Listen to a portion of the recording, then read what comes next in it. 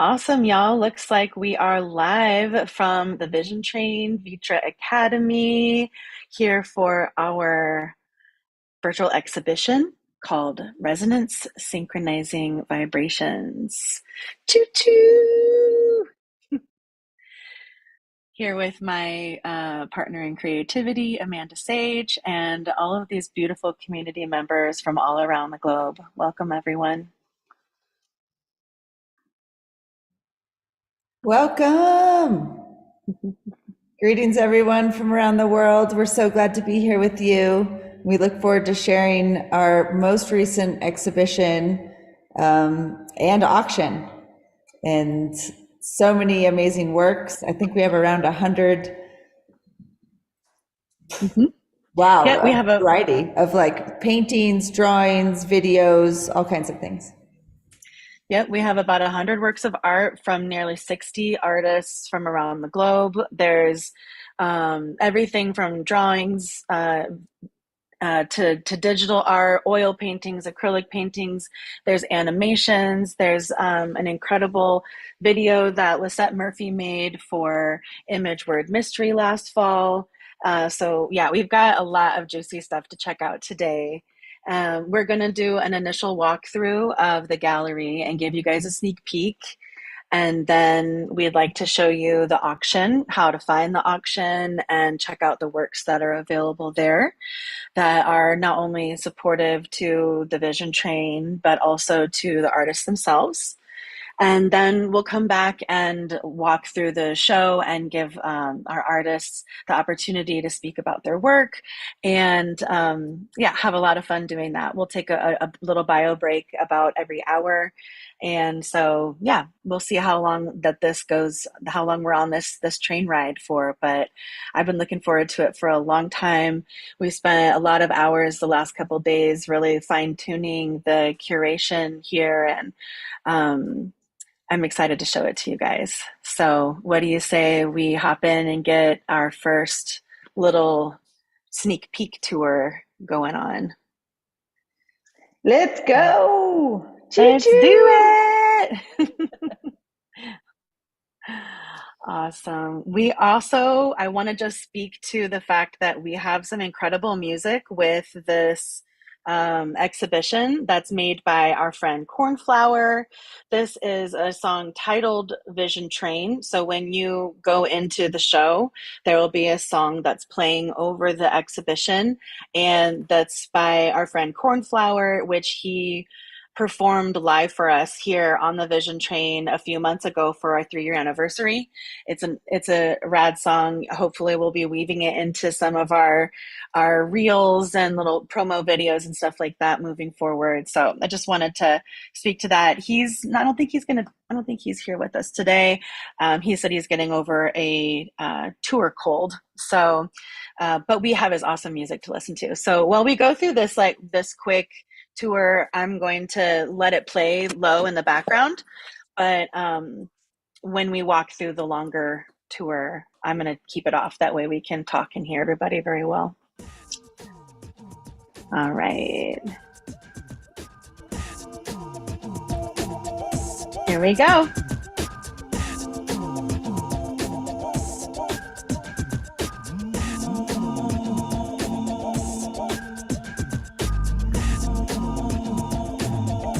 This first room is predominantly Vision Train community members.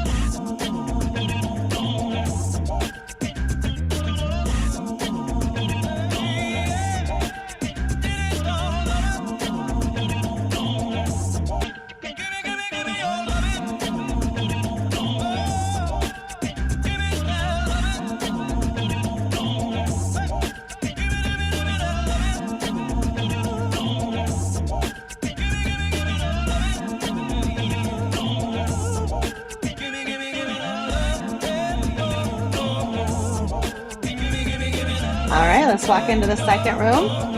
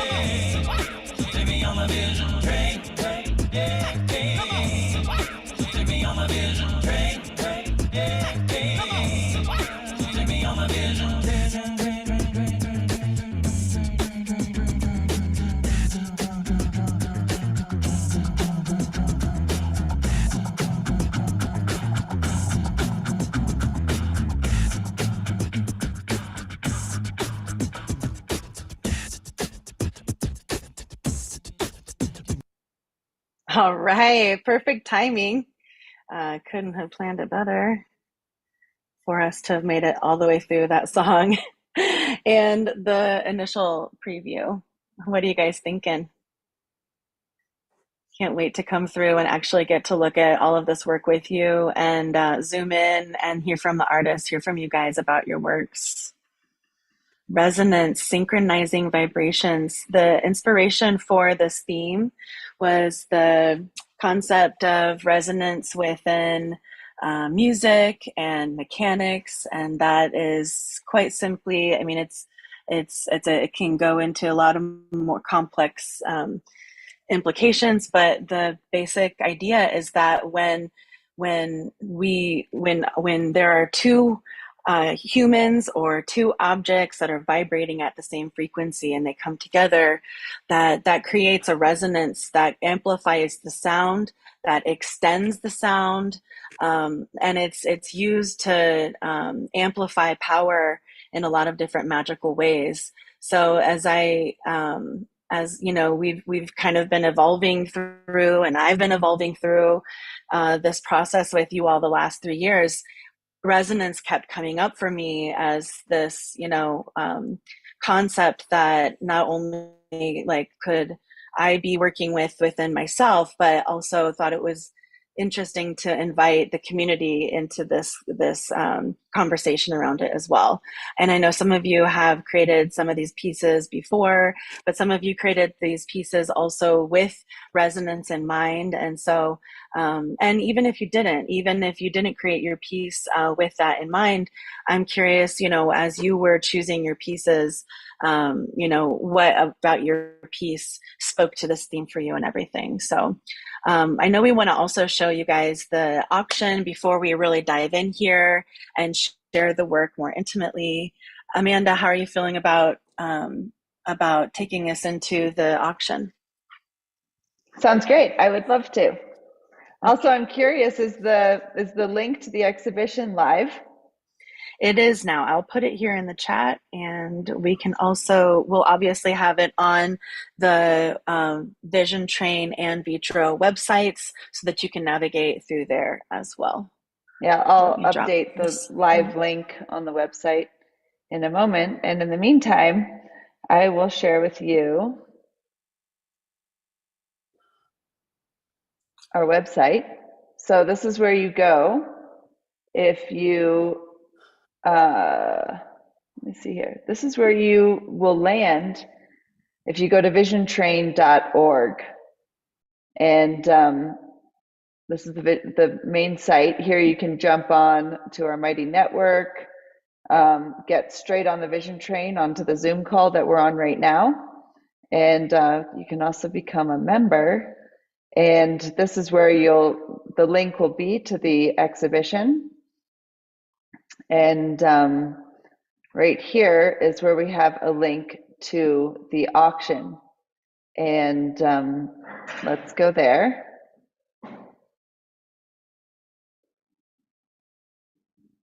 So here we are on Better World. Better World is this auction site that we have used before to share auctions. And this is some of the work that we have in here, and you can see the starting bids. So we'll go right here to Resonance by Chantel Two Crows and Ivy Jane. I know this is a work that was created by the two of them. And see, there's a little train right in here. And there is a starting bid. And yeah, get in here. We have it set at 2 weeks.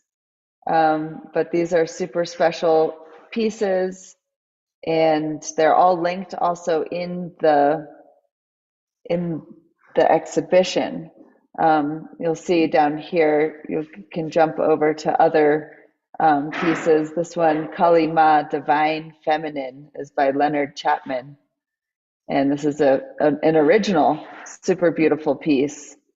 And some of the percentages are going to the Vision Train and to the artists. So come on over here and explore, and you can see the diversity of what is here. So yeah, and we come back over here to, let's see, we come back to the website. Love that Kalima piece. It's so beautiful. Mm-hmm. There's like Molly Chopin. She is in the exhibit, but this is actually a really amazing one of her little mini Daily Vision pieces from the Vision Train project, Daily Visions. And it's a little tiny painting. It's an original, and the starting bid is $60. Very sweet. And so yeah, a variety of works. Eternal State of Being, Creator, Preserver, Destroyer by Nina Telthorst. Emotion by Ashley Phillips. Seeing is a original by Trishna. Purple Groove is also an original by Miles Seiden. This is a print by Austin. And Green Tara, this is an absolutely beautiful piece by Christina Lazar, one of her new paintings. And this is a archival giclée print, 11 by 14 inches, embellished with gold leaf. Really epic piece. So come browse over here, and yeah, so much to explore, just to give you guys a taste.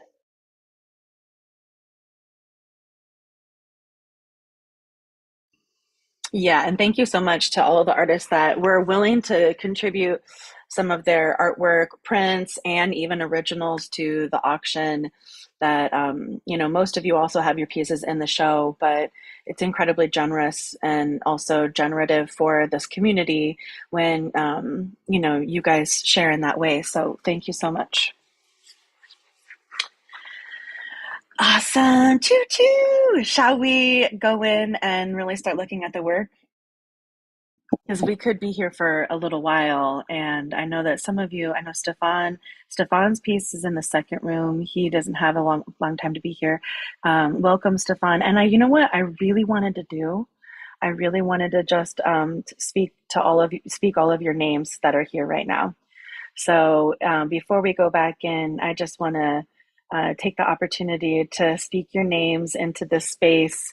Um, so I'm going to start just at the top of the list and move my way through. And for those of you that may arrive after this, you are included even if your name is not spoken. So, Mark Maniac, welcome. Amanda Sage, Lisette Murphy, Illuminated Rosie, Serenity Meg. We've got Jeffrey at Enlightenedness, Alexandra, Andre Cooks, Angela Bashieri, Angeline Marsland.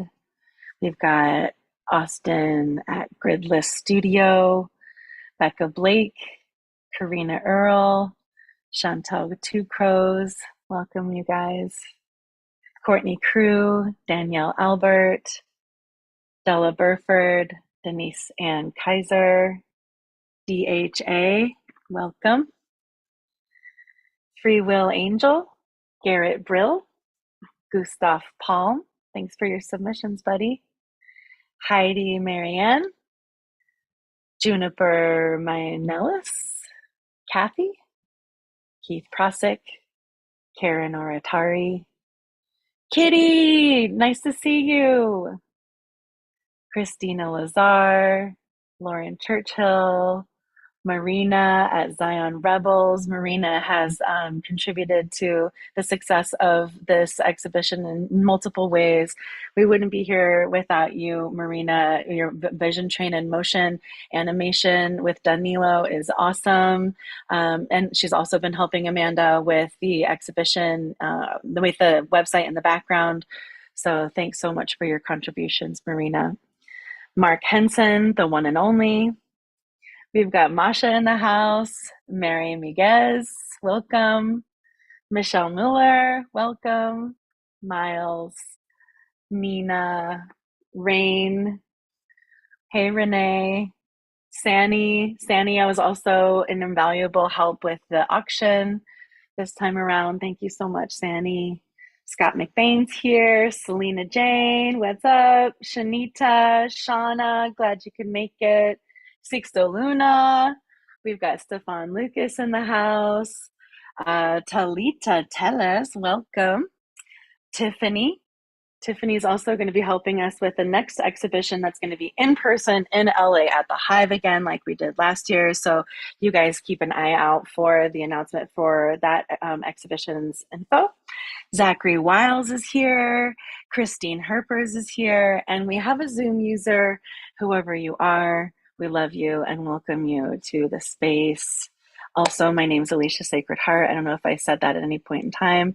For those of you that don't know me, it is an honor and a pleasure to be here to get to work on curating the show with you and my dear colleague, Serenity Meg. Every exhibition that we have done has been because of the expertise and the commitment and generosity of Serenity Meg. So I also just want to give a standing ovation to Meg, and thanks so much for being with me in this process every time and showing me the way. And there's just really no words.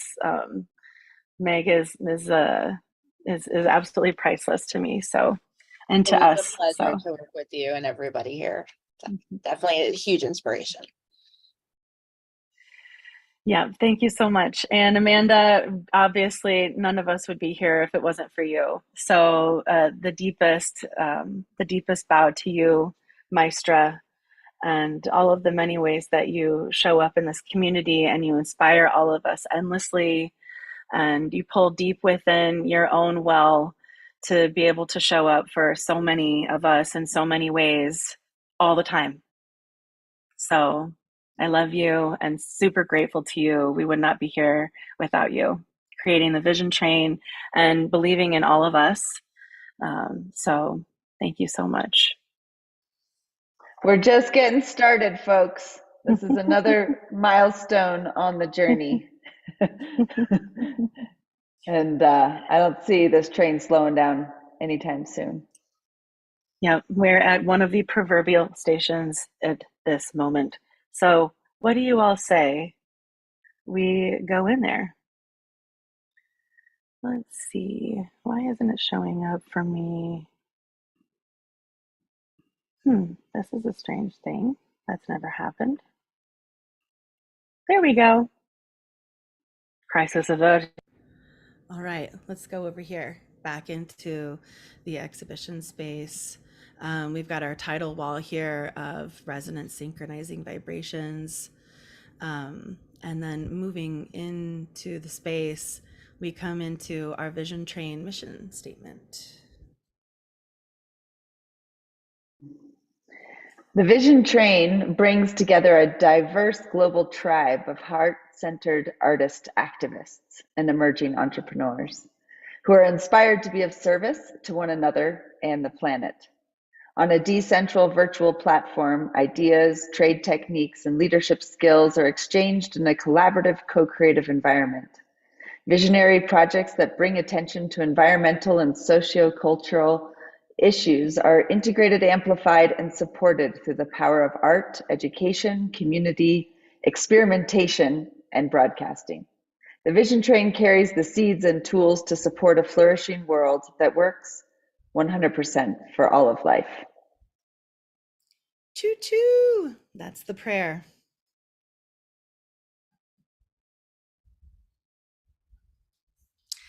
Yes, and starting out here, we have Interdimensional Transmission by Rainy Faye, which I have had a lot of fun diving into this one, and exploring it, playing with other paintings. Rainy, thanks for submitting this.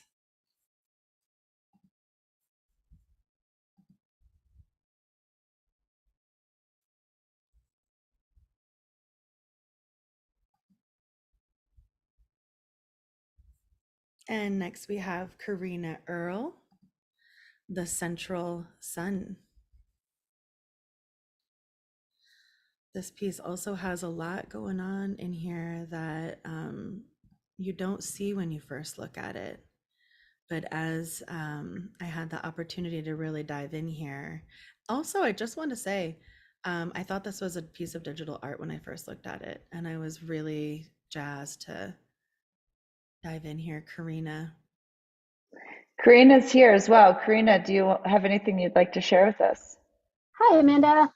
Hi. Yeah, I always love that. I always take that as a huge compliment about the digital art thing. So thank you. I try really hard to compete with that. So, but I don't want anything to do with digital art. So I totally understand it. You know, you take it as a compliment, but it's not something that you're trying to do yourself. But yeah, exactly. it was just like the precision, you know. Yeah, it's exquisite.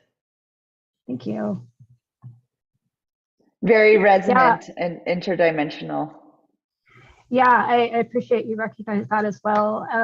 I mean, there's an interdimensional aspect to all of my work because I've been obsessed with alternate realities for as long as I can remember.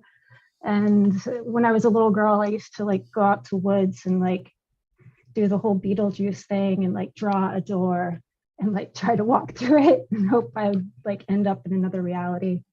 But yeah, this piece is more about merging duality, and it's like so much of my work. It's something that's been brewing for a long time.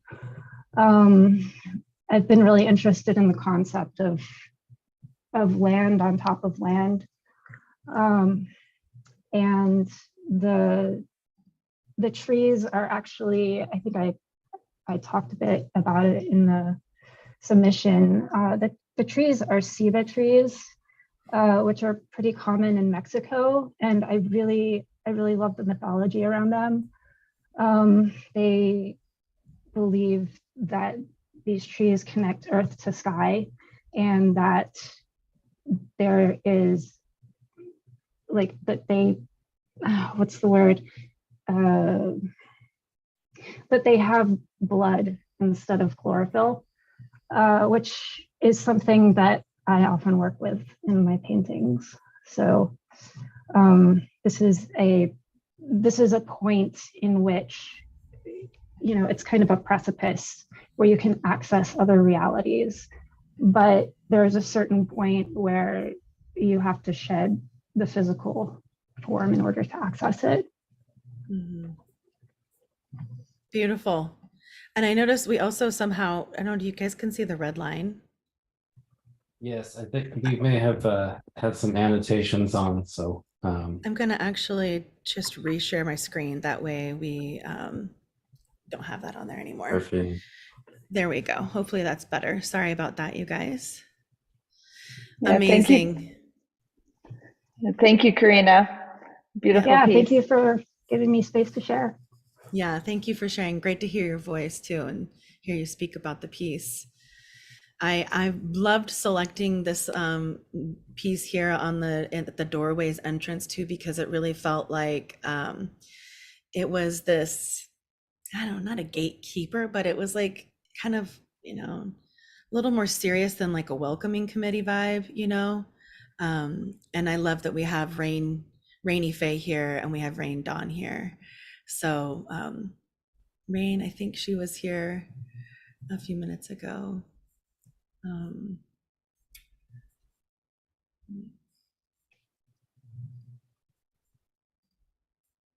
Yeah, we don't have any extra description from her about this piece, but it felt really beautiful here at the entrance to the front door and next to this interdimensional gateway here and into, you know, this interdimensional transmission here.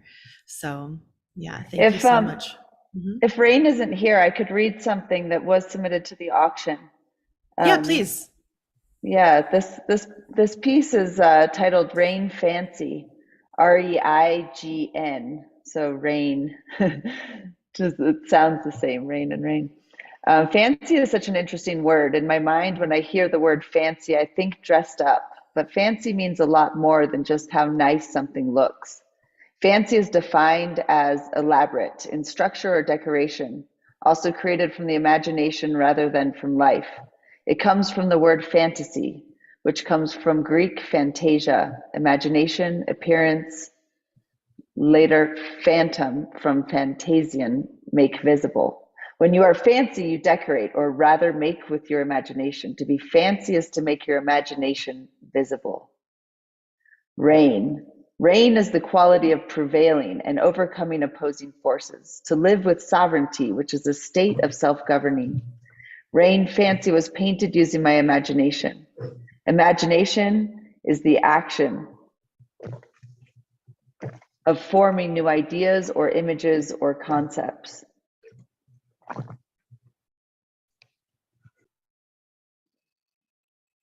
Of external objects not present to the senses. Intuitive painting. Bringing my imagination to life through the use of my intuition, I created this painting without knowing exactly what it was going to be. I first began with a lotus flower shape and slowly added layers of colors while flipping the canvas in different directions. Slowly, I started to see a woman figure from the flower and realized it was an indigenous fancy dancer. And there's more that you could read about in the auction if you go to click on the link in the exhibit or go to the auction.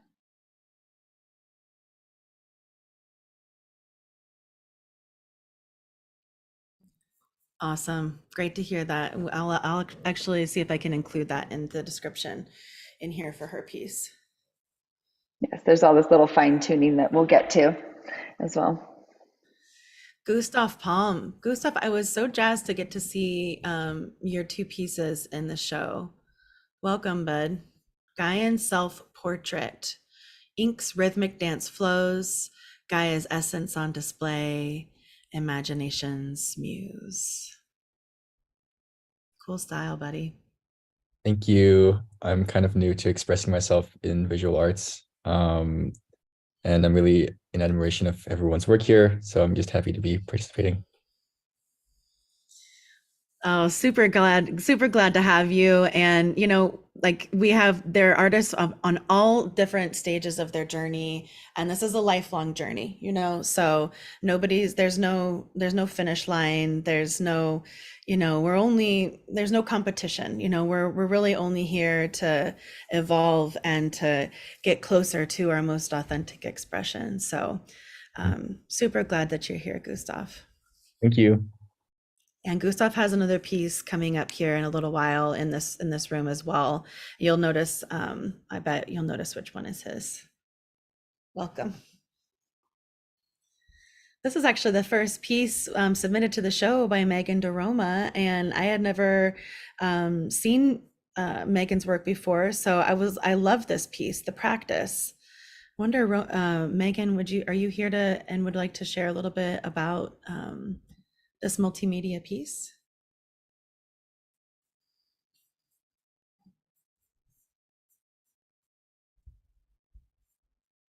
Sorry about that. I thought I saw that she was here. Guess not. Yeah, these are all tiny little pieces of paper. And I believe it's on a wood panel, but these are all tiny little pieces of wood paper. I would love to hear about the process. Yeah, looks like it is on wood. Super cool piece, Megan. Collage with paint, found paper, fabric, personal ephemera on wood panel. Love it. Well, thank you and welcome to the Vision Train, Megan. Over here, we've got Chantel and Ivy's Mama and Daughter's Dance with Vibrations.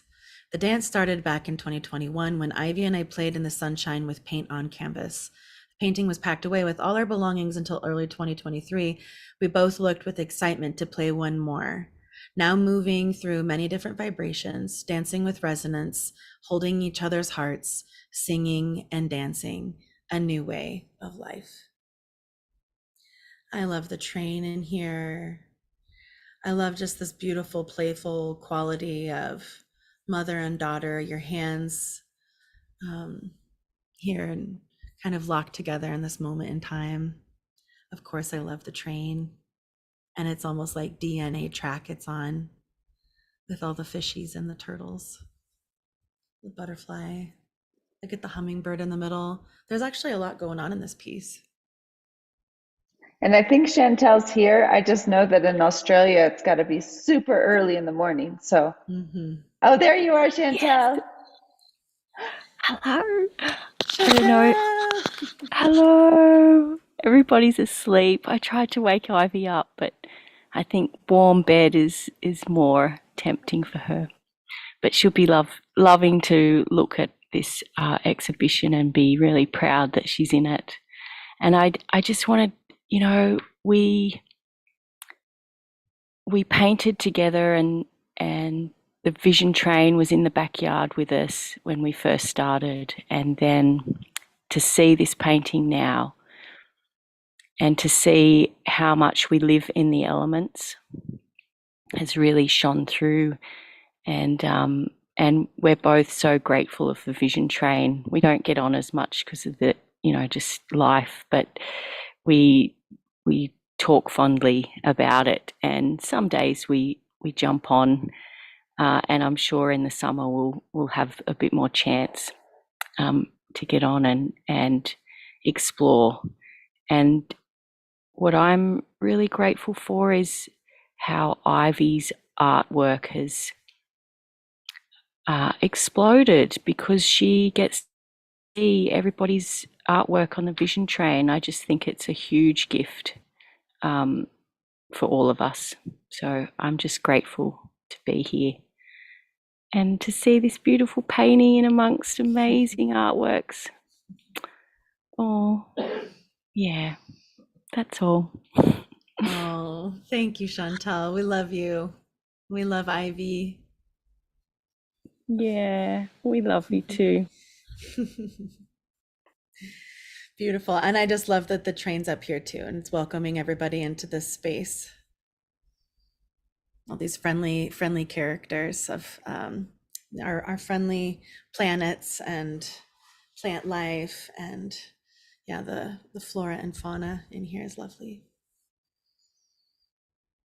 Hope to see you guys again soon, Chantal. And just one more thing about that was how amazing, or well, some challenging, but to have the raw essence of a little person's paintings, like the turtle and the planets, and like her, just that, childlike painting. It's just amazing how we leave it behind, but there's such depth to it when we start to render and make everything perfect. Yeah. Anyway, that's all I wanted to say about Ivy stuff. Thanks. Yes, I love this collaboration between the two of you, and to see her hand and your hand in here, and the beautiful marriage that that exists within the two. I know next we have Courtney. The next two pieces are from Courtney Crew. We've got Cornucopia and Pisces. Courtney, I believe these are from her Daily Visions. Two of her pieces from Daily Visions. I think they're also in the auction as well, right, Amanda? Yeah, Courtney's here. Courtney, I have a few things to update for the auction to include them, but do you have anything you'd like to share about them? No, actually, but these were, I feel like they were like a revival in terms of my style. Like I just kind of went with them for the Daily Visions, and each piece was like a different day. So something very different from what I've ever done before. So I don't know, they just kind of came to me, and it was really great to have them on that prompt, for the daily things. So to have them, and then also with everything that happened afterwards, it was almost like just this whole other period of my, like a phase that I was going through with the pastels. So yeah, really grateful to be able to show them on this platform. So thank you. Yeah, I love them. I love them, Courtney. Super vibrant and expressive, and a lot of freedom in there in these two pieces. I had to hang them together. You'll notice some of you, I put your pieces together because they were so beautiful and cohesive together. How could I not, But I also just wanted to acknowledge you, Courtney. Courtney was our very first student at ViTra Academy ever. I don't think that I had even done the official launch, and you must have stumbled onto the website. And I'll never forget that night seeing your registration come through, and I hadn't even shared that it was open yet. And it was like one of those moments in my life where I was like, okay, we're doing this. This is going to work. And, I'll just never forget it. So I'm super grateful to you, Courtney, for taking this journey with us, and being the first person to ever really jump in, and even before it was even ever shared, and just be like, I want to do that. So it means a lot to me. I felt guided to it. It was just this like a hunch, and almost just the synchronicities happen so much when you're on here, and then you're like, oh my goodness, am I really doing this? And it was just this total commitment to that, to the vision, and being part of this group has been a huge blessing. So thank you. Oh, thank you, Courtney. Beautiful pieces. I just love them. I love how, like I said, how vibrant they are. I feel like they play with Patty's green Tara over here really nicely.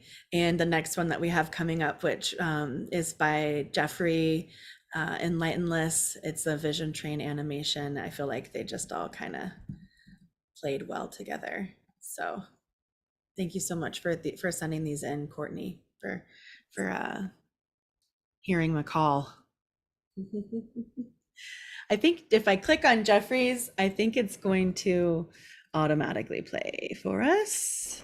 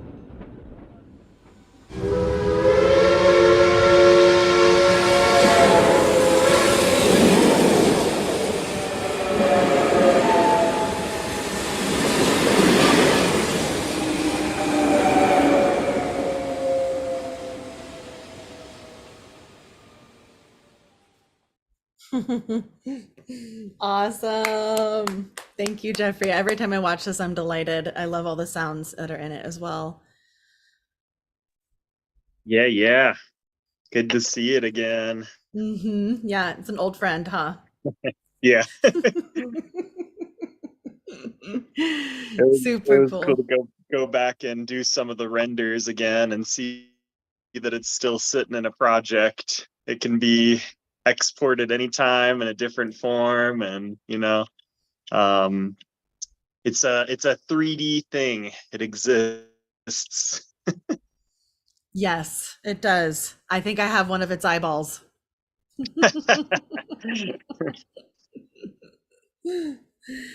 Awesome. Yeah, and Jeffrey has another piece in this room too, one of his paintings. So you guys will get to see one of his paintings here in a few moments as well. But yeah, Jeffrey made this, I think, was it in 2021? Was it, or was it in 2020? Yep. 2021, right? Yeah.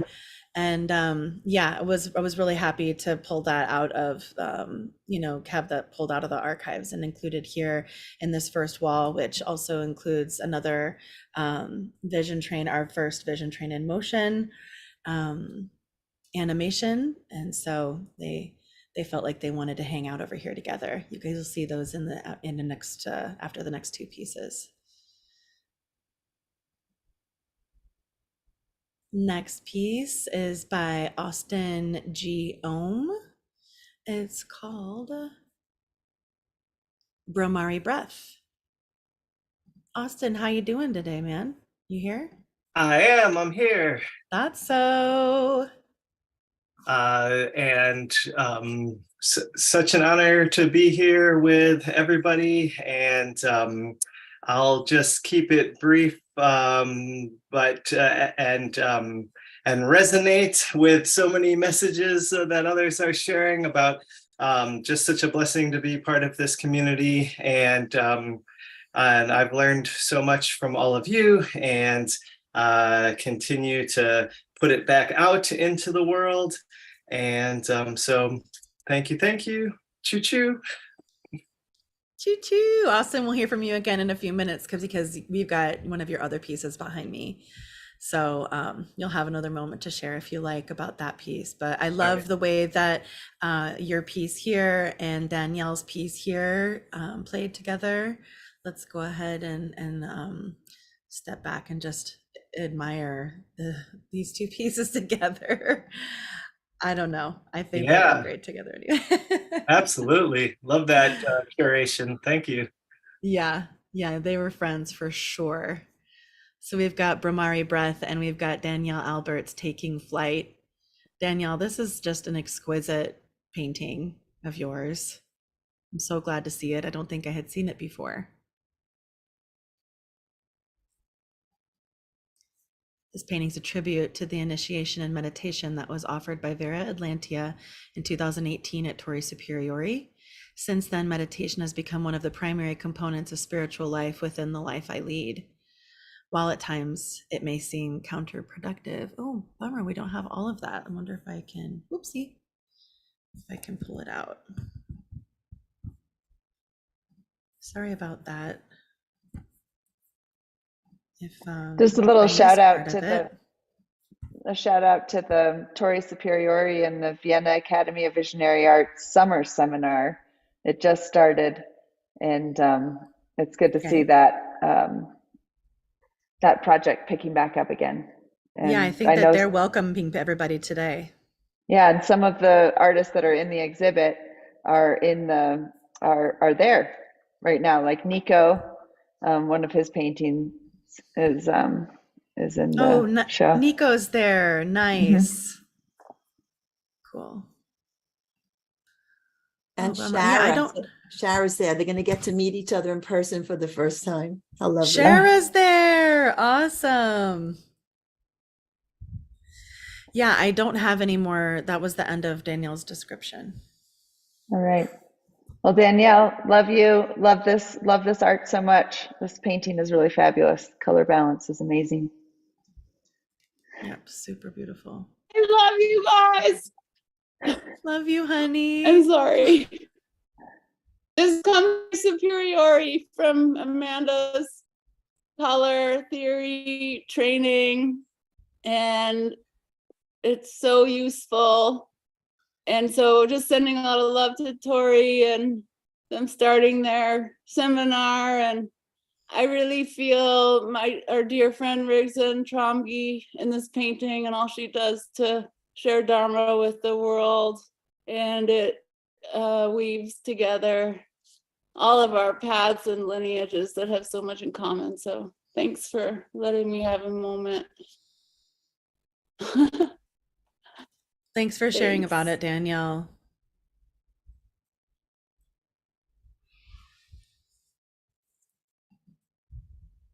Almost missed it. Yeah, I was like, I know you're out there.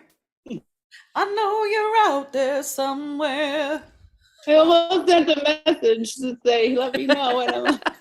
But yeah, I'm happy to be able to share that with you. I'm happy to be able to share. It's beautiful. Love it. I'd never seen it before. And I love you sharing it, but that's the beginning of your meditation journey. I didn't know that. The next piece that we have is our vision train.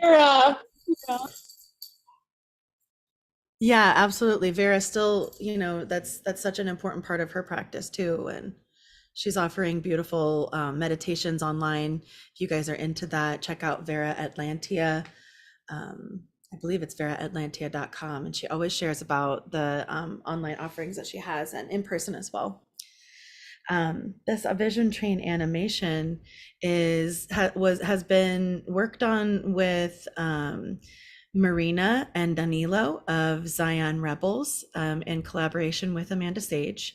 And of course, all of the artists that are whose work are shared in this initial, this is really our first, how would you want to call it, Amanda, like a prototype of the vision train and in motion animation. It was showing last week in Denver, right? Yeah, it was. It debuted at the Psychedelic Science Conference, Deep Space Tribe 13 exhibition, and it was a big honor to have that there. There's about 30 cars that are shown here in this animation, and yeah, I had the pleasure of working on this together with Marina and Danilo. Danilo did all the animation. Marina did the drawing for the train, the locomotive in the front, and the collaboration was really fun. So it's now live on YouTube. You can get to it from our website. And I think are we going to look? Can you play it from where you are, Alecia? Yep, I can. And so I'll show you guys also how to do that. If you click on info, these videos that are longer, this Kunst Matrix, the exhibition site that we're using, has a limit on how long the videos can be. So a few of these, you actually have to open up and push click to play. And now this is going to open up our Vision Train in Motion animation.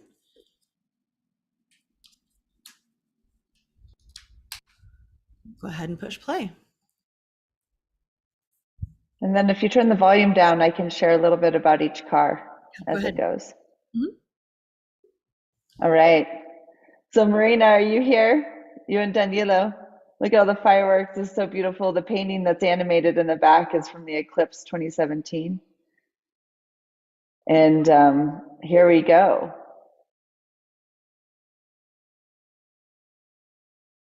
This first car is anonymous, and it represents the magic and the ripple effect of passing the baton of power to the right person.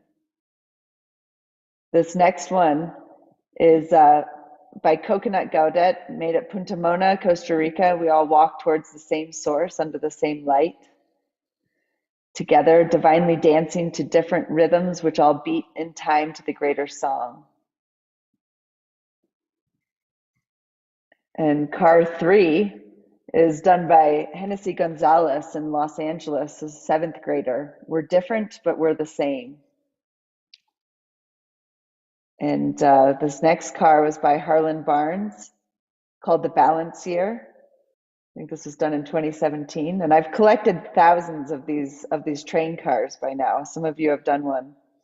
And you're all invited to do another one. This one's by Fabian G., also from Watts, California. I see a community sticking together through a bad weather. And this next one is by Joe Bob Merritt. It's called Blue Thunder Circle. And this next train car is Shannon Brown, done at the Chapel of Sacred Mirrors in New York. This next one is by Aura Gold, also done at the Chapel of Sacred Mirrors.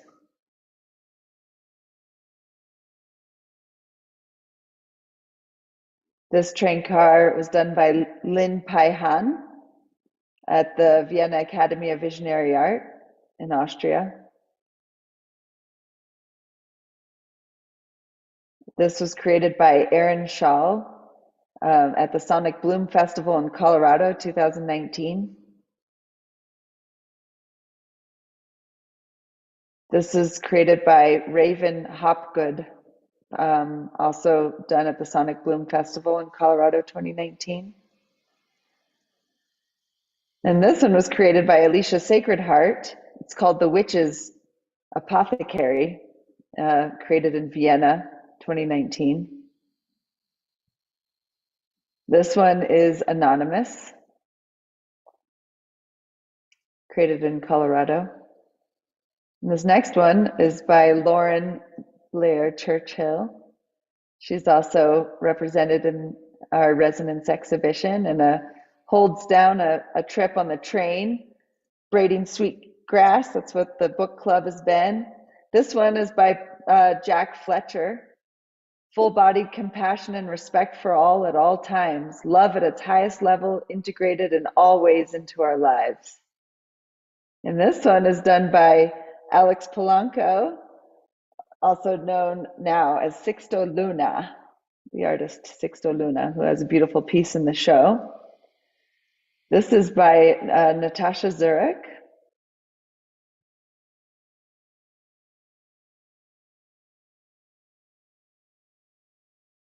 And this one is by Nuwan. I'm missing some actually on the site. This artist is from Sri Lanka. Submitted this piece.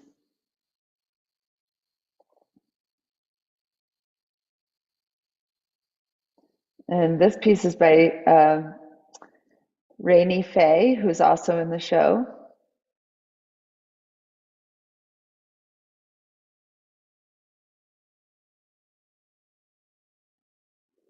And our good old friend Chris Dyer, he created this piece in 2012, right after he heard me talking about the train. There's a little train back there in the top left-hand corner going around a mountain. It's called City Love Utopia. And this is actually a piece that's in the exhibit, Resonance exhibit by Illuminated Rose.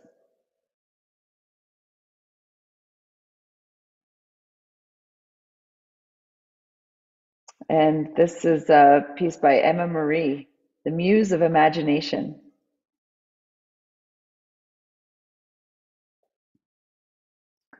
And this next train car is by Stefan Lucas. This is also a painting that's featured in the Resonance exhibit. It's called Elevated Alchemy. It's just a detail of it. You'll see the full one in the show. And this one's by Scott McBain.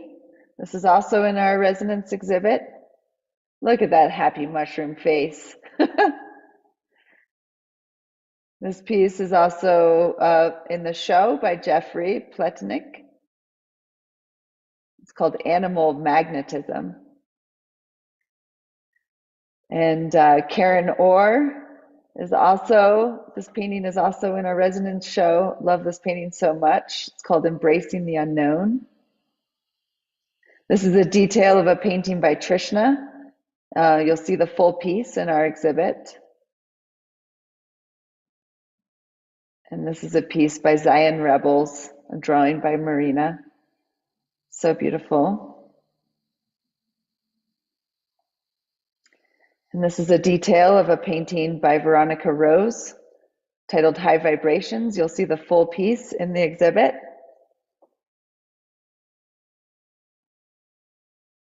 And this is a detail of a painting by Brittany Monster called Upward Spiral. And this is painting The Vision Train, The Great Wave of Transformation by myself and Joe Bob Merritt. Pulling up the rear, and then a little shout out here to everyone. Full credits you can find on the website, and the animation and music by Zion Rebels. And just want to give a little spotlight here to Marina and Danilo to thank you so much. Danilo, this animation in the background, so fun. See that little canoe going back and forth? I just love it. It's so much fun. And so I see this is really the beginning of, you know, of a long, colorful train. Just keep adding all of the work, all of the visions. And this train is going to be a real train one day. And we're just getting ready and helping everybody else see what's possible.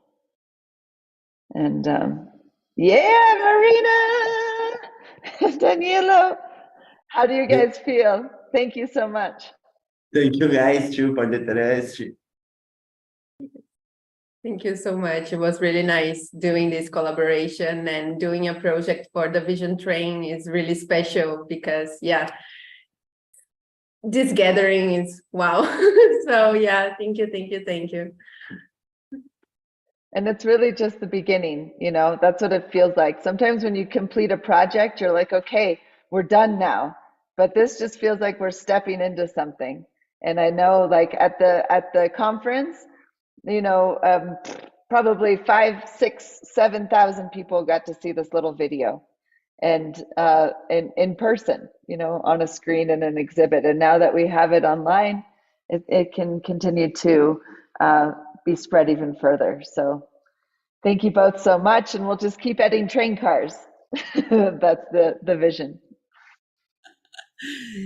Awesome. Yeah, Amanda, you've talked about doing this for years, so it feels really good to see it up and executed in such a cool way. And I encourage you guys, check it out on your own. You'll be able to hear the music that Marina and Danilo created together. Yeah, love it. Thank you so much, you guys. Great work.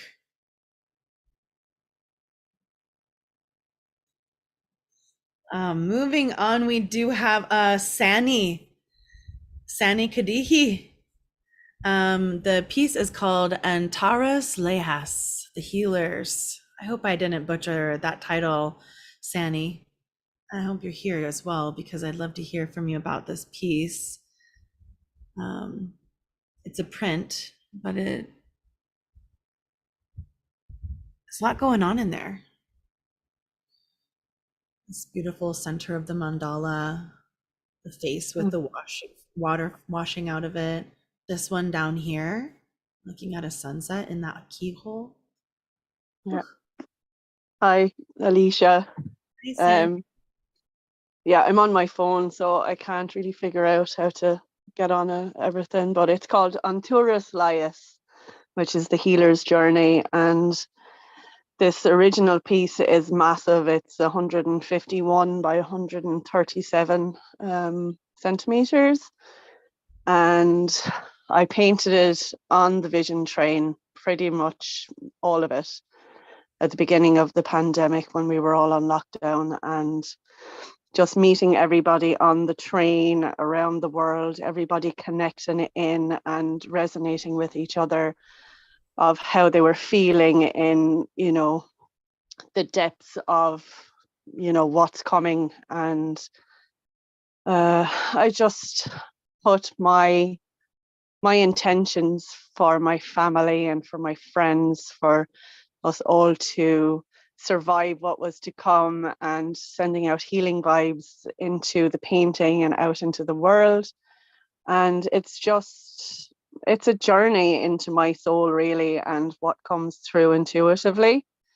And the person who bought it from me happens to be a doctor as well, so everything kind of you know, it just all worked out wonderfully. And as you said, there's so much in it. It's literally a journey from birth through death, through the elements. And that little piece down the bottom is on Kalyak, which is the wise crone, the witch. And, you know, it's the plant medicine world through into, you know, the womb. And yeah, you have to see it to, you know, to really be able to dive in there. And you continue to find things. My husband kept finding things randomly after months. He was like, how long is that there? And I'm like, months. So yeah, thank you for allowing me to share. Thank you, Sani. Good to hear your voice again. You too. Tons of little faces all through here. You guys come in here and check out these artworks and really dive in, because it's, you know, it's like you can really take the time, experience all the details. This is our second piece by Austin Ohm. We'll have another piece by Sani coming up here shortly as well. This is Austin. Hey, it was really interesting hearing from Sani about the scale of her piece, because sometimes we don't know that when we're looking at things in this virtual gallery. And hers is much larger than it might appear, or it appears on my screen, that's for sure. And with my piece here, it's the actual size of it is only 24 inches, but it looks so much larger on this wall, and I'm loving seeing it at this larger scale, and it makes me want to paint something similar to this that's like a full human scale. So that's, I'm being inspired by seeing my work in this virtual gallery. Thank you. And this is the first time, actually the first painting that I made where I was really thinking about representing the chakras, and of course that connects with resonance. And the peacock is a symbol that is important to my wife, Emily. And here in the painting, and a peacock can be a very showy bird and can be associated with an ego that's out of control. But in this painting, we see that you know, that the ego is being acknowledged and held and loved. So it's there, but it doesn't need to be what we lead with all the time. And so that's a little bit about this piece. Thank you. So much love for this whole community. Awesome. I love to hear the description as well. And you know what? It's crazy because I almost didn't notice the peacock in there. And I've now been looking at this piece for like a week. So yeah, I mean, this is why you got to go through and really look at these pieces, you guys. There's so much to see here. Thank you so much, Austin. Love both of your pieces that you shared. Thank you. Where are we going to next? Oh, we've got Della Burford. This is just a small snippet of a much longer animation that that Della and Julian worked on together. She says, this is a fragment of the star galaxy for the world constellation made of platonic solids. Animation done from the book, authored and painted by Della Burford and animated by Julian Ramirez. It encourages actions for bringing beauty and harmony to our world. And I do have a link for the longer story, so you guys could actually go and watch that, and I will put that link down in here so you can just click to play and watch the full star galaxy for the world animation. And I have another piece from Della here. Actually, it's the next one, which I believe is also used in the animation. Della, are you here today? Would you like to share with us about your book and these paintings and this animation? I think you need to unmute, Della. There we go. Oh, hi. Hi, Della. Hi. Hey, Alecia. We met Della and Julian through Design Science Studios. Big shout out to Buckminster Fuller's Design Science Studios. Yeah, very exciting. I to have be a part of that program, and hey, you're doing a great job. You and Amanda are amazing. I'm always astounded by what's going on in the Vision Train. It's so beautiful. And of course, when we were part of the Design Science Studio, we came onto the Vision Train many times. And at that time, I was working on the creation of this book called Star Galaxy for the World. And a neat thing, talking about resonance, a neat thing that happened is that I got to meet another person on the train, Julian Ramirez, who liked my story and decided he was going to animate it. And it took almost a year to go through the process of doing all of this, but gee, it was really fun. And I think it's so neat when you can connect up and resonate with someone and then go another level in the art creation. The creation of the Star Galaxy for the World really happened with COVID, because I had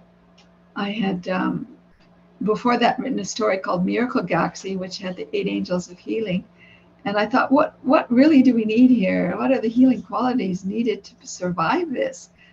Because everybody was grasping for what to do. And I realized in my Miracle Galaxy story, which I wrote when I was surviving cancer, had some of those qualities. And I've shown 2 of the paintings here, which are really important to me, and I think important in the whole idea of, well, how can we survive? And this one, the creativity storyteller, is one of the things we can do is be creative. And so her words are, I and creativity are one. I love creativity. Let's take creative action. And the reason I put it actually in the show is because Vision Train is this personified. Let's take creative action. And then that's already, when you're creating something, you're feeling better, right? And I'm seeing all these examples of all the wonderful artists here, and I've watched it over the years. I think that my transformation one is that creates transformation. Transformation is what happens. I really hope some of you will go in and look at the animation that Julian Ramirez, because it's so beautiful, and it was shown at the IMP's conference in Colombia. Anyways, thank you. Yeah, absolutely, Della. I will get that link in there so that people can watch more than just that short little snippet of it. Yeah, that would be amazing, because it's so beautiful. Thank you. Thank you so much for the Vision Train. Oh, we love you, Della and Julian. Yeah, thank you so much. Choo choo. Choo choo. Alecia, go back up to, yep. Do you think we could bust over to Stefan's work? He has to go. Sure. Here, let's we'll come back and catch the rest of this room. We are also after the top of the hour, which we said that we would take a little break. So maybe we'll do Stefan's, we'll finish this wall, and then we'll take a little bio break. How do you guys feel about that? Should we just go ahead and keep finish the first room?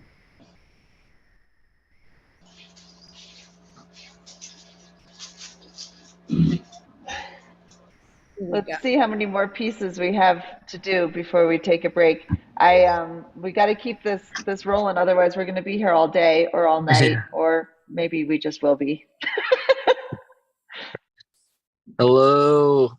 Thanks for letting me speak now. I'm in the magical forest in the lavender fields in upstate New York and harvesting lavender, plein air painting, hanging out. But yeah, everybody's work is so cool. There's so many different expressions, and it's so cool to see, like, all the different stages of the journey and all the different portals in the train. So this is, the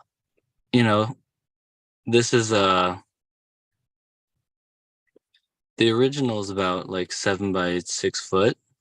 And it's a big culmination of a lot of different techniques and trying to like cohesively kind of put them all together. So in the center, it's mostly Miche technique if you zoom in there.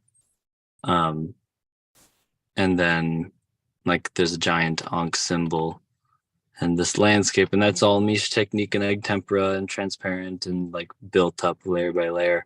But a lot of the landscape is largely alla prima and inspired by all the plein air painting that I've been getting really into.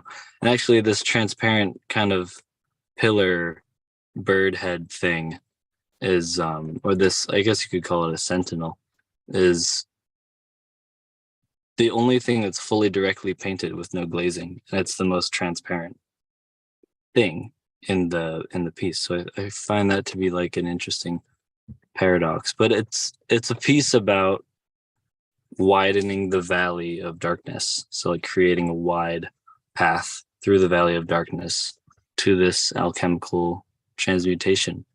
And yeah, I'm working on another large one is like in the works to start. I try to do one of these per year, and I work on them on the vision train whenever I get the chance. Life is super crazy and hectic. I'm like getting a house and like thinking about more settling type things. So I've been a little bit absent, but it's really nice to tap in for this little event. And yeah, looking forward to more classes, both in person and online. And I hope everybody's doing really good. And thanks for listening. Thank you for submitting work, and yeah, much love. Good to be here. Stefan has taught, we've worked on, 3 or 4 different classes over the years now together, but with ViTra Academy, Stefan taught was it 16 or 13-week class last spring called Grounded Visions. It was his third Visions with us. And then a 3-session course this past fall that focused primarily on figure studies. And we've been in the process of remastering all of those classes from both of those classes, all of those sessions into one drawing course for you guys to be able to take at your own pace. So if you weren't able to join for Grounded Visions or the figure drawing class in the fall, then we'll have the remastered version available for you guys here within the next few months. So keep an eye out for that.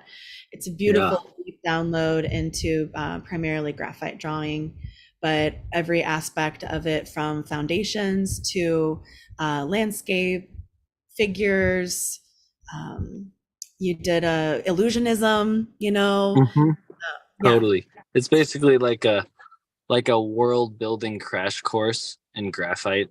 It's like everything you need to know to create a realm from scratch, including the naked people that walk around in that realm. So And just while I have you, I figured I'd just come over here to the third room and check out oh yeah, we're talking about your drawing, your right. drawing course. I figured we'd pop in and see in and out the hair swirl. Yeah, absolutely. This was a friend of mine in Austria, and like in 2020, it was like my parents called me and they're like, "Do you want to come home?" And I was like, "Nope, no way. I got a visa for 8 more months. I'm gonna hang out here." And then I just like did art in my bedroom and hung out with new friends and stuff. And she and I had a really particular, really interesting, like psychic portal connection thing. And it was like we'd sit under trees and just paint together. And there was always this like out the hair swirl energy. So I feel like Grounded Visions, I really like Alex Gray's ability to kind of show energy and show like the reality of the energetic reality or auric reality or multidimensional reality that's within us and all around us all the time. So this is kind of a take on this friend of mine and the energy that she carries with her. And that was the whole idea of Grounded Visions, and will continue to be the idea of future classes. It's like, you got to root down to rise up, as Joe Bob says. And, I think that's a really good way to think about life and to continue. Beautiful. I love this drawing. Thanks Yeah, thank you very much. Absolutely. Have a beautiful time, everybody. I have to get going. Happy lavender hunting. Thank you very much. See you. Much love, Stefan. Yeah, and like I said, you guys keep an eye out on our website and through our social sharing avenues, because when we have that course, oops, one running into the wall. When we have that available, we will share there. Coming back to the first room. Alecia? Yeah? Real quick, are you able to see the chat? Well, I just don't have it up. Why? Am I missing something? Yeah, I'm just wondering. I think Mark has to go soon too, but we could come back, and we should take a bio break soon. Okay, we'll go over to Mark's. Maybe then we'll take a bio break. Okay, let's do that. Beautiful Desert Dryad. Mark just finished this piece for us in the last few days. Hi, Mark. Hey. This show is. We have an echo from you, just to let you know. Maybe you've got a speaker going on, or. Yeah, I just. Wait, hold on a second.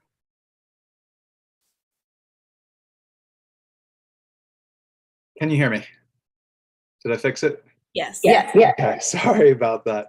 I was on multiple devices. Yeah, thank you. I'm so excited to have a piece in the show. Life's been really crazy lately, and I haven't been painting as much or on the train as much because we had a baby a couple months ago, and he's doing amazingly. So I've been enjoying and loving family time. But I was so happy to get this piece in. This piece started as a drawing for Stefan's Grounded Visions class. So I just wanted to show you guys really quickly. This was the drawing I did in Stefan's class. And then I developed into a painting during Amanda's class. And keep that in front of the camera. Yeah, so it was really fun to work on and develop this piece through 2 different ViTra courses. And it was a fun evolution. Stefan taught some great lessons in Grounded Visions about creating landscapes with depth and trees in particular, or like there was one thing that he did with showing how to do branches going into space that really inspired me to create this piece. Imagining the tree as a very figurative form, multiple arms. And yeah, it's been a really fun process working on it. It's inspired by my trips to the desert in Sedona as well.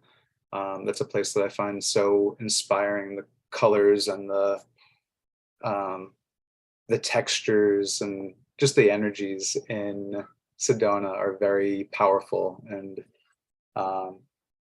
definitely had a big impact on where I was painting this piece emotionally from. Thank you. I'm seeing some of the comments and I appreciate it. Appreciate all the love. Thank you. I love the colors, and I also just love this little window right here where you have her mouth and her lips and her nose and this little light window with her arm. Beautiful. Thank you. And this piece was mostly Miche technique with some direct painting towards the end. Awesome. Congratulations. Another beautiful piece, Mark. Yeah, it's so beautiful, Mark. I really, really love seeing this brought all the way to completion. Epic. Thank you so much. Yep, she's a stunner. Awesome, y'all. What do you think about, should we finish the first room or do we take a little bio break right now? Let's take a little break and come back. Maybe give like 5 minutes or 10 minutes. Okay. Sounds good. I'm going to come back here. Actually, I'll just kind of give us a little step back and look at some of these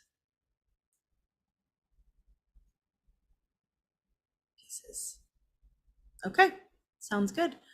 Shall we pause the live stream or just keep it rolling? What do you think? We could keep the live stream rolling and I'm gonna pop on the Vision Train song then. okay, sounds good. And then let's come back after that song, just enough to get some, go to the bathroom, get some water. See you back.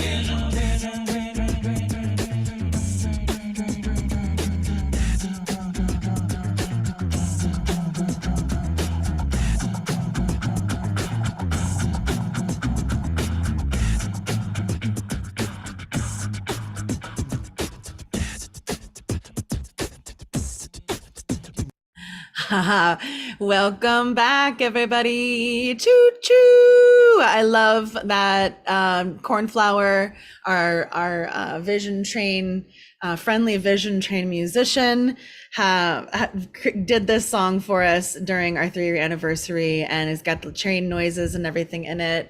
It just had to be the theme song for this exhibition for me. Yeah. Thanks so much again, Cornflower. Also, I have pulled up here Cornflower's website in case you'd like to check out his work. He is a live looper. All of the tracks that he makes, every sound he's created himself, mostly from his mouth. He has some upcoming events in Kingsport, Tennessee, and Asheville, North Carolina this month.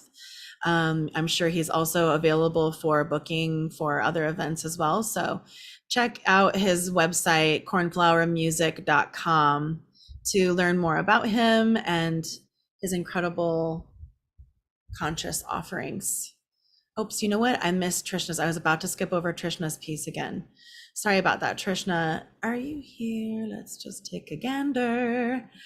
We have 2 pieces by Trishna that are coming up here in the next few moments. This first one is also within our auction. It's called Seeing. There's also the link for bidding in the auction here in our information. Beautiful painting. Has this beautiful dreamy quality. Actually reminds me a little bit of these flower studies that my grandma used to do. And so it feels very, I don't know, very familiar and safe for me, this painting does. Thank you so much, Trishna. I think it's in the middle of the night for Trishna, so might not be here.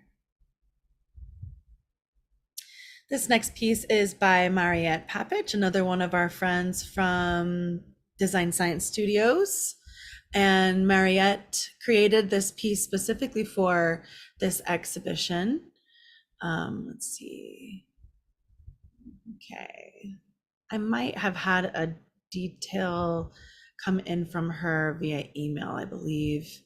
Sorry about that, Mariette. If you're here, I'd like to invite you to share about it, though. Doesn't look like it. Let's just see if I can pull it up real quick, because I think I just got one from her.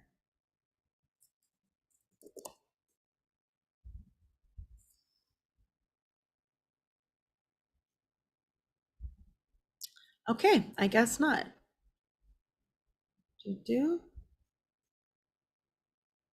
Okay, I do have it. Created this year specifically in response to this call for resonance, the Vision Train has provided me with a sense of resonance, one that bridges space and which provides creative community. The Vision Train itself is a place where I have found myself curious as well as creative. The community does exactly what its name implies. It brings me into vision, brings me into visionary action. We can title the piece I Spy, as it implies that we all do and respond to. All that we do and respond to is a series of patterns. Pattern recognition for me has been about exploring the overlay of ancient wisdom with modern thinking and living system design. For me, the swirl of an eye is both perceptive and reflective. An eye is the basic shape of a portal equal to any in the universe. The eye is a vortex. In this sense, a torus, but the torus is not obvious as much as it is implied by the contract of loose, colorful spirals and spaces along with all the consuming outline of eye and geometry.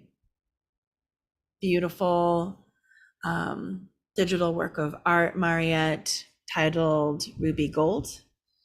Thank you so much for sharing. I was delighted that you wanted to share in this exhibition with us. Next piece is another design science friend, Ashley Phillips, titled Emotion. Energy rises up, needing to come out, to be seen, to be recorded and captured. Like the yin and yang, there is positive and negative. Flicking the palette knife in fast arcs of the wrist, I pick up colors just laid down from previous strokes, lifting them up like continuous waves rolling over one another. Positive energy in motion, emotion.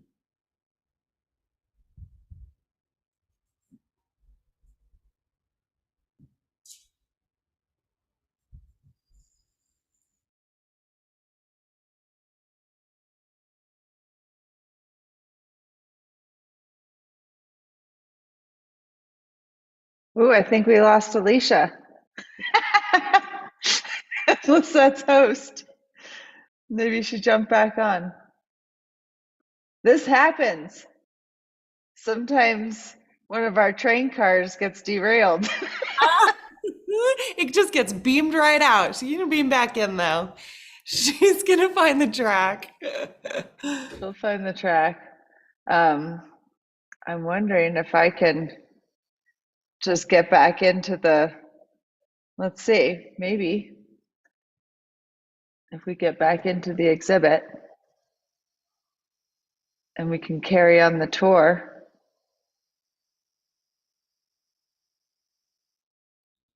Sorry about that, guys. Must have lost connection.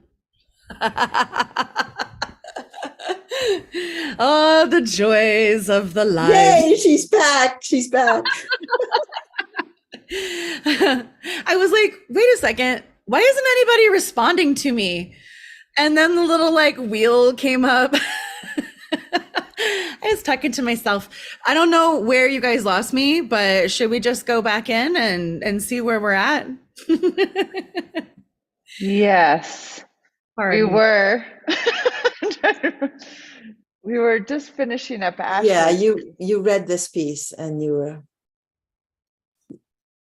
Yeah, awesome. Beautiful piece by Ashley Phillips. I love the explorative aspect of it and his description of flicking the palette knife. There's a lot more description in there to read, as you guys could see, but I wanted to be able to show the work instead. So please, in your own time, come in here and read these beautiful descriptions. Sometimes there's poems, and you know, and a lot of explanation about the pieces that these artists have created. So highly recommend coming in here and checking out the details, reading the descriptions, checking out to see if there's any prints of these pieces on our auction. Whoops, let's see. Actually need to go this way. Back to Rainy Faye's second piece called Dreaming a New World. Emerged amidst the experience of the 2020 worldwide lockdown, several sessions, and some of the first Vision Train meetings. This piece is meant to capture the essence of introspection during those isolated moments when our collective consciousness yearned for a transformed world. She wades in the remnants of the past while dreaming the fruition of a new and better world, dancing in a beautiful lotus journey of self-discovery.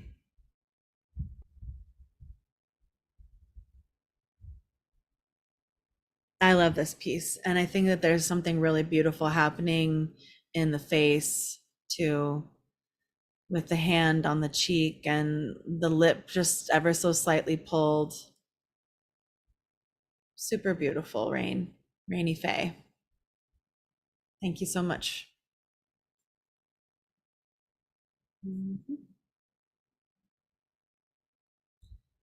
Next is our second piece by Trishna called Forest Cat. And this is just another one of those pieces that you could look at for hours and just keep finding more and more and more in here.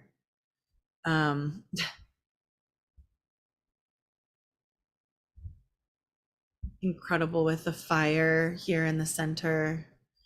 All these animals have joined this. It's like it just feels like a little ceremony space, right? In the forest, all these birds, panthers, deer, snakes, lizards. There's a little rabbit or something up here. Got the eagle face and the owl's eyes. Beautiful. Love this piece, Trishna. This is really epic. Thank you so much for sharing.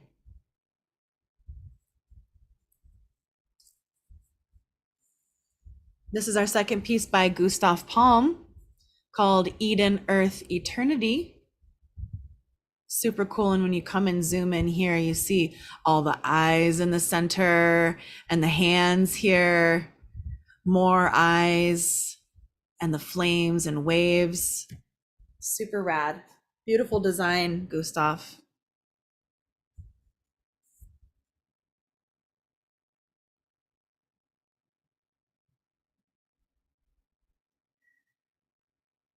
The next piece that we have is the second one by Sani Kadihi called Peace Phoenix. Sani. The fiery phoenix rising from a ceremonial peace pipe. In times of worldwide turmoil and war, this is a prayer for peace for all nations of the world. This painting evolved and came through intuitively after a workshop on decalcomania with Rosa Barrel on the Vision Train. First print of a very limited edition run, hand signed with silver pen, printed on archival museum quality G clay cotton rag paper. Better grab it, guys. There's one in the auction. Beautiful, beautiful phoenix. I love all the sacred writing here on the peace pipe as well. Thank you, Thanks, Sandy. Alecia. It looks much bigger there than it is in reality. This piece, in contrast to the other one, is only 20 by 40 centimeters, or is it inches? But yeah, I love this piece. I love the feeling that it gives me when I look at it, and yeah, it's a beautiful piece that I hold dear to my heart. So thank you for including it in the show. Thank you for sending it in. I had never seen it before, and I just love it. Beautiful, Thanks. Sani. The next piece is by my dear friend Heather Grimm called Not Forgotten. This is also available in the auction. It's a digital watercolor she created specifically for this show. Thanks for sending your work in, Heather. Love you.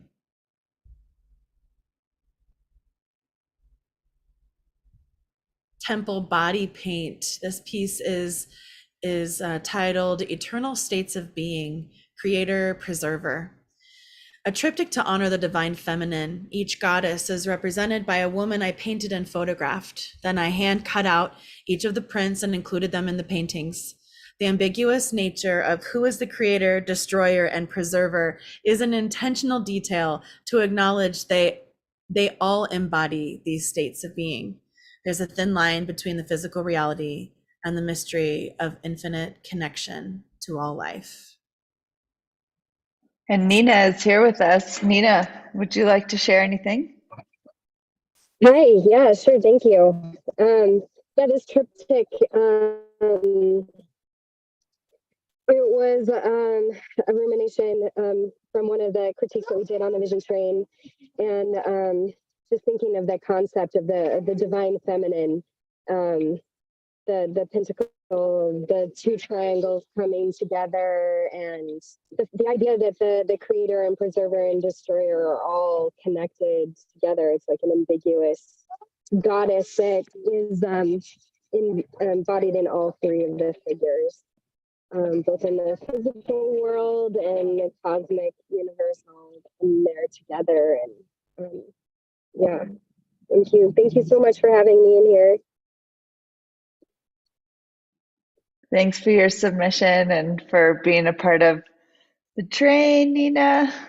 Choo choo. Yeah, thank you, Nina. Love this piece. I think we have another one from you coming up as well. Right? Jeet might not be here, but Jeet is often here holding down the train. This piece, I hope I'm saying it correctly, is Gayanana, right? I believe brush pens on watercolor paper, yes. And it is in our auction as well. Jeet's also a fabric, a textile, and a clothing maker. Does beautiful tie-dye work as well. You can like feel the influence of that in this piece.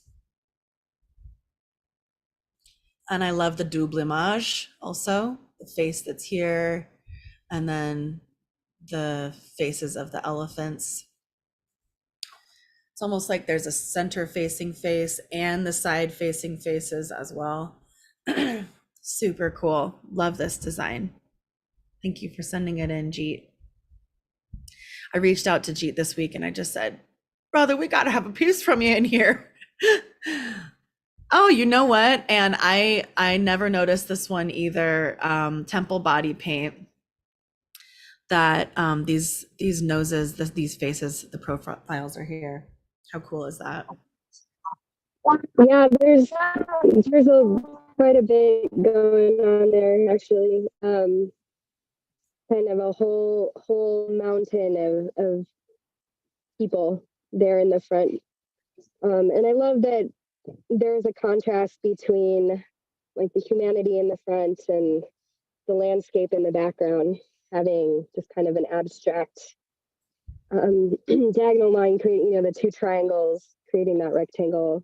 So it has like the kind of abstract feel from afar, and then you get up close and see the more realistic faces and the landscape. So it's worth a zoom if you guys get in there.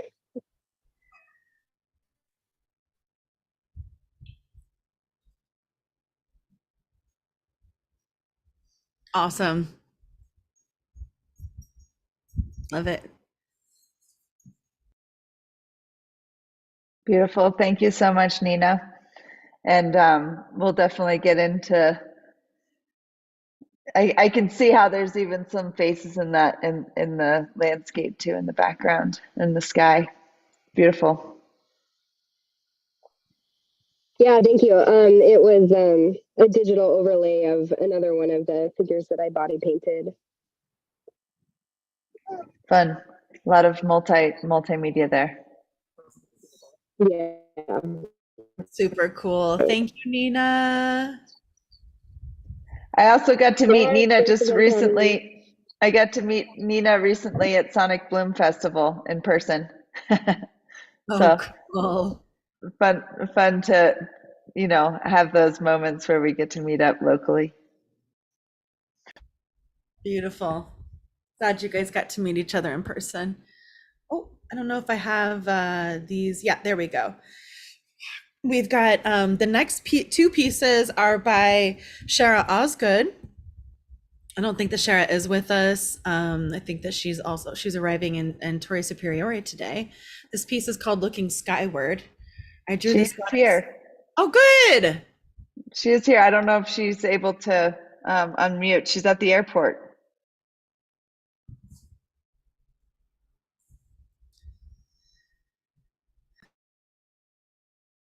She can't talk. It's in the chat. Okay, gotcha. Awesome. These two pieces, Shara, I loved playing around with the curation too, and we decided to have them flank Jeffrey's piece, and I think that looks great. I drew this goddess statue artifice while on the vision train this winter. It was part of our daily visions practice of creating art every day. I love the flow and clarity of this piece. There are subtleties in the delicate, soft features, as well as strength in the carved stone. She is looking toward the gods. I didn't catch that last line. Sorry about that. Looking towards the gods or visions and possibilities. And the next piece that we have from you is Dreaming of Bali. I drew this Buddha that I photographed in Bali, Indonesia. It speaks to me of the everyday sacred way of life on the island. I strive to retain that state of bliss and tranquility embodied in my own life. By living the Buddha mind, I can better serve those around me and be an integral part of the collective, co-creative process of life. I often find this bliss while creating art on the vision train. Beautiful, beautiful graphite drawings. I love the values that you've gotten in both of these. I'm just going to pop back over to the other one really quick as well. Love this one. Very nice work, Shara. Thank you for sharing. And you know what? I think I actually have to go back here to catch Jeffrey's Animal Magnetism from 2023. Jeffrey, it was cool to get to watch you explore this painting as you worked on it for those months. Yeah, it was one of those that was a slow burner. Took you know, quite a few months to actually get it to that place where it was done. And I'm like, yeah, there it is. Went through a lot of different transformations. Originally, I was going to include a bunch of extinct animals, and it was like focused on how we are the bridge to preventing currently alive species from becoming that. Yeah. But I didn't have any references for these extinct animals aside from other illustrations by other artists, and I didn't feel like that was a good solid grounding to base these animals that no one knows what they look like off of. So I just went in kind of a different direction and explored the ferocity. And so all of these animals are roaring and they're strong and they're powerful, but at the same time, we are still the stewards. And so they are still relying on us to keep this planet intact. So that was kind of the meaning that I went, and I figured I'd show you guys the real piece. It's a pretty large piece. So let me flip my camera around. It's a little, let's see what it looks like. I don't know if I can't see myself right now, so I can't see what if you guys could see that, but Oh yeah, we can see it. is the whole thing in view? Yeah, it's pretty. It's about 4 feet by 5 feet, and yeah. Beautiful, Jeffrey. Awesome. Congratulations. I love the roaring faces. I love that you had an intention and the painting wanted to be something else and you listened, right? There's a lot of wisdom in that. Yeah, exactly. Also just wanted to share Thanks so that much. that Jeffrey offers constructive critiques for creatives as well as Molly Chopin on Tuesdays on the Vision Train. So if you guys are working on something and feel stuck or just want to share where you're at, maybe you feel proud of it, jump in on that train ride and with Jeffrey and Molly for constructive critiques. It's a good one. Thank you so Always much. a fun time. Yeah. Thanks so much Yeah, for that thank you offering. guys. Thanks so much for sharing this incredible painting. And of course, the Vision Train and 3D rendering that is the gift that keeps on giving.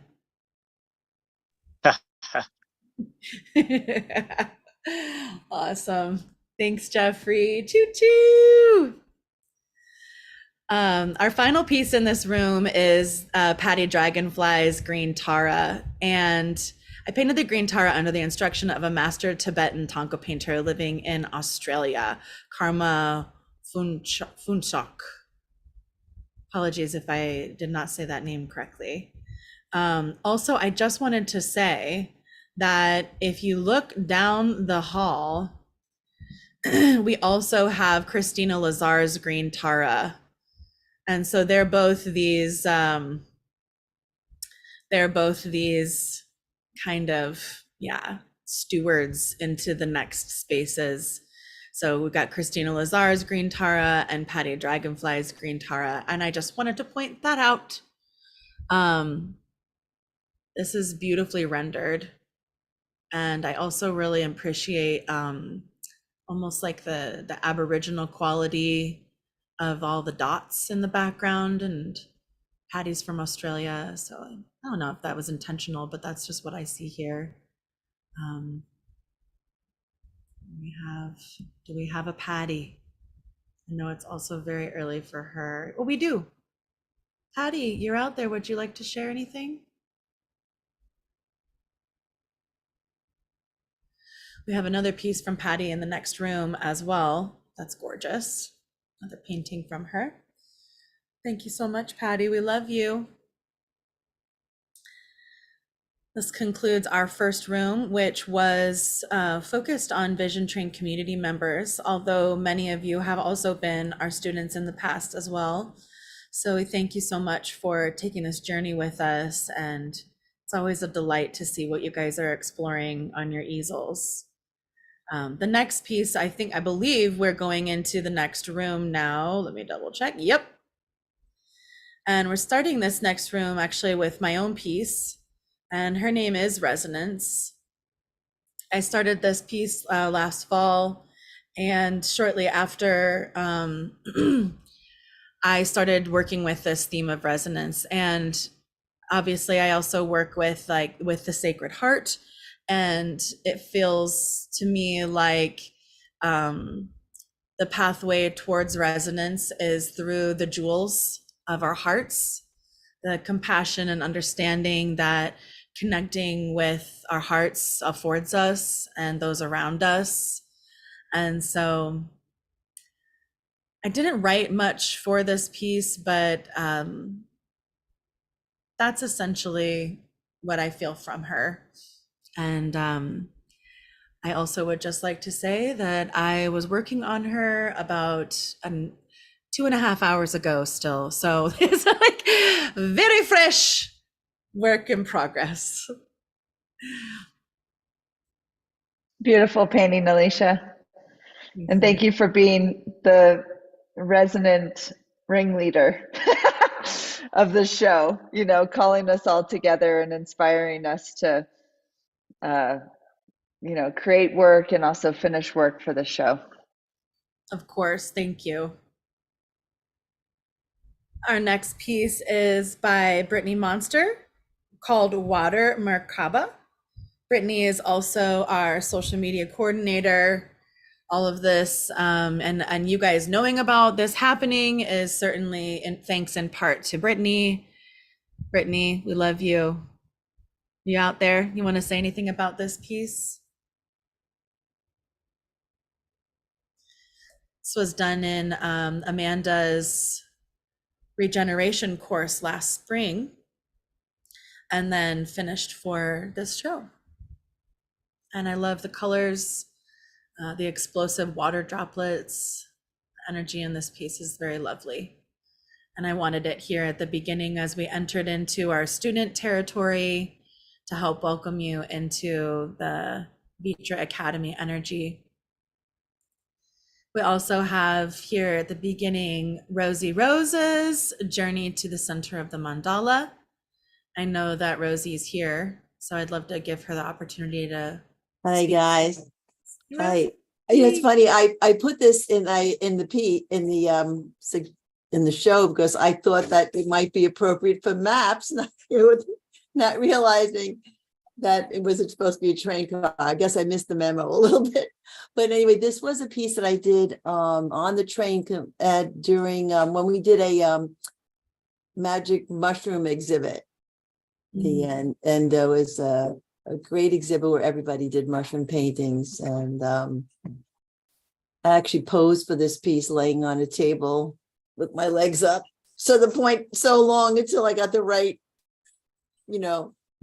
position. And then the next day I couldn't, my stomach was like Charlie horse. Anyway, yeah, thank you. It was done in the Miche technique. I have stickers and posters and everything if anybody wants. Okay. So I don't want to take too much time because I have another piece in the show. So thank you, Rosie. I also love all the mycelium connections, the mycelial threads around the outside. Yeah, thank you so much. Yeah, they go all the way around the painting too. And like eyes and mushrooms. What can I say? Eyes, mushrooms, birds. You locked it in on this one, Rosie. Yeah, really. It was a journey. Yeah. Beautiful. Love this piece so much. Always. One of my best-selling pieces. All right. And guys, so as we walk into the student rooms, I wanted to just share also our mission statement here at ViTra Academy is that we champion the arts as sacred, relevant, and critical to our lives. We honor tradition while embracing creative innovation as vehicles for human evolution and global transformation. It is our mission to empower you with knowledge and confidence to explore your own unique vision. And I hope that you feel that way when you're here in these classes and as your work is being celebrated in these exhibitions. As Amanda said, it feels like, sometimes it feels like we've been on this journey for a long time, but we've really only just begun. The next painting is from Amanda Sage's Paint Your Light Tree course last fall. This is Amanda's demonstration piece from this course. And it also felt like it just needed to be the steward welcoming us into the academy rooms here with a little owl friend, all these little mushroom friends. Yeah, the mushrooms just find their way in pretty much everywhere. I think it's the time. Yeah, it was really fun to create this piece and also paint it and talk. I basically recorded myself talking and painting through this whole journey, and we turned it into it was a kind of a live workshop, and now it's been remastered by Lisette. Thanks, Lisette, so much. And it is the first course that I've ever done that is available to do on your own. And it's kind of like me just talking and painting. And it's like giving guiding you through it. And it's a bit of a different take on the Miche technique. It doesn't have your classic kind of layering that we know from Bridget Marlin. It's a little bit of a change, a shift of things there, but there's a lot of good nuggets. And if you haven't taken a class with me, this is probably a good way to start. And there will be more opportunities coming up of playbacks and recordings that we're getting ready to launch. So yeah, thanks. Yeah, you guys check it out. And there's sorry, I didn't mean to move on quite so fast. There's quite a few pieces in the show that are from Paint Your Light Tree. And, you think you might take a course like this and everybody paints the same looking tree, but that's just not the case. This painting over here by Josephine Skinner is the one that she did in this course. There's numerous in this gallery that are from the Paint Your Light Tree course, and they look nothing like Amanda's. It's really up to you. And I think you even said that, it's like your tree will be as unique as you are. No trees will be the same. So yeah, check that out. It's available now you can take the course at your own pace on ViTra.Academy. Next piece that I've put up here is by another one of our instructors, Kevin Campeau. And Kevin used this piece as a demonstration for his course in the fall that was titled Dreaming Awake. I was about to have a little moment of forgetfulness. But yeah, his course was called Dreaming Awake. And we do have a few other pieces in this show that are from Kevin's course, but I'm fascinated at this beautiful texture of the fur. I love this pendant here on his necklace, and this beard is so exquisite. The piece is titled Dynamic Will Restructuring Intent. And you know, I just really thought that he did have a description here, and maybe I didn't get it in. So I'm going to look really quickly while I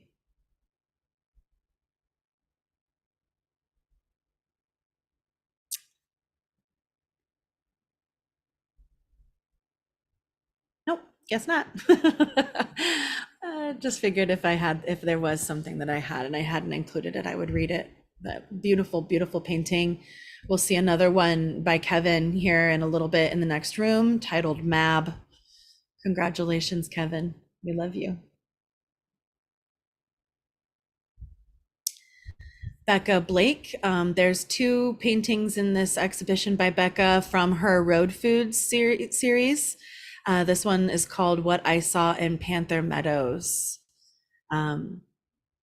Becca, I wonder if you'd like to share anything about this series that you've been working on, and this painting in particular.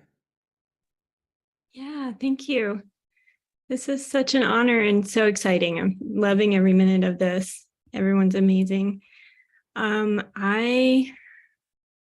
kind of like what somebody else was saying about you've got to know your roots to rise up. Been working on survival root issues in life to rise up again with my kids after some crisis. And so we took a road trip, and it was a series of road trips over last year. It developed into an art series, a performance art series with food blankets.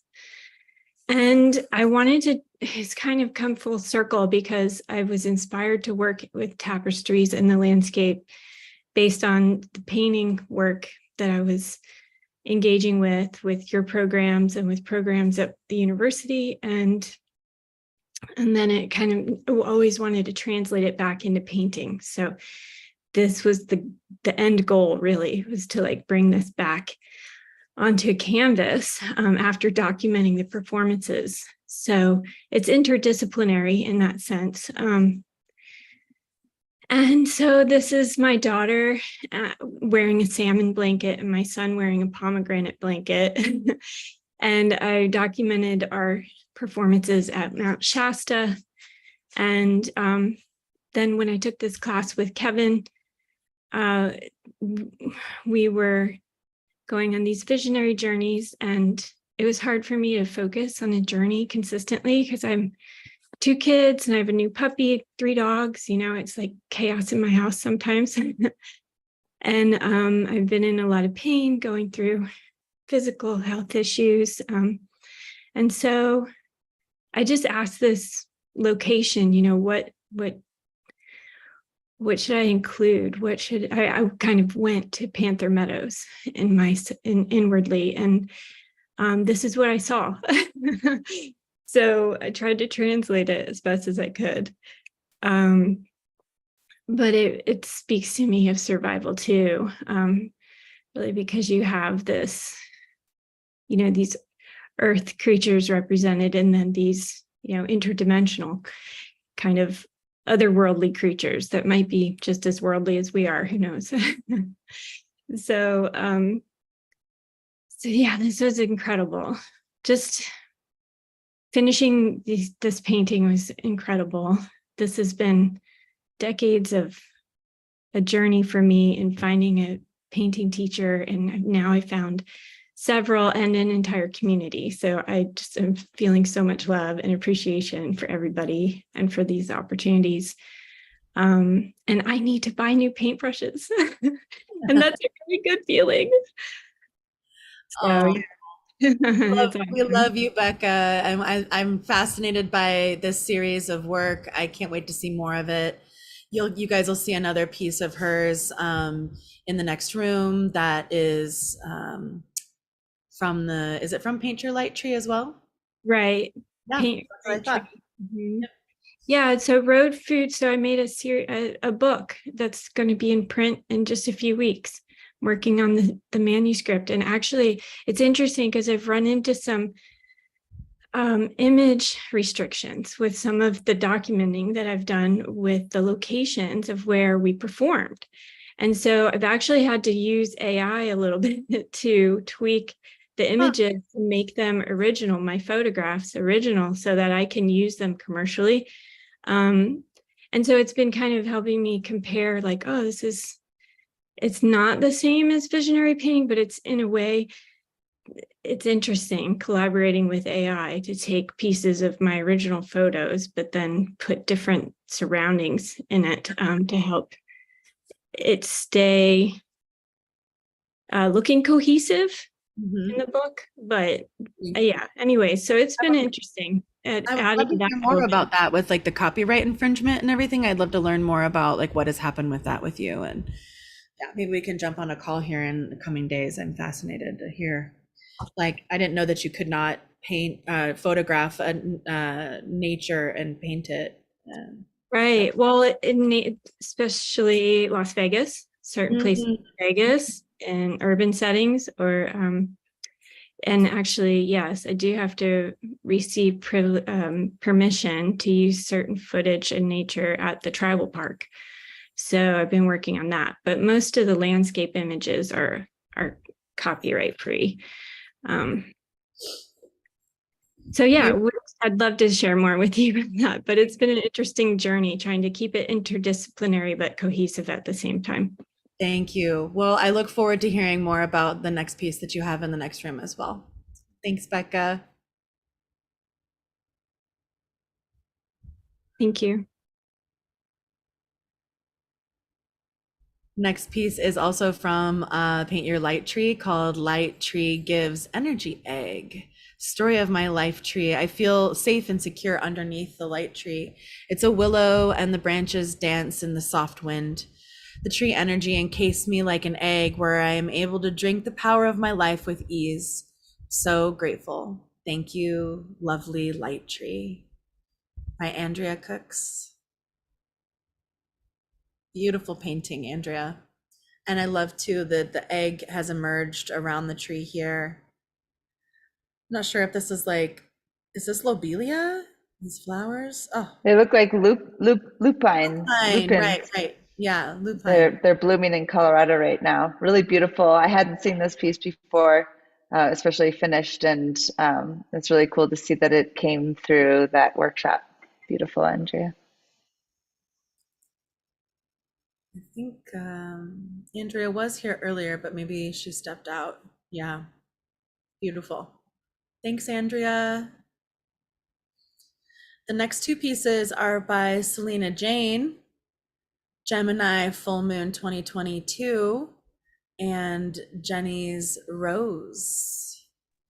Selena, I wonder, would you like to, oops, sorry about this. Didn't mean to go over there. Come back. Share a little bit with us about this journey that you've been on with the moon cycles. Yeah, so I actually just completed a full year of every new and full moon. I would paint pretty much the day of. Sometimes I would start the day before if I had work. But trying to be in the energies of that moon and tap into the astrology. I've been learning astrology a lot, and I thought this was a really great way to do it. So to connect through painting to the current energies and deepen my understanding with the astrology, as well as get more confident with intuitive painting. So previous to a Venus series that I did right before these moon paintings, I was always just, relying on references and being more technical about my work.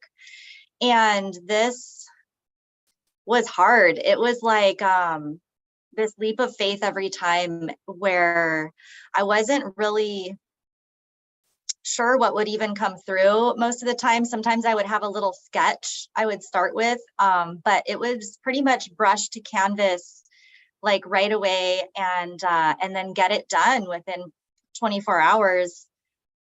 And I think that practice really boosted my confidence, and it sped up my painting, you know, for better or worse in some situations. But I feel like it grew me as an artist a lot, and it was really fun to work on these and hop on the train and see who was there. And sometimes I was just by myself, you know, because it would be like just a random, you know, Wednesday night or something if it happened to be the moon that day. But it was great. And this one I felt fit the theme the most out of all of the paintings because of the poem that goes with it. And I wanted to note that when I was looking at Jeet's painting earlier, when we were looking at Jeet with the faces facing each other, that's what's going on in this piece too. I don't know if you guys can see that inside of the moon, there's faces looking into each other and away from each other. And that the lightning bolts themselves are giant faces where the clouds are eyes and the noses are touching. I don't know if you guys can tell by looking at it, but totally. That's what's going on there. So here's the poem. I'll read the poem. Zoom out, zoom in, see the reflection. Electric impulses become connection, a bridge to the cosmos, our sharing, a way to transmit. Mercurial minds find the silver that lines all forms, exchange codes.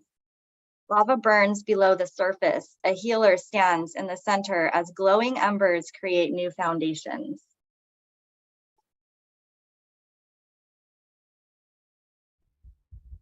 Awesome. I have a lot of respect for your commitment over the last year and the beautiful paintings that have come out of them. Thank you. Thank you so much. And you know, it's been a struggle of a year, physically, emotionally, in so many ways. And I feel like my commitment to this project has been a lifeline. So even when I didn't want to, I showed up to the canvas and did it, got her done, you know, and I was always better for it on the other side. Good for you. That's just like the testimony of showing up to the canvas, right? Yeah, for sure. Beautiful. Yeah. Thank you. Well, let's go to this next piece titled Jenny's Rose. Yeah, this is so fun to be able to put this in the show. And I was like you, Rosie, I meant for this to be like on the train car at the conference, but I didn't know. I don't think I followed the directions right, and that's okay. But I started this painting at Disclosure Fest while also on the train doing our exhibition for the ViTra Academy. It was on the same day. And I was invited to live paint there, and they asked if I could make it a portrait. And so the guy whose booth I was at, his name's Jimmy Diamond, and this is his sister. She passed from cancer, and he created this whole plant extraction to help her with pain and healing, you know, while she was still here. And he continues to provide this product to people out there. And so this turned out to be a portrait that I was asked to do kind of on the spot. And I did spend a lot more time than the one day on it, but I started it that day with the Vision Train at the exhibition at Disclosure Fest, where I got to meet Tifinity for the first time in person, and Karen Chroma. So it was just like a very cool synchronistic series of events. And it's very great to have her hanging here in this show with everyone as well.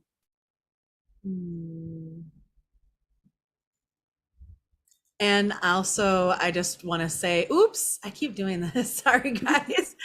That she's got another Rose friend here next to her at this gateway And I just loved the way that Veronica's piece and your piece were both here walking us back into the first room.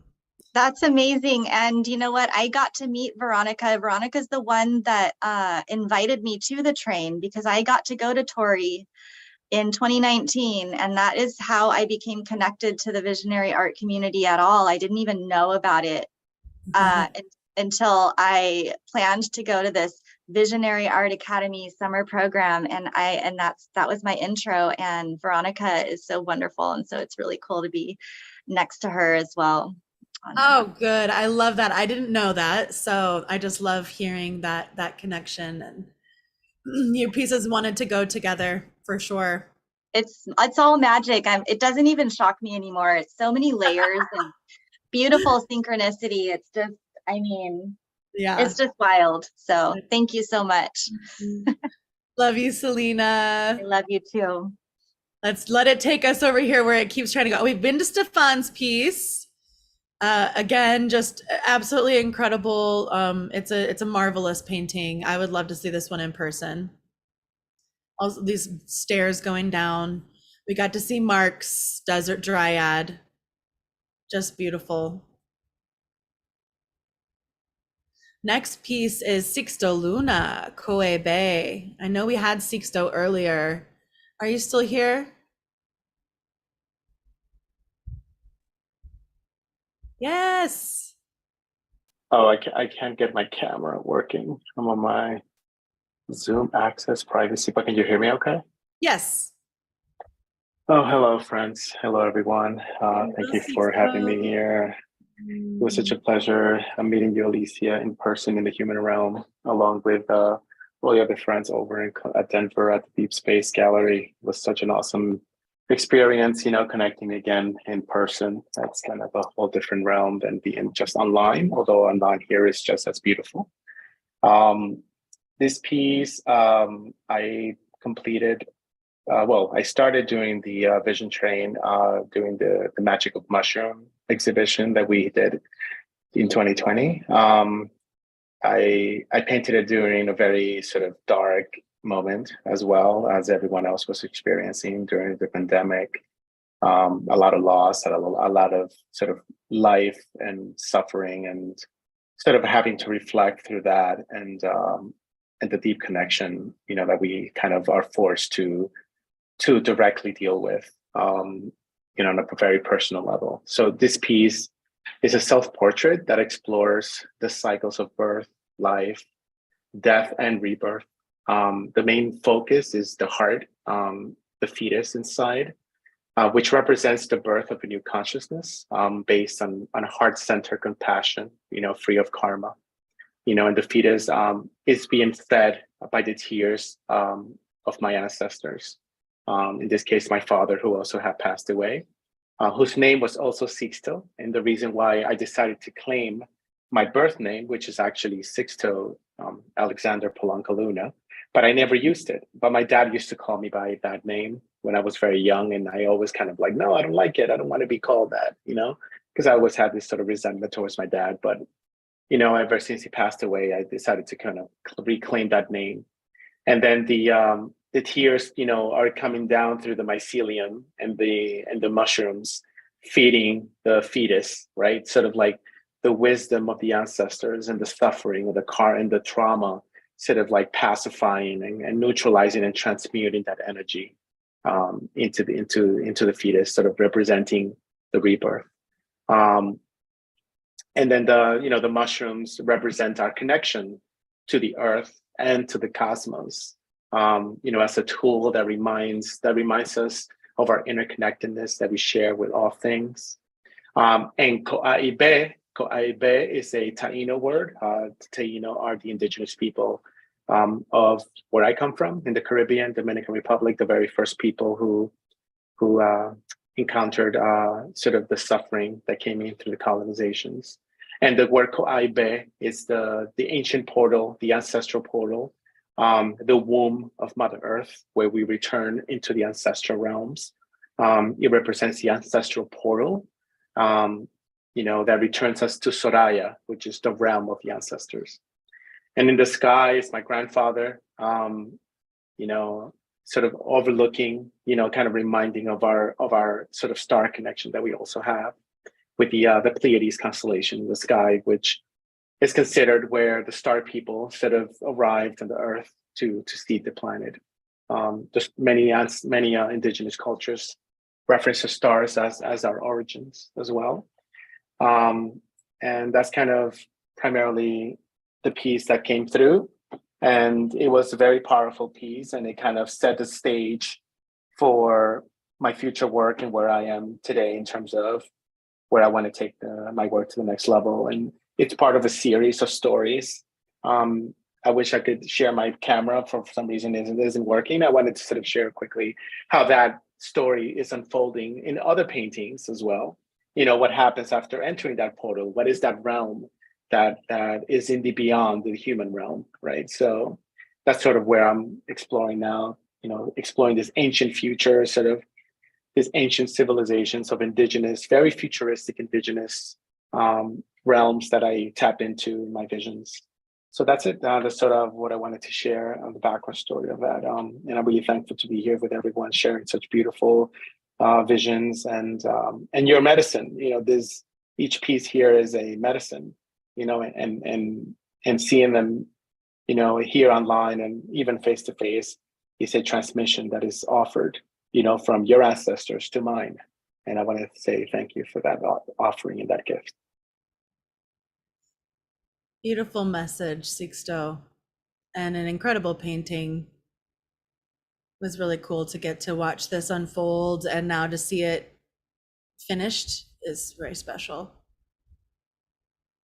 Full circle too. We just got to spend time in Denver together for psychedelic science, and was reminded by Sixto that I was the first one to put a paintbrush in his hand at the Chapel of Sacred Mirrors, I think 2016. And I just feel so proud of you and how you've integrated your rediscovery of your heritage and the amplification of the story of your people through your art.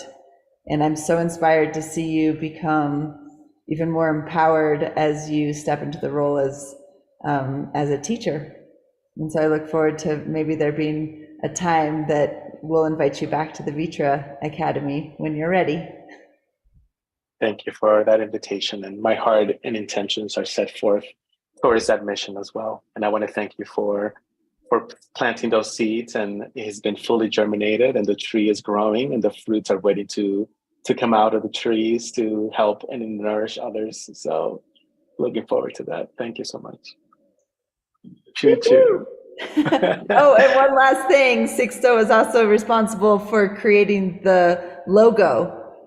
We collaborated on this, but he was really responsible for creating the Vision Train logo. So lots of full circles here. Thank you so much. Yeah, we love you, Sixto. Thank you. I love you all. Love you too. Thank you for sharing.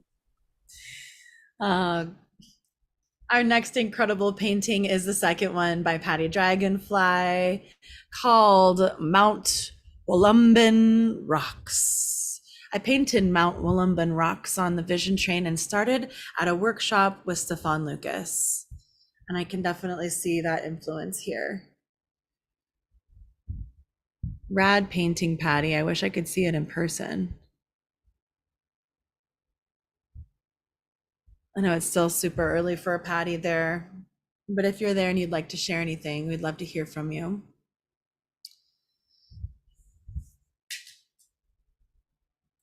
I also just want to take the moment to look at this painting with Stefan's. They were kind of cool together. Stefan's teachers and students paintings. This is cool. Cosmic Tree by Josephine Skinner is up next. This is also from Paint Your Light Tree workshop, created from Vision Connected with Amanda Sage's Paint Your Light Tree work course, and was one of the more spectacular trees I saw that had swirling cosmos that could be moved when you put your finger in the center of them. I also love these these standing stones with their spirals on them, the egg in the center of the tree. This is a magical piece, Joe. Thank you. It's very kind of you. I really enjoyed painting it as well.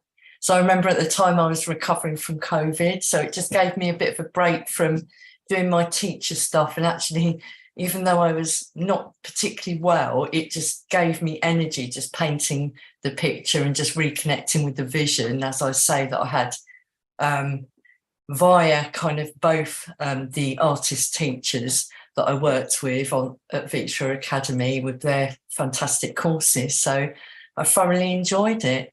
And I'm actually going now, the stones in the background are kind of these ancient stones called the Callanish Standing Stones in Scotland on the Isle of Skye. And I've booked a holiday to go to the Isle of Skye in August because, yeah, I've just been inspired to kind of go to the Scottish landscape as well. So, yeah, it's been really great. And I've been quiet because I haven't really joined the vision train, although I do intend to do so.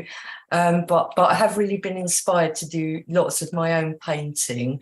And I have been quite prolific, I think, in the last few months. So it's all looking good. And I'm going to have some of my work shown in a new kind of mind, body, spirit venue that's opening up in my home area of East London. So I'm excited about that. Yeah, so it's been a pretty amazing journey, really. I've thoroughly enjoyed it so far. Oh, I'm so glad you found your way to us, Josephine. I mean, I love this painting, but I just have to say I'm familiar with these standing stones, right? And my family, my ancestors come from the Isle of Skye. So Oh, really? I'm also very excited for you for your trip. Yeah. It's so cool. Yeah. I just love the sort of magic and the mystery, and you just never know what visions are going to come up. And I just think the more you do kind of these inner journeys, the better you sort of become at it in a way, and the more, you know, your mind opens to kind of new visions coming up. And it's almost like I can't keep up with the painting to actually get the visions out of me before I have another vision. Yeah. So it's kind of crazy, but I've been trying to work on some bigger pieces, hence I didn't really join the, you know, do one piece every day type of exercise, because I just thought I'm just literally not going to really have time to do that. But I really hope there's going to be some more ViTra Academy courses coming up in the foreseeable future, because I'd definitely like to do some more as well. Absolutely. Excellent. That's good to hear for sure. Yeah. Congratulations on the hyperdrive production of your visions, and also congratulations on your opportunity to share your work in a new venue. Thank you very much. Yeah, I'm very much looking forward to that as well. Awesome. We'll have another piece by Josephine in the next room that you guys will get to see and hear from her about. Love this piece. Thank you. The next piece is by Karen Oratari. I think Karen left a few minutes ago, so I'll take the opportunity to read her description. She says, "With nature I have formed a bond that calms my very soul. I hug a tree as it hugs me. Through the roots, all is connected. I humbly receive the gifts of the mother. We are one in sacred harmony. The sky and the earth unite, increasing inner peace and well-being. Pachamama, I'm coming home to the place where I belong." Beautiful. Love this painting. Very much resembles Karen Orr as well. Of the colors and the skin. It's like she's emulating the colors of the hummingbird. Beautiful. Thank you, Karen Orr. Our next piece is by our dear friend Serenity Meg Kocho, who helped me curate this exhibition. I know she stepped out a few minutes ago. Meg, are you here? I think she's made it back. Let me see. No description on this one. 48 by 48 inch piece, though. It's a good size. Beautiful.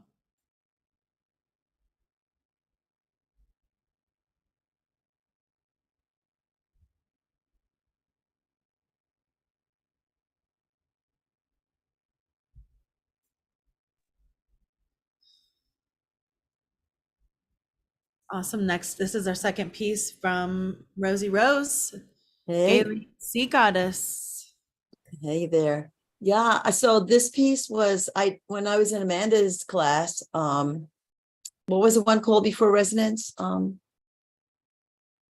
Anyway, this was this was my practice piece, like, on the smaller panel, just to, free us up, and I split it into, how I usually split a canvas up, in sort of sacred geometry. And decided to, the vision came of a goddess. That's common for me.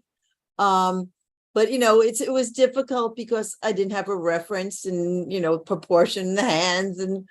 But I guess maybe because I'm a double Pisces, it ended up being a water goddess, and water means so much to me. It's like, water is life, and it's so much a part of our body, and it's so much a part of our planet. And I'm always concerned about how this sacred thing is being mistreated by so many and polluted, and all the creatures in it. So she became a water goddess, and I had a little contest on Instagram of to help me name the goddess. And by the way, Shara won the contest. A lot of people gave great, suggestions, but they didn't really fit the description that I was feeling. So Galeen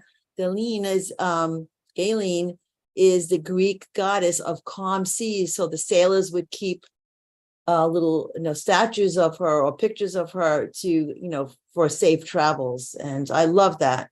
I love being in the water, especially now with, having hip injuries. I feel light and healed when I'm in the water. So it's okay, that's it. Acrylic painting done in the Mish technique. And thank you, Amanda, for getting me on this lovely journey of painting. I could not be here without you.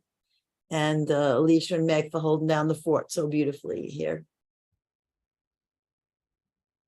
And all the friends I made on the train, I really appreciate them. Aw, love you, Rosie. Thanks for sharing about your piece. She's beautiful, as I always. animated it, I didn't put that part in where the water's moving. It's kind of cool. You can see it on my Instagram. I animated a little bit of it. Yeah, check her out at Illuminated Rose on Instagram. Yeah. Love you, Thanks, Rosie. everyone. Love you. Oh, the pieces have been so beautiful. I'm just so blown away and so inspired. Thank you, Rosie. Love this piece so much. Here's our first of two pieces by Jennifer Manelis called Riding the Waves. Juniper, are you here? I am. Welcome back. Nice to see you again. So good to be here.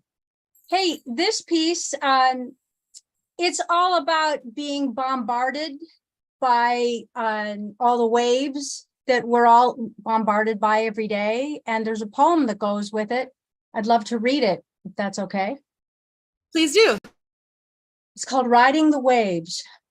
Waves passing through my body, affecting health, vision, and vibe. So I can see, hear, warm my food, or communicate with my tribe. Electromagnetic, microwave, and emotions passing through. Electricity, infrared, radio, ultraviolet, and Wi-Fi too. Currents passing through, most I cannot see. They are all around us, the waves of energy, riding the waves. Some waves are not so good for me. Some I don't notice are there. Some carry emotions and creativity. Waves are everywhere. In the ocean, they surge and break. As emotions, they rise and fall. like an undertow pulling on us, a force we cannot see at all. Currents passing through, frequencies I cannot see. They are all around us, the waves of energy, riding the waves. Awesome. Just want to Yeah, also say that Juniper shared her song with us for our last spring's exhibition. That was kind of our theme song for last spring's show. Yes. So, Yeah. Yeah, there's light language in there too, amidst all of the other kinds of things that are passing through. beautiful. Thank you. Aw, thank you, Juniper. My pleasure. We'll see Happy to be here. Juniper's top hat lady here in a few moments. Oh, yeah. Next piece is Lauren Churchill's. Lauren, are you still with us? I saw a message. I am. Oh, good. I saw your message just a few minutes ago, and I was like, well, I think her piece is like in 2 pieces, so hopefully you're still here. Yeah, I only was able to submit one because I couldn't figure out how to submit another. Oh. So, yeah.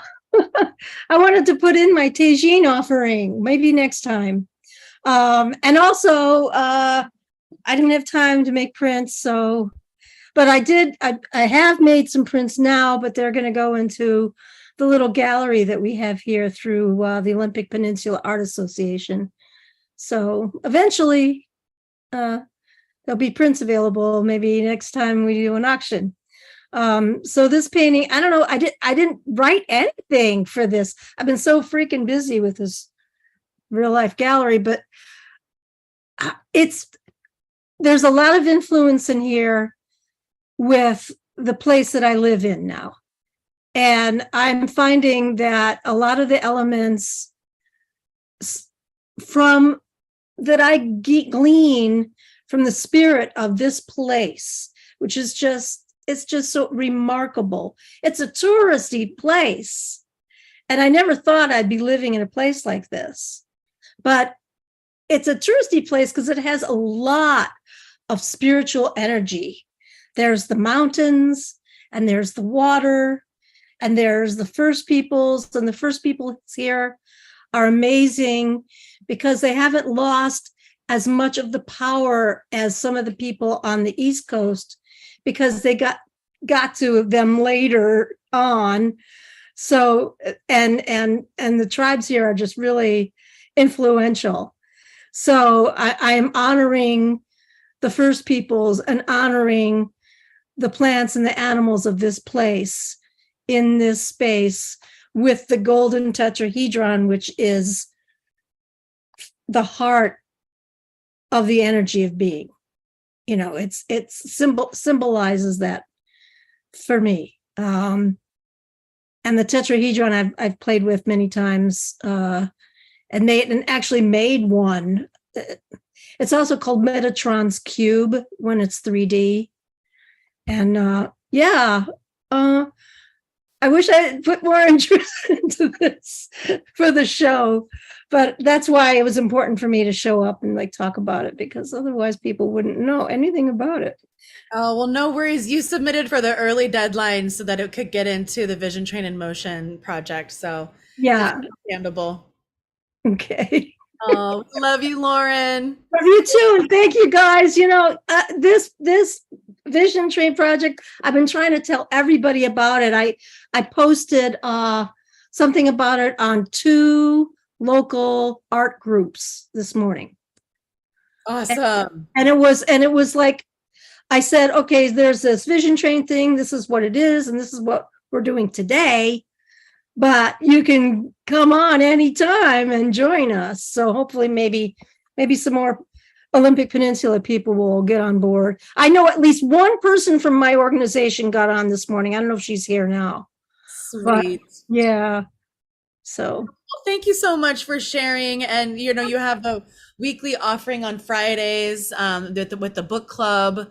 Highly recommend you guys come and check that out. We listen to a chapter of a book and then have an art jam. It's a lot of fun. We do that after yoga. There's yoga right before that on Fridays. I think they're moving that, but that's okay. Oh, okay, gotcha. It just means I start earlier. I start with the music like around 8:30 in the morning and just Keep an eye out on our schedule, guys. We pin it to the top of our Instagram every week, thanks to Brittany Monster. So thank you so much, Lauren. I love this piece. Thank I you. definitely see your hand in it, and I see the influence from your local surroundings as well, from other paintings that I've seen you do. So okay. Next, I do believe is the second piece by Joe Skinner, Magic Starlings. Incredible, like black quartz, more, what do they call that? More, there's a name for black quartz. This is what this reminds me of. These beautiful, dazzling birds. Thought that these two obviously wanted to hang out next to each other. Yeah, I really enjoy painting this one. It came out from the ViTra Academy course about sacred geometry. I wondered. I painted a couple of images that came out from that course. That I revisited it, the digitally remastered, course. I didn't do the live one, but I did the the course afterwards. And the starlings came out from a sort of guided journey that I did that was from a Jake Coburn thing, and I very clearly saw these two beautiful birds, and everything in the image there was a big contrast of light and dark, and you had the very sort of shiny moon and the sort of iridescent colours on the feathers of the birds. And after I painted it, it kind of reminded me that even as a child that I'd always been really fascinated by these kind of peacock-like colours. And I can remember seeing these starlings in the village where I grew up and sort of thinking, oh, they're actually not black. They've got these really beautiful sort of shimmering colours on them. So it's just interesting because I can't say I'd really necessarily thought that much about those particular birds, but they just appeared in this vision. Yeah, it's something to do with sort of structure and order and the divine order of everything, and how there's this sort of innate beauty within nature and structure within it that's can't be denied, really. And just wanting to sort of showcase that. I also often see this kind of concentric circles within circles expanding out. That might be to do with my interest in sound healing and sound therapy, and these things creep into my visions because sometimes I go to like sound baths. There's a really good one that I go to quite near where I live that's in this big round chapel, and there's always these purpley bluey lights, and it's all a very interesting experience. You get a lot of very interesting visions that come up with that. So it's kind of like a combination of all of those things, really. And I've always been fascinated with any kind of rock formations and crystals, and they often appear in my inner journeys and what have you. So I just kind of combined a couple of things together to make the picture. Yeah, it was just fun to paint, really. I enjoyed it. I share those similar fascinations, Joe. That's probably why I love this piece. I also recognize you also had these concentric circles on the standing stones in the other piece. So yeah, that's true. Yeah. Beautiful. Love this work. And I also love that it came from Structure and Flow. I know that Crystal would love to see this. Yeah, it was a really inspiring course. I thoroughly enjoyed it as well. Yeah. Oh, I'm so glad. I'm so glad. We've been looking forward to doing another one with her. Oh, great. I should definitely be up for that, for sure. Yeah, I'm sure there's a lot more to learn, but I've got my compass at the ready, so it's all good. Oh, good. Yeah. Oh, good. Yeah, never talked about compasses more than in that class. I know. Before, I just would have thought they're boring things for people that like maths, but now I know differently. Yeah, that's the beauty of it. You see, you learn new tools and techniques that you didn't know before. So exactly. Yeah. Well, that one's also available on our website, you guys. Check out Structure and Flow, Sacred Geometry for the Intuitive Artist by Crystallize on ViTra.Academy. It's available now to study as you go at your own pace. Thanks, Joe. Love you. Welcome. Love you too. Bye. Our next piece is by Shanita King. Shanita taught an amazing course called Meditative Art Mondays last fall with us. She also offered a lecture during Amanda Sage's regeneration course last spring. And this is a self-portrait that has been in progress. And I just love the unfolding of this painting, Shanita.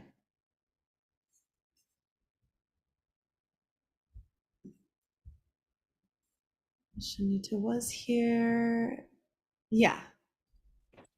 Hi, everyone. Hi, Shanita. Can you hear me? Am I unmuted? We hear you. Hi. This piece began back in Amanda's regeneration course. First of all, I'm just so happy to be here and to see you all and to see everyone's beautiful work. Some of these pieces I saw in different classes and different space-time continuums. And so it's been beautiful to see the progression of everyone's work and see it all come together. And this piece has been quite a journey for me. This is my first self-portrait. This workshop, actually, the regeneration workshop, was my first time diving deeply into the Mish technique.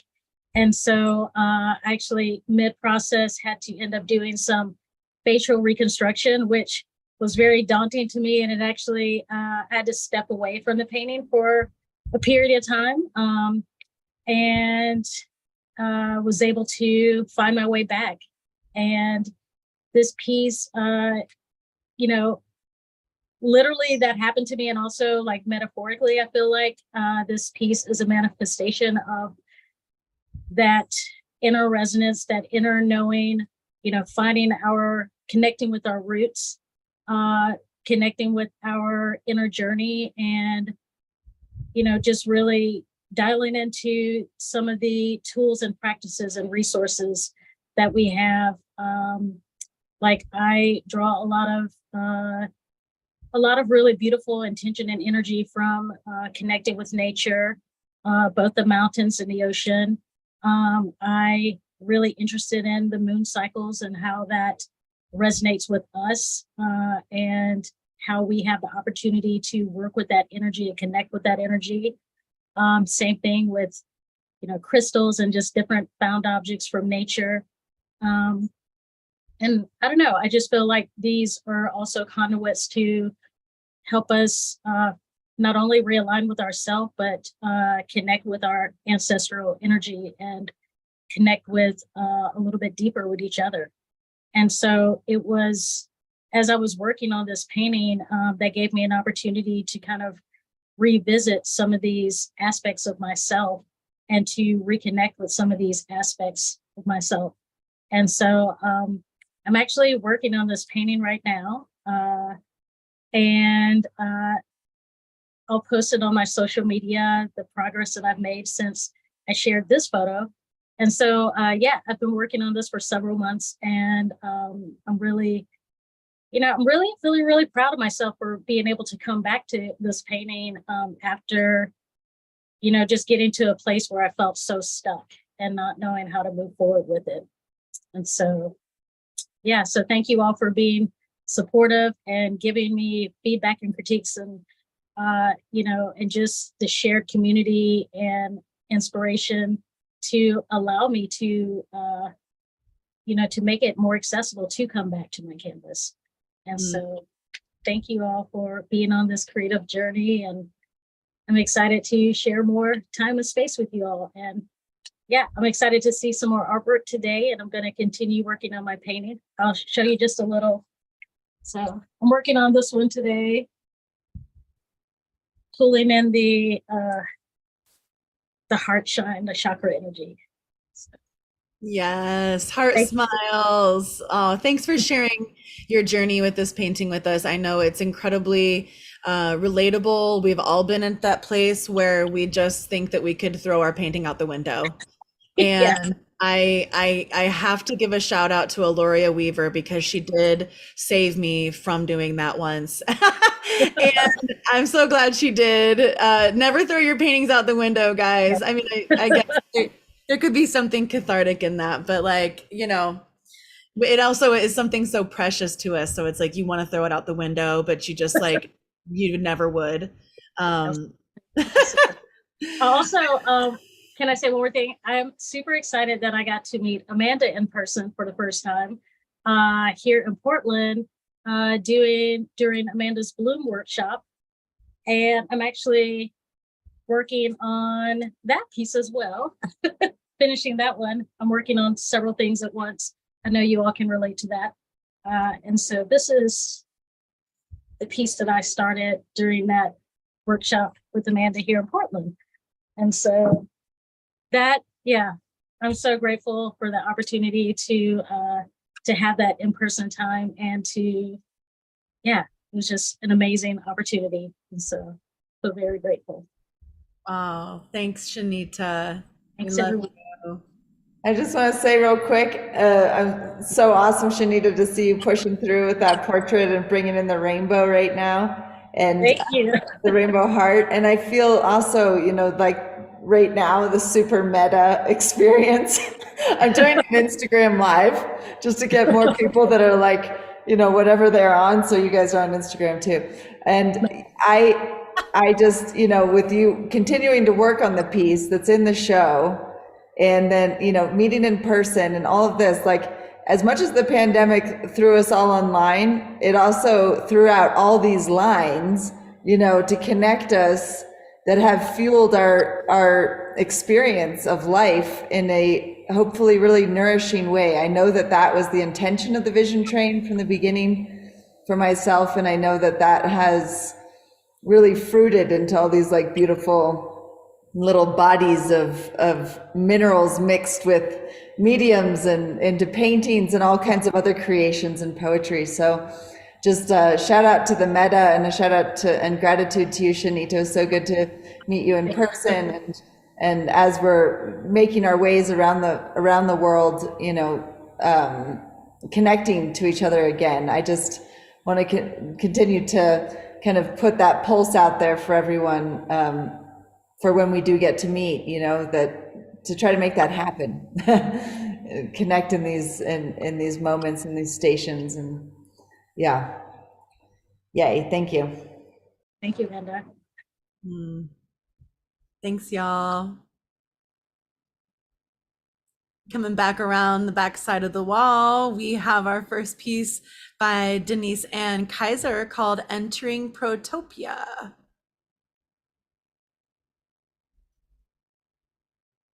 Denise created this piece with us in San Francisco for the Mechanics of Nature workshop with Mark Henson and Amanda Sage.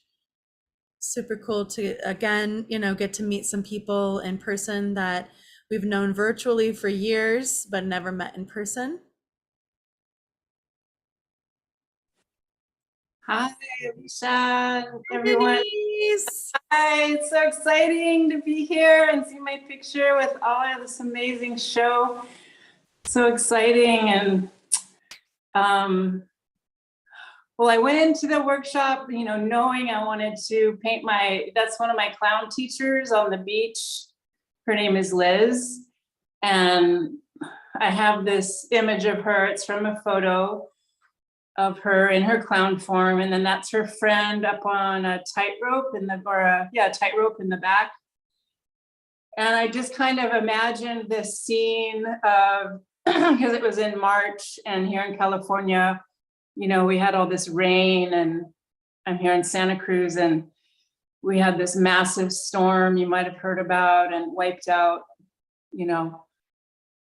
a wharf, a small wharf in Capitola, and it's these huge crashing waves. And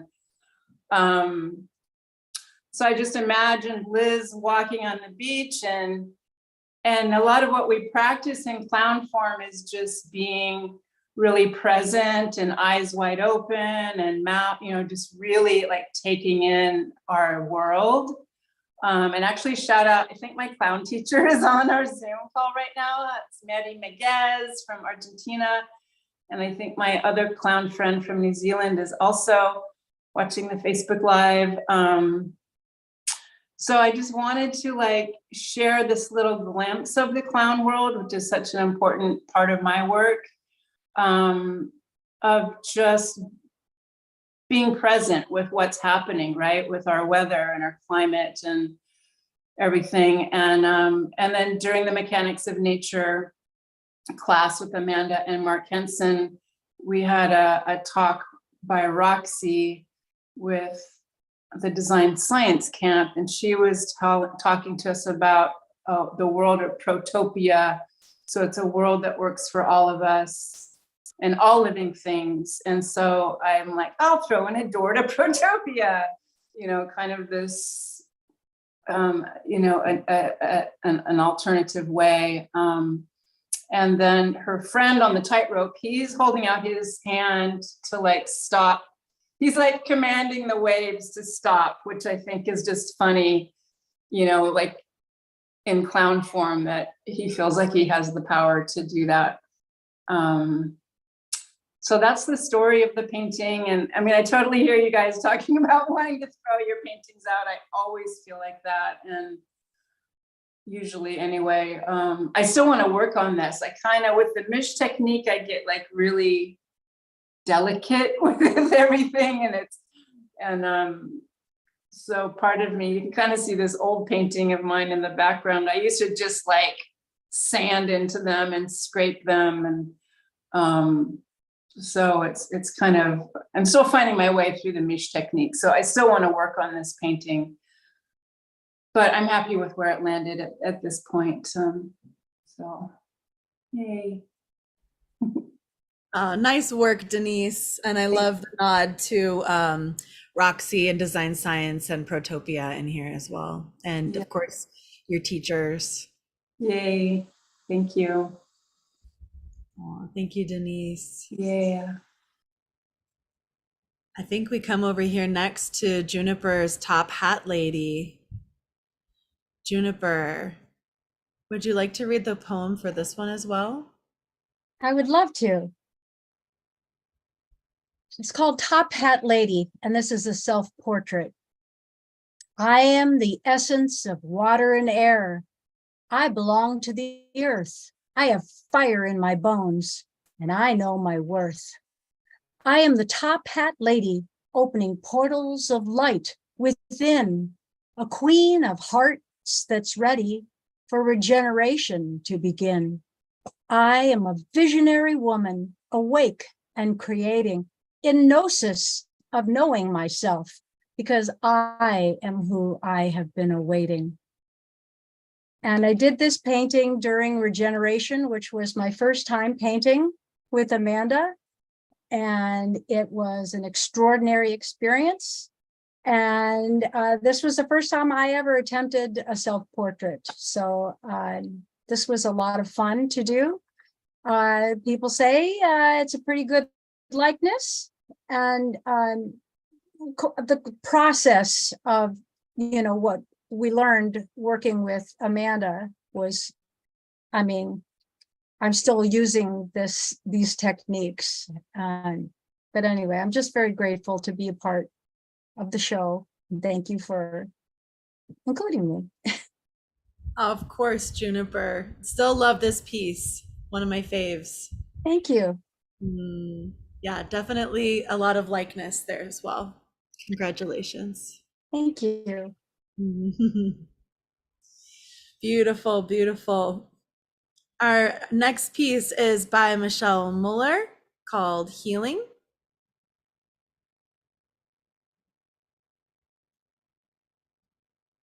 Love the flow lines in this one.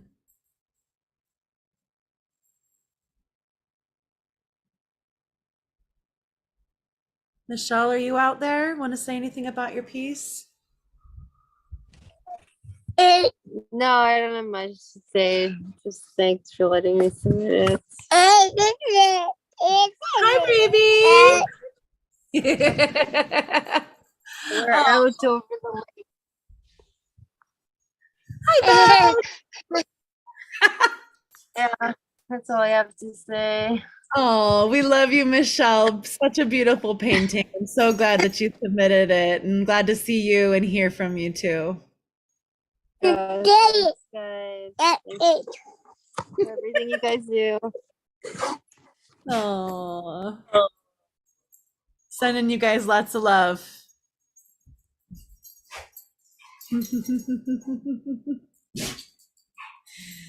Awesome. Our next piece is by Monty Moore, titled Sterling. I call Sterling the Pearl Monger. Monty painted this in Mechanics of Nature with her husband, Mark Henson, and Amanda Sage as well. I know that Mark was out there. Mark, you got Monty with you? She wants to say a few words? She's chilling in the house. She didn't want to come on. Okay, no worries, no worries. Well, we But love But her. I can talk for her though. Okay. So this guy is Sterling the Dragon, and he's testing the pearl of wisdom, and that's the old ways jewelers used to test pearls was to just bite on them, and they could tell by how it would feel in the teeth if it was a real pearl or not. So Yeah. he's testing the pearl. Well, I know I always test for validity with my teeth. Well, it'll make you wise, that's for sure. Oh, I love Sterling. I love this painting. I love Monty. So please give her our love. I have to say that y'all inspired her quite a bit, because she's made a couple more paintings since this one that are equally strange and humorous at the same time. Yeah, I would love to see them. She doesn't really think of herself as an artist, but I've always been surprised by her crazy ideas and how she depicts them. Well, that's part of what we're doing here, right? Is like helping people heal from the artist wound, so. She's, I actually have a paint box that was her paint box when she was a child. So there's an inner artist in there somewhere, but she, in her real life, she chose dance over painting. So she kind of put painting to the side, but she has a lot of fun with these things. And I have to thank Amanda for encouraging her to use the liquid acrylics, because she really likes those paints. So we got home from the workshop, we immediately ordered up a set so she could continue to play. Oh, amazing. Well, I'd have Monty send some more of her pieces over. I would love to check them out. Okay, we got some crazy birds and a cat, and she's got a couple more in the works. So Awesome. they're not done yet, but I'll let you know when they're ready to show. Just getting started. Just getting started. She actually made a giclée print of this one and sold it right away. So cool. So she can claim to being a professional artist now. So That's right. That added a little extra oomph to her style. Oh, well, congratulations, Ms. Monty, and congratulations to Sterling as well. Sterling the Pearl Monger. Awesome. Well, we'll hear back from you here in a few, Mark, when we see your painting in the next room. Yeah. Thanks for sharing for Monty. Yeah, of course. Awesome. Our next piece is this incredible rose and dove painting by Veronica Rose. Veronica was here a little bit ago under Visionary Veterans. Are you still here, Veronica? No. Looks like maybe Veronica left. Yep. Okay. Well, let's just see. Does she have started during 2021. I worked on this piece on the Vision Train, traveled to various arts events, and blessed it up with Copal, Florida water, and Rose Essence waters. And you can really tell this thing has been saged and prayed over. It's got incredible energy. And when you come in up here, you can really see these beautiful, almost like these electric energy lines vibrating out of, I'm not sure if that's the moon, maybe, dancing around in here on these roses, these juicy rose petals too. Just love this painting. Of course, I love roses, so. Thank you so much for sharing this piece of your heart with us, Veronica. Wish you were here to hear you speak about it.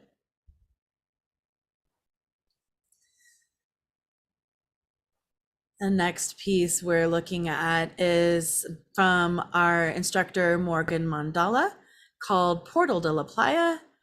It's a manifestation of dreams from spirit into matter, a mirror, a reflection of your potential to create new pathways and influence your reality. Morgan definitely used this as a demonstration for her course last fall with us, titled Spirit Matter. We're in the process of here in the next week or so, we'll be releasing Spirit Matter as well. So if you missed this class the first time around, you're able to join it with us and watch it at your own pace at home. Keep trying to get it to zoom in a little bit more. Here we go. Yeah, this mandala here in the center, and it's gorgeous reflections in the water. Really beautiful, beautifully executed painting of this mirror portal. Thanks so much for sending it in, Morgan. We love you.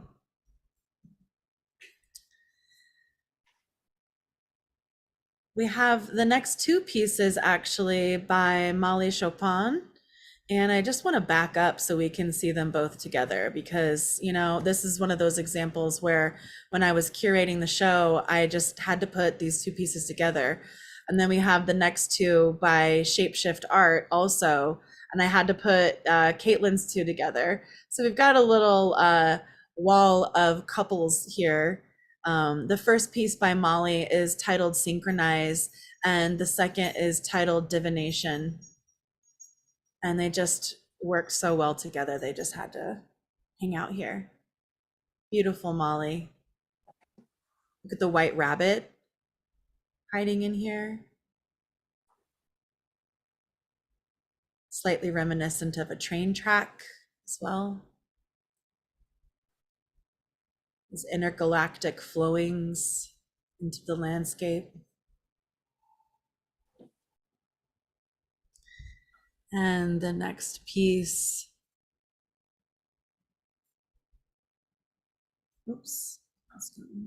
titled Divination.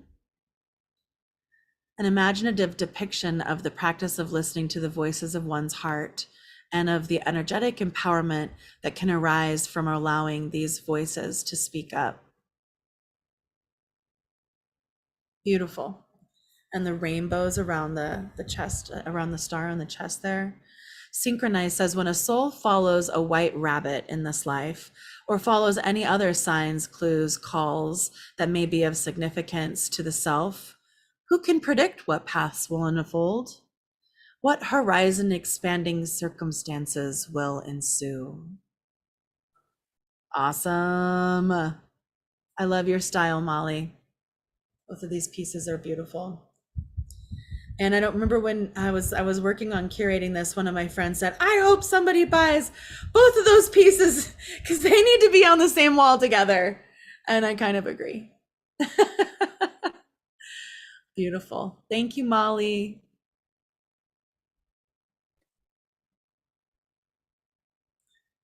Next piece is from Shapeshift Art, titled Voicing Vishuddha. And the lower piece is titled Aina Awareness. So I'm just going to back up so we can see these two together again. It's almost like this beautiful evolution, this growth of almost like the embryo, right? Like the egg is fertilized and then it multiplies. Just has a little bit of like this embryonic vibe to me. Voicing Vishuddha. As humans, there are times when we look for the perfect or right words to say, and in doing so, we censor our authentic self. By tapping into the space within our throat chakra, we can begin to understand how to have real and genuine communications that generate a more honest expression of ourselves, which enables us to find clarity of our highest truths. This door to the divine empowers us to activate our voice to create, advocate, and communicate. Powerful medicine piece there.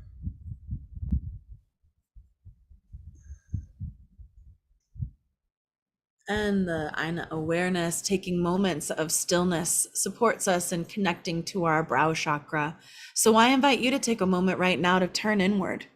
If you feel called, ground down through your roots to connect to the earth. Take a deep breath in to lengthen your spine, and on your exhale, roll your shoulders down and back.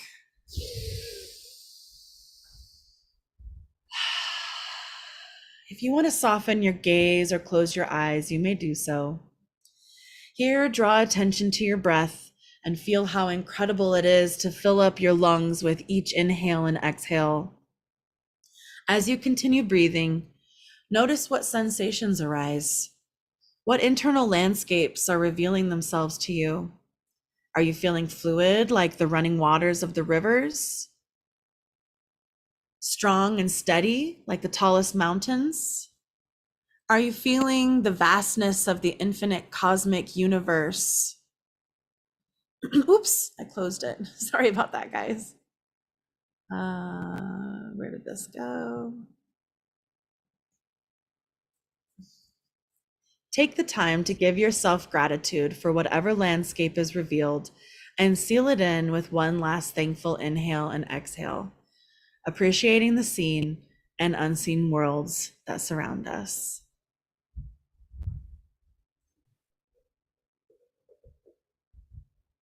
Beautiful shapeshift art. Are you here?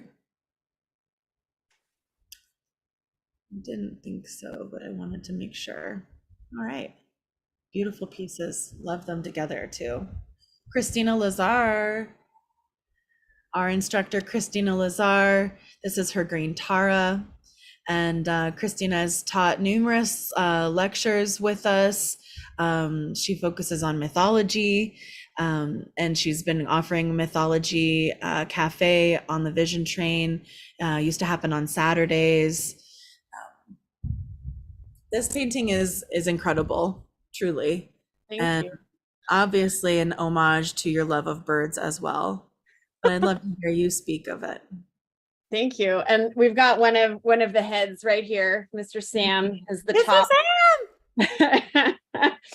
Sam!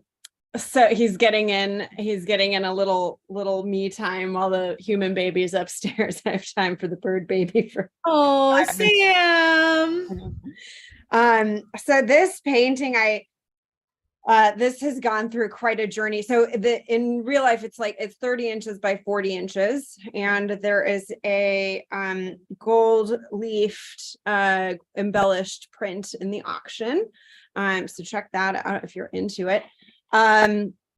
So the initial inspiration for this happened while I was on retreat in Santa Cruz at Vajrapani, which is an absolutely beautiful retreat center. Their main room has this incredible green Tara Tonka.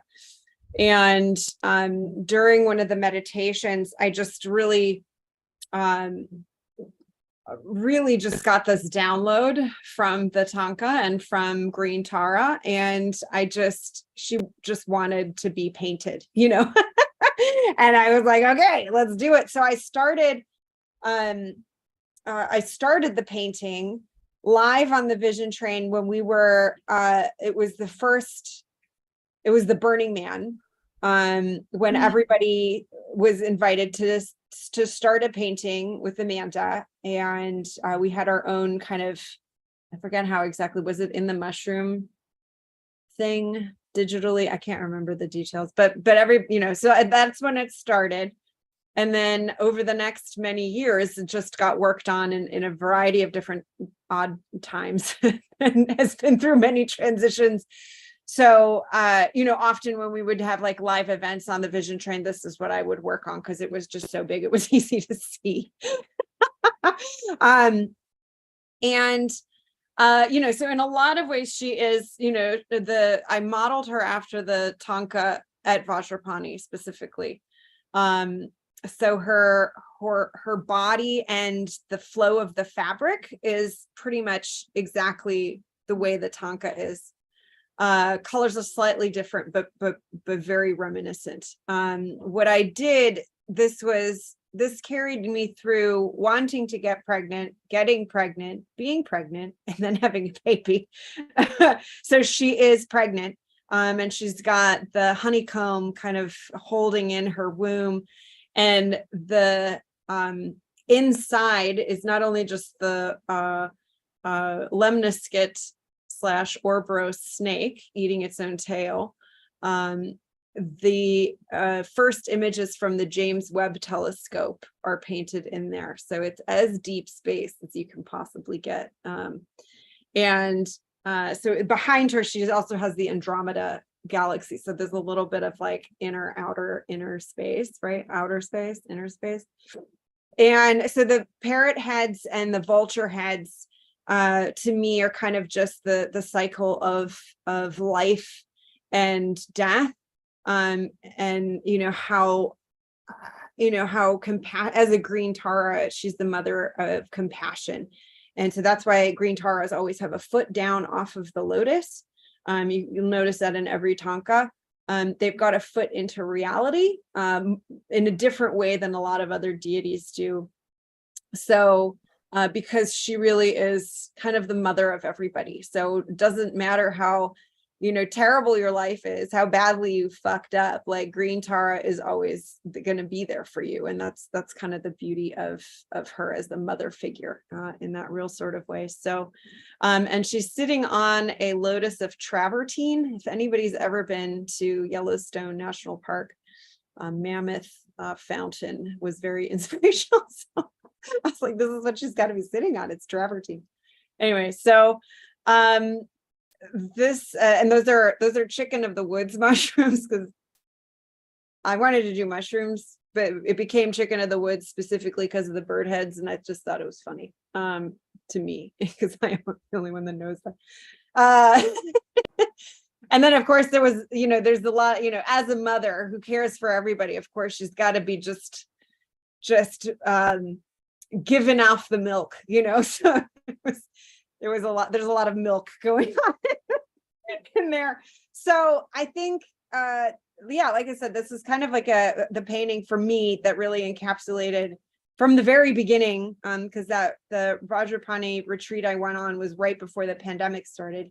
So from there to the Vision Train all the way through over the last couple of years, really it has been a journey. So thank you. And I just love being a part of this community and just all of the wonderful friends. And I just love you guys. So it's so lovely to always just be a part. And love you. So many hugs from the virtual realms. Love you, Christina. I just, these bird heads are just, the whole painting is incredible, but wow. You really did it. You really did it on this one, girl. Thanks.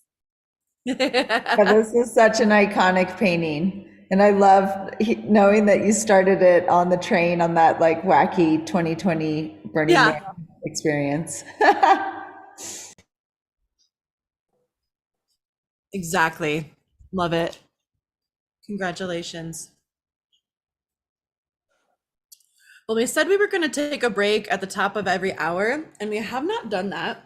But I also do feel a little bit inclined to keep going so that we can get, we've been going for 3.5 hours now. How is everybody feeling? Shall we keep going or shall we take a short break? It's up to you in many ways, Alecia, because you're the one running the show. She's escaped to go do quick bio breaks once or twice, but I'm like, keep an eye. I gotta go pee real quick. I mean, I'm okay. I'm really happy to keep going if you guys are up for it. Let's do it. The next piece is actually Lisette Murphy's, I think this is about 11 minutes long, this incredible video that is from her course, Image Word Mystery. And I'll let you say a few words about it, Lisette, before I push play. How does that feel? Oh, thank you so much, Alecia. Thank you, everyone, for sharing your incredible work. It has felt so good to bask in this resonant field with you. Image Word Mystery, I had the great pleasure of leading with ViTra Academy across a nice, lazy, creative 10-week container. And this course is deeply co-creative, deeply process-oriented course that uses the sketchbook as our vehicle, as our playground. And we co-generated poetry, we used creative games, we used interesting creative parameters, we improvised, and into our notebooks we poured interesting poetry and symbols, and we listened very carefully and took more interesting notes as we listened to one another. And in this way we sort of generated a whole set of intriguing symbols and echoes of poetry together. I also asked this incredible class if they would permit me to do a lot of documentation and live recording, audio, visual documentation of their work, so that I might be able to use this material and run with it further. And playing more creative games, I might be able to weave some sort of a poetic film, layered audiovisual experimental animation using their work and the symbols that ran throughout our course. And so this film is, you're going to hear the voices of many of the people here today. And thank you so much. I honor you, Image Word Mystery, for taking this fun journey with me. Thank you so much for hosting me, ViTra. I love it here and I love you all. Love you, Lisette. Enjoy this incredible film. I can't wait to watch it again.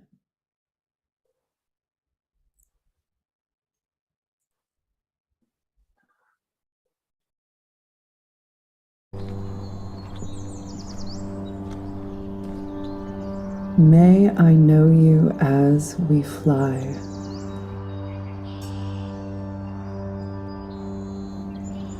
By the shape of the space between us shifting.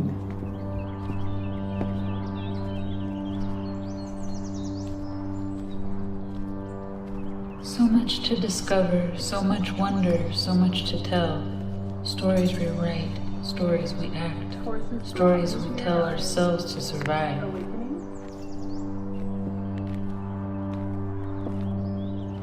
Tell the tales, stacks and shadows, doorways to light. There is laughter in tears. If you put your entire weight behind something, you and that thing are a connected entity. If it disappears, you will fall. Grace in the falling and the lifting. But some things cannot be moved until you commit your entire weight. Falling is not dangerous until you hit something. What if you just keep falling, gaining momentum, losing momentum, falling continuously? Orbit. I had a dream I was running through the woods. A dream is a vision, a gift from your subconscious. It felt like fleeing or being chased. This is a recurring dream. Each day, it feels as though I'm waking with the eyes of a newborn. She enters the stage so happy, excited, fully alive and expressing herself. Dream, waking, waking dream. Legs, arms, teeth, fingers. mind, heart, all eyes on my audience. It all flows into the now, Engaged, laughing.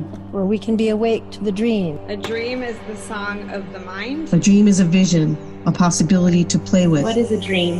A dream flows. A dream unfolds, unfolding through inner vision. But how do I know? Absurdities unfiltering memories and mysteries. A dream sings from silence of songs unsung.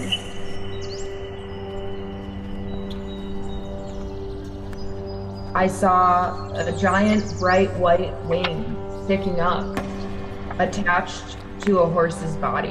Horses brought me here. Blossoming, swirling, processing, bouncing. A wish or a regret. Both and all in the same. I stare up at your face. It feels like a familiar moment, maybe a memory. I stare up at your face. We were on the mountain, and I could hear the drums. The feeling of a tragedy, a profound sadness, pierced me in the heart. A sign there is more to be explored. In the form of an eagle, we were trying to remember how to fly. Trying to tell you something. I was there, but I wasn't there.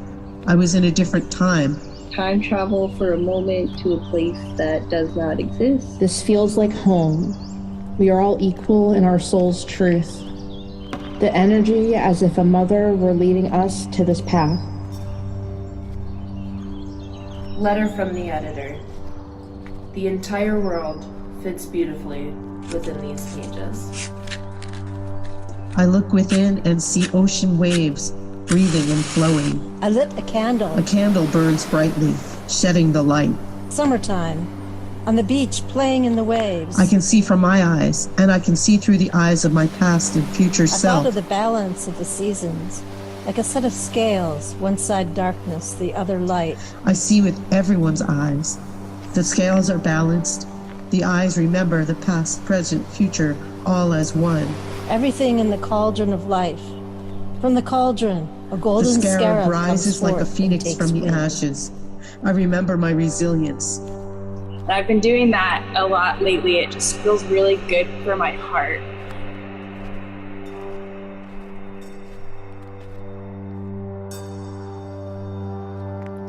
When I talk about feeding myself, I want to feed myself, not with food, but with food. And when I talk about loving myself, I want to love myself, not with love, but with love. They were all connected. So you can see why I prefer to communicate visually when words become so horribly, horribly inept. And I remember the ocean splashing over me after I had thrown the vessel of water into her bay. I am a ghost. The leaves sounded an ocean of rustle as I kicked the feather into my hand. I hear grief and praise. And my finger pointed the way. It sends me home to the ancestors. An assignment handed me these dice, and then. But I hadn't found what I was looking for. In my fever dreams, I had thoughts of things. Several selves resurfacing. It was glowing like a lilac crystal. And receding into nothingness.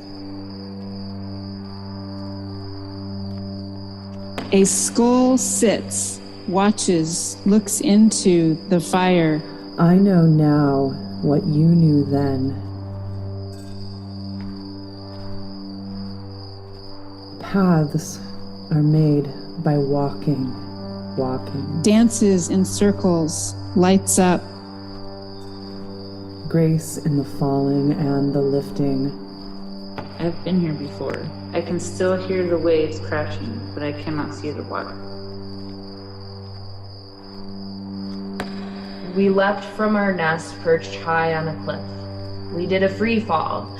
A place I come to often when I need to think. Playfully revealing the lighthouse beyond bones, radiating light. cups holding a moonshine, gratitude flows towards the clowning mathematician. Beyond bones, radiating light. This is the first ending of the day. The end of sleep is waking. Or an ending really is a gateway. Seeds of fallen fruit, ripe to rot. A reflection in between journeys. It may be the end of this night. Like most nights, watch and listen to the seed of creation. Seeds and fallen fruit, ripe to rot. Fertile grounds to grow. Down to the earth, sprout life anew, gathered and sorted seeds. Take these seeds, cradle them lovingly, keep them at a cool temperature, share them with friends or people in need. Come closer to the fire and I'll tell you about the mystery. The balance of life, a feather and a fire. It all comes out even in the end. Hands in hand, dancing around the blaze of shared vision.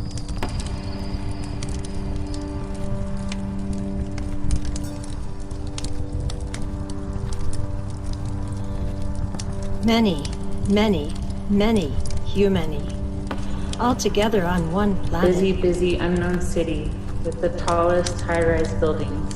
I was looking for someone. Passionate, fearful, hungry, and gone the wild others. Many, many, many, humany. Neon lights, fancy carpets, a plant by the elevator, a chair. I went from one lobby to the next looking.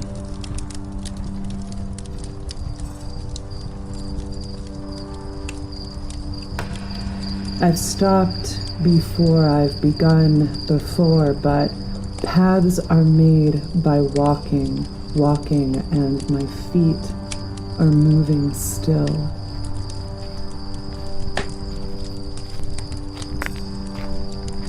A space where the scale sits.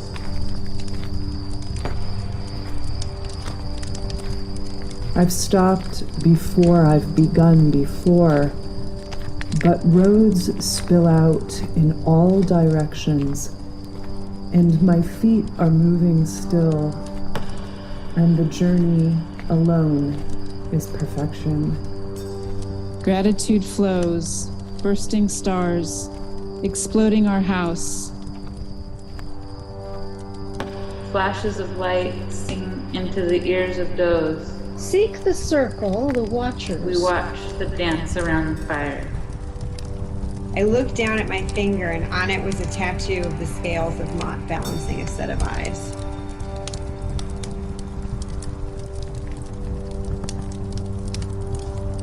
The watchers line the borders. Roads spill out in all directions. I know now what you knew then, and the journey alone is perfection. With gratitude for your home, which is this present moment, and love in your being, scatter the seeds. Our limbs entwine, embrace, and support each other in an improvised dance of co-creation. This holy chaos could be a cozy spot to anchor. Life equals death equals life, end equals beginning equals end. Wrapping round and round.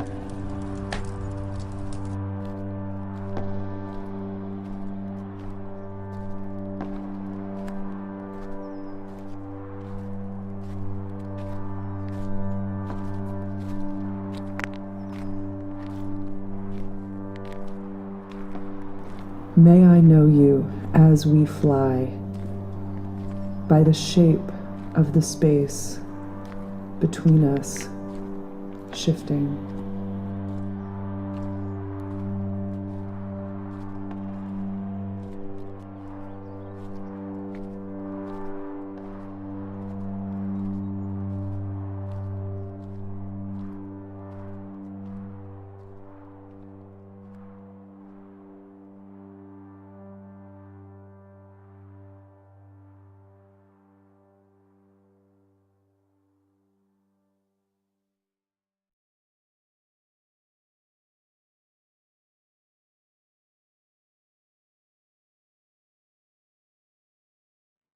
Oh,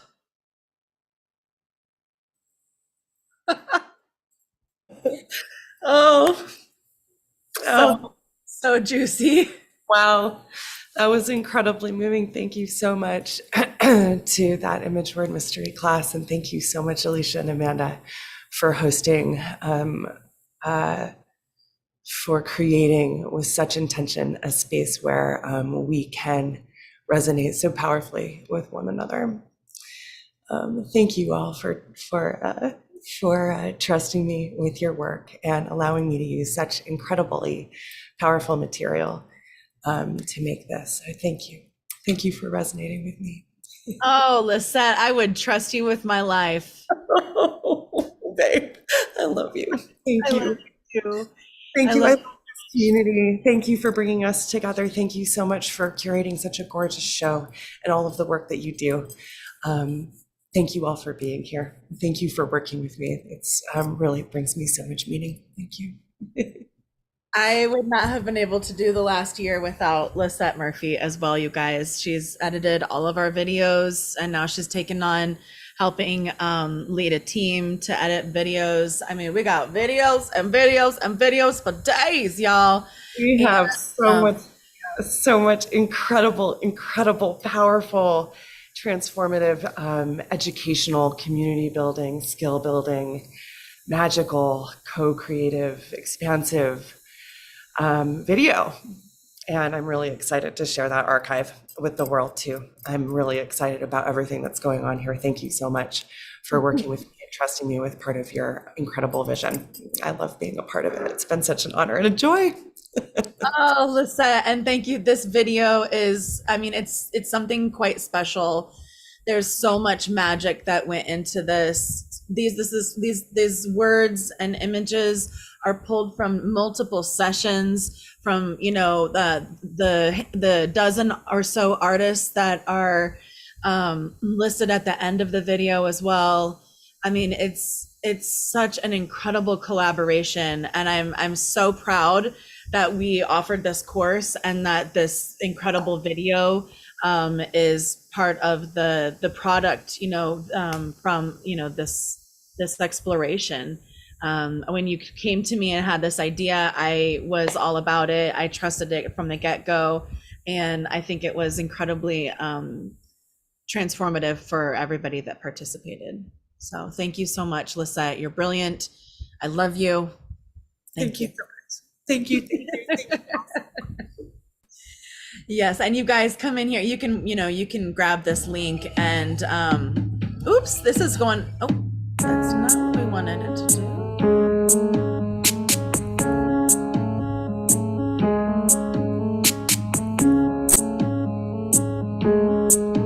So sorry, you guys. And plus, this is in a different format, so I apologize that that's not showing up the way it's supposed to.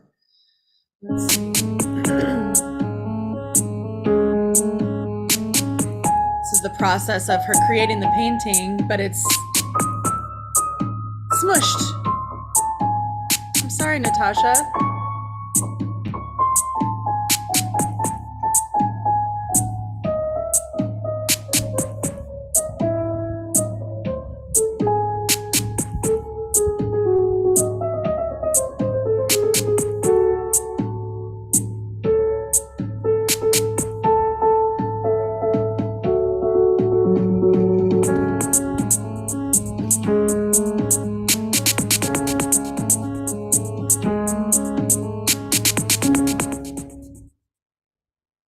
Okay, hopefully the piece will come back up though. Nope. Okay. Sorry about this. Hold on a second. I have to walk back through and go back and to see the piece, because I would love to show it to you guys and be able to zoom in. I'm sorry if this is an oversight, a glitch on, and then that I didn't see before we got here to this moment. But I was hoping that we could just kind of marvel at this incredible painting without it turning the process on. Yeah, I'm not sure if how close I can get to it without it turning it on. Yeah, just, I mean, this is, I know she did this painting for some of her friends. I'd love to just share.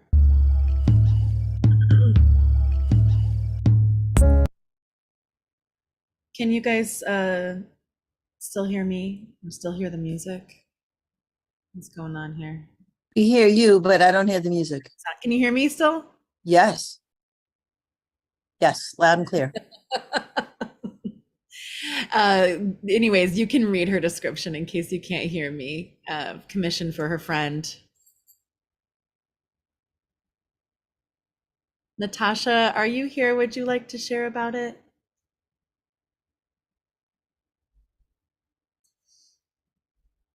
I thought Natasha was here. No, I don't think she's here now.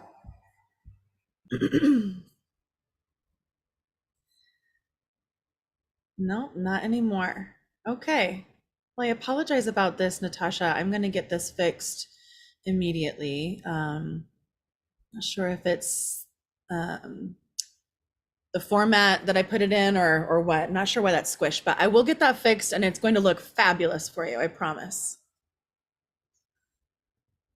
Our next piece is from Kevin Campeau, titled Mab. It's an acrylic painting. This is also a piece that Kevin used as demonstration for his course last fall titled Dreaming Awake, which was, Kevin has an incredible memory palace meditation practice. And the students that took that course with him learned his trifold approach to inner journeying, as well as his incredible acrylic painting techniques.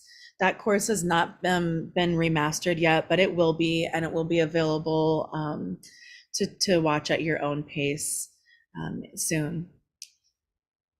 Thank you so much, Kevin. Sending a lot of healing vibes Kevin's way. He's going through a healing journey right now. The next piece is from Florence Maynard Quepalitzli, and the piece is titled Moondance Vision. And there's a great story here, which I would love to read to you, but I also don't want to cover up the painting for that long.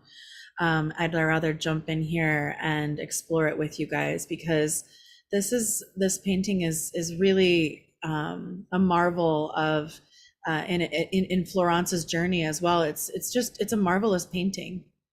All these incredible moon dancers around the fire, and the fire keeper over here. This incredible ceremony that's happening between these two women, and the magical white rabbit over here. The tree, the fire in the center of the tree. Looks like this may be the moon dance ceremony space. And this person over here having a little fire ceremony with the mushrooms, the crystals, the little waterfall, the deer crossing. Ah, bravo, Florence. I just love this painting so much.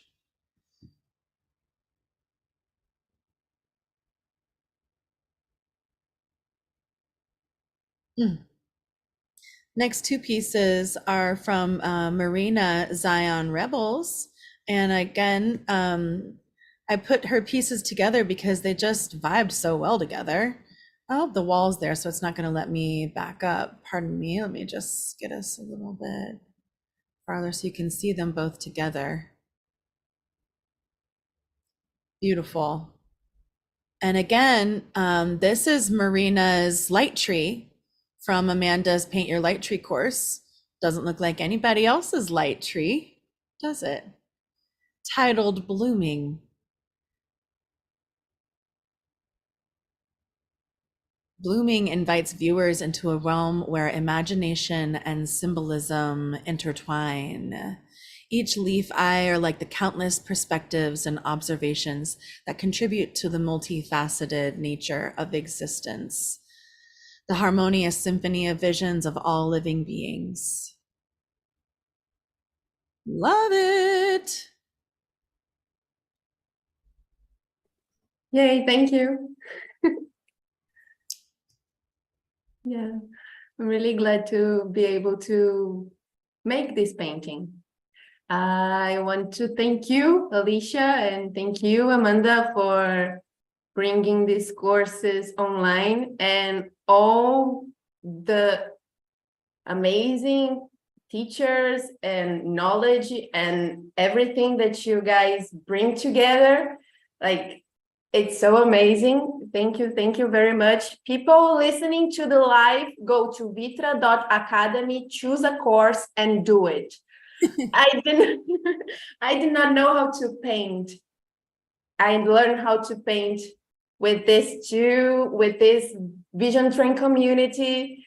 And it's so amazing to be able to realize these visions on a canvas with a brush.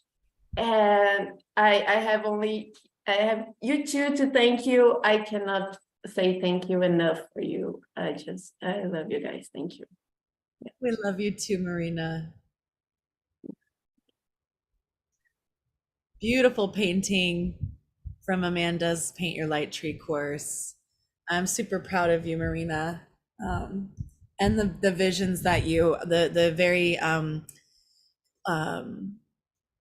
you know, the grand visions that you've brought through in the last few years, not only with the Vision Train in Motion, but I mean, that incredible painting that you did last spring. I'm forgetting the title of it with all the deities. Yeah. Oh, incredible. Yeah. Thank you so much.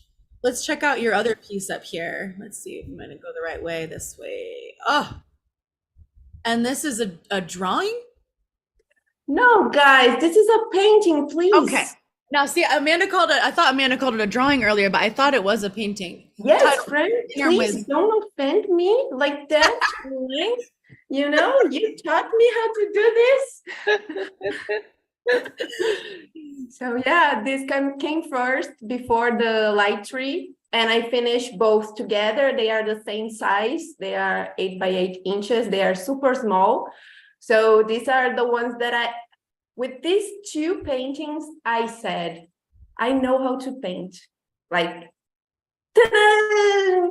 Yeah, it's so amazing. Like, it's so freeing, like really, really like liberating to be able to do this. Thank you. Oh, beautiful paintings, beautiful animation, beautiful heart. We love you so much, Marina. Marina's holding it down here on the train all the time. And did you already have your trip where your friend was going to play? Oh, was it Thursday? Oh, I missed it. Yeah, every Thursday I'm holding a trip on the Vision Train. It's 9 p.m. Brazil time. And it's a groove and paint. It's music, good music for us to jam.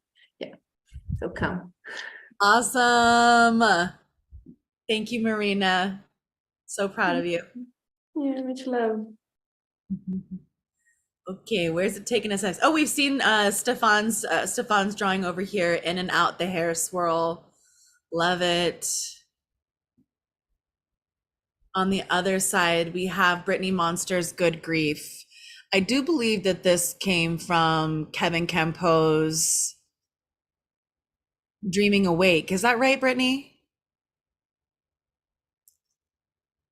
Brittany was here, but yeah, I think so. I'm not. I was in the course, and I think she was painting this. Yeah, I thought so too. Oh, love this painting. She says, after a guided inner journey with ViTra teacher Kevin Campo, I was looking at a fresh imprimatura we had created together with this technique. A face started to appear. My brush started moving, scumbling and pushing back white paint urgently, uncovering this spirit.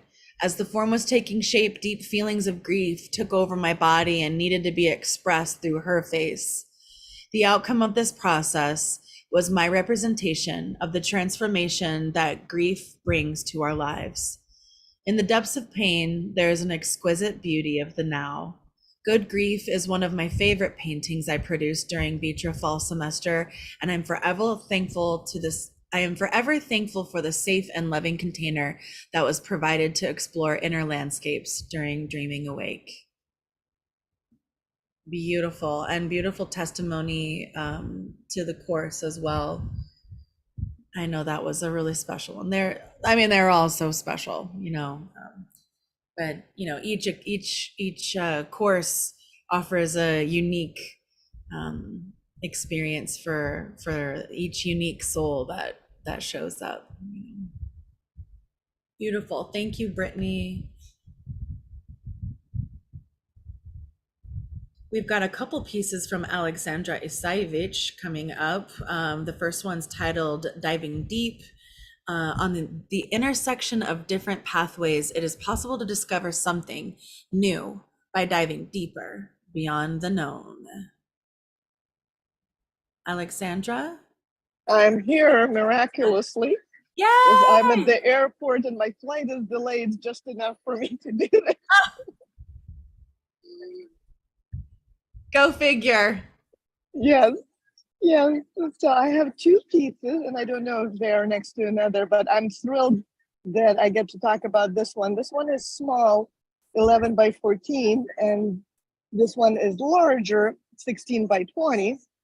And I love having them together because, well, I do like working on more than one painting. So even though this is acrylic, so the issue of waiting for them to dry was a non-issue, but having them in parallel, this one, and I do not remember how I wrote the title for the exhibit, but the one with the fish started very unusually for me with a specific meaning I wanted to portray.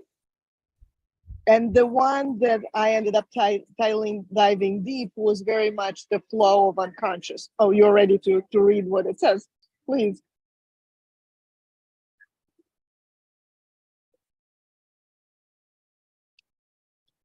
Would you like me to read it? I just popped it open. Okay, yes, fishermen and sinners seem to share the same pattern. The bigger fish and the bigger sins are likely to get caught, while the little ones tend to slip through. Yet the sacred net of interconnectedness envelops everything, even the small and the unseen. Yeah, so there was this magical aspect. This was actually an in-person workshop in San Francisco. And while I was traveling there, I took some extra time and visited my friend who speaks she's Italian and she speaks French and she speaks Portuguese. And she told me, isn't that interesting that in French, the word for sinner and the fisherman sound almost identical, very close to each other. So she launched me into the workshop with this inquiry. Very unusual for me to have a very clear idea of the images that I want to portray. So to counterbalance that, let's go back to the other painting now. I just allowed the other one to just flow and allow it to become whatever it wanted to become, to allow the image to emerge without me knowing what it's going to be.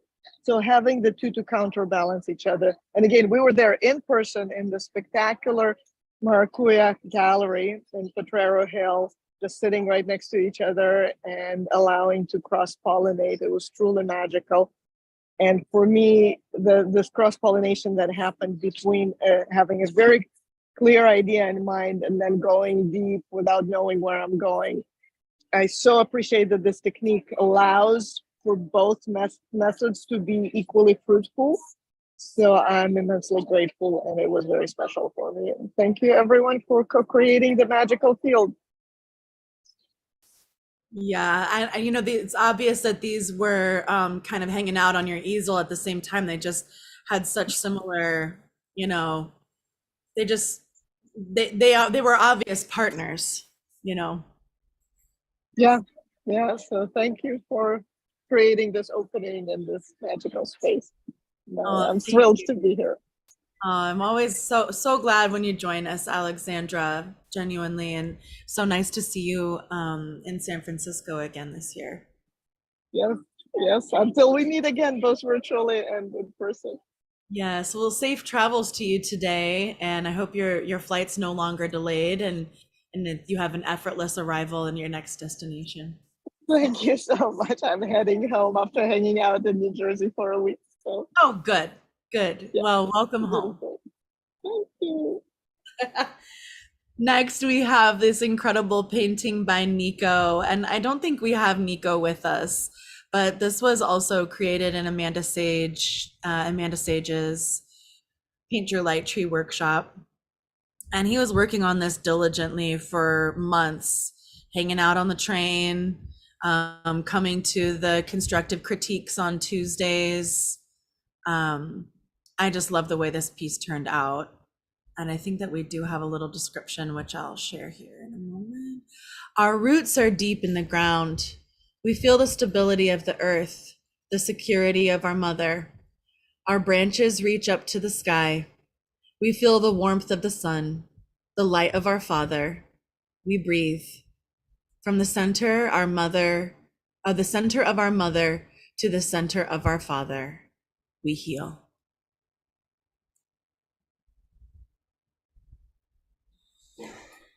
Super awesome to see this piece come to this stage of completion. Nico, I just saw in our Vision Train family chat on WhatsApp that he just arrived to Torri. That's quite a trek. If anybody's ever been to Torri Superiore in Italy, it's quite a trek. But all the meta places that we're weaving, this painting is really incredible. Congratulations, Nico. Absolutely. Next, we're coming over here to Becca Blake's second painting. You'll remember hers from the second room and the cloaked figures. This is another piece from her Road Food series. And she says, novelty lettuce and tortilla rest in a mythical family tree in this visionary painting inspired by the Road Food Performance Group experience in the ancient bristlecone pine forest of California. In Road Food, survival in the local landscape, performance art is expressed by draping individuals in novelty food blankets bought on Amazon.com and conducting a statement of survival in relation to consumption, place, time, and humanity in rural and urban settings while traveling past artifacts of culture in the Western states of America. The road food performances are spontaneous, happening any time of day and night, and the locations build upon a narrative of survival in a given landscape.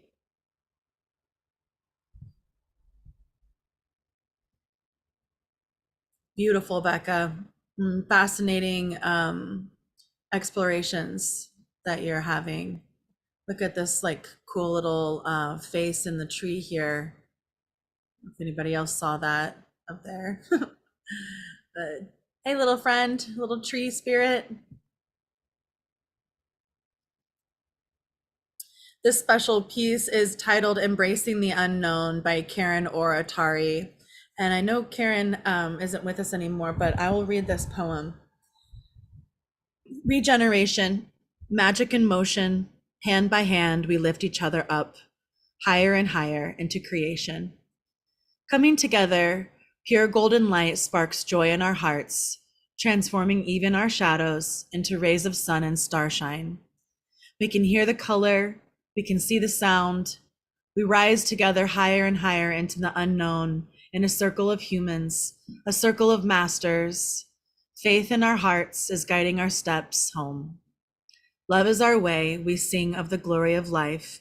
We praise the miracle of nature in every grateful step. Spiraling up, dancing and singing, the song of the stars shines our way home, into our center, into the age of Aquarius. So is magic revealed in us, the source of love. Beauty called to be born.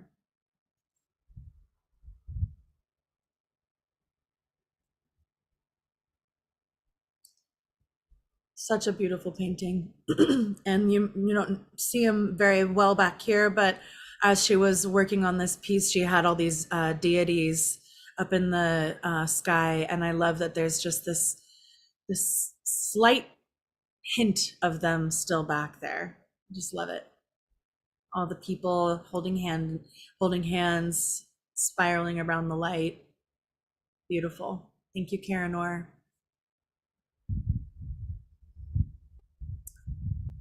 The Last Tree by Mark Henson. was created in March 2023 in San Francisco during our Mechanics of Nature workshop that he taught with Amanda Sage.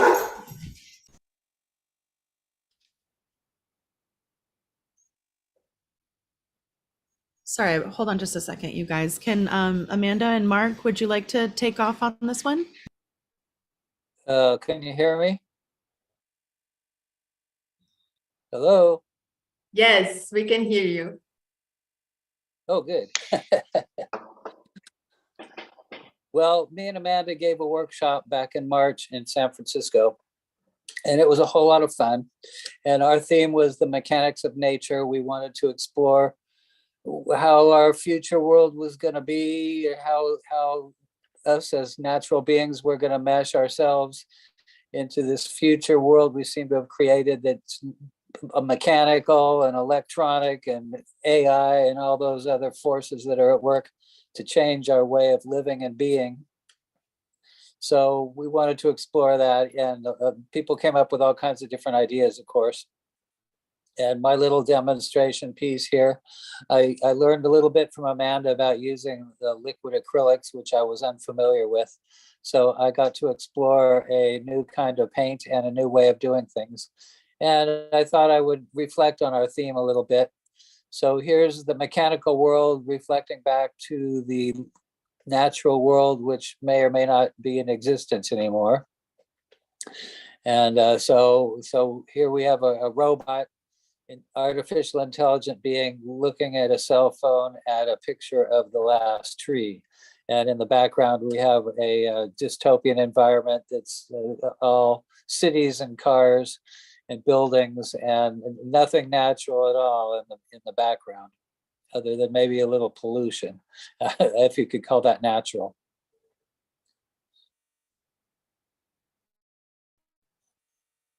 Yeah, so cool. I don't know if cool. we're headed this way. Yeah, I don't want to be too pessimistic, but I thought I'd explore that. So the artificial intelligence could be self-reflective, and perhaps in the future the robots will be upset about the fact that that nature no longer exists for them to enjoy. Maybe when we're gone and other intelligent beings are around, what will their world be like?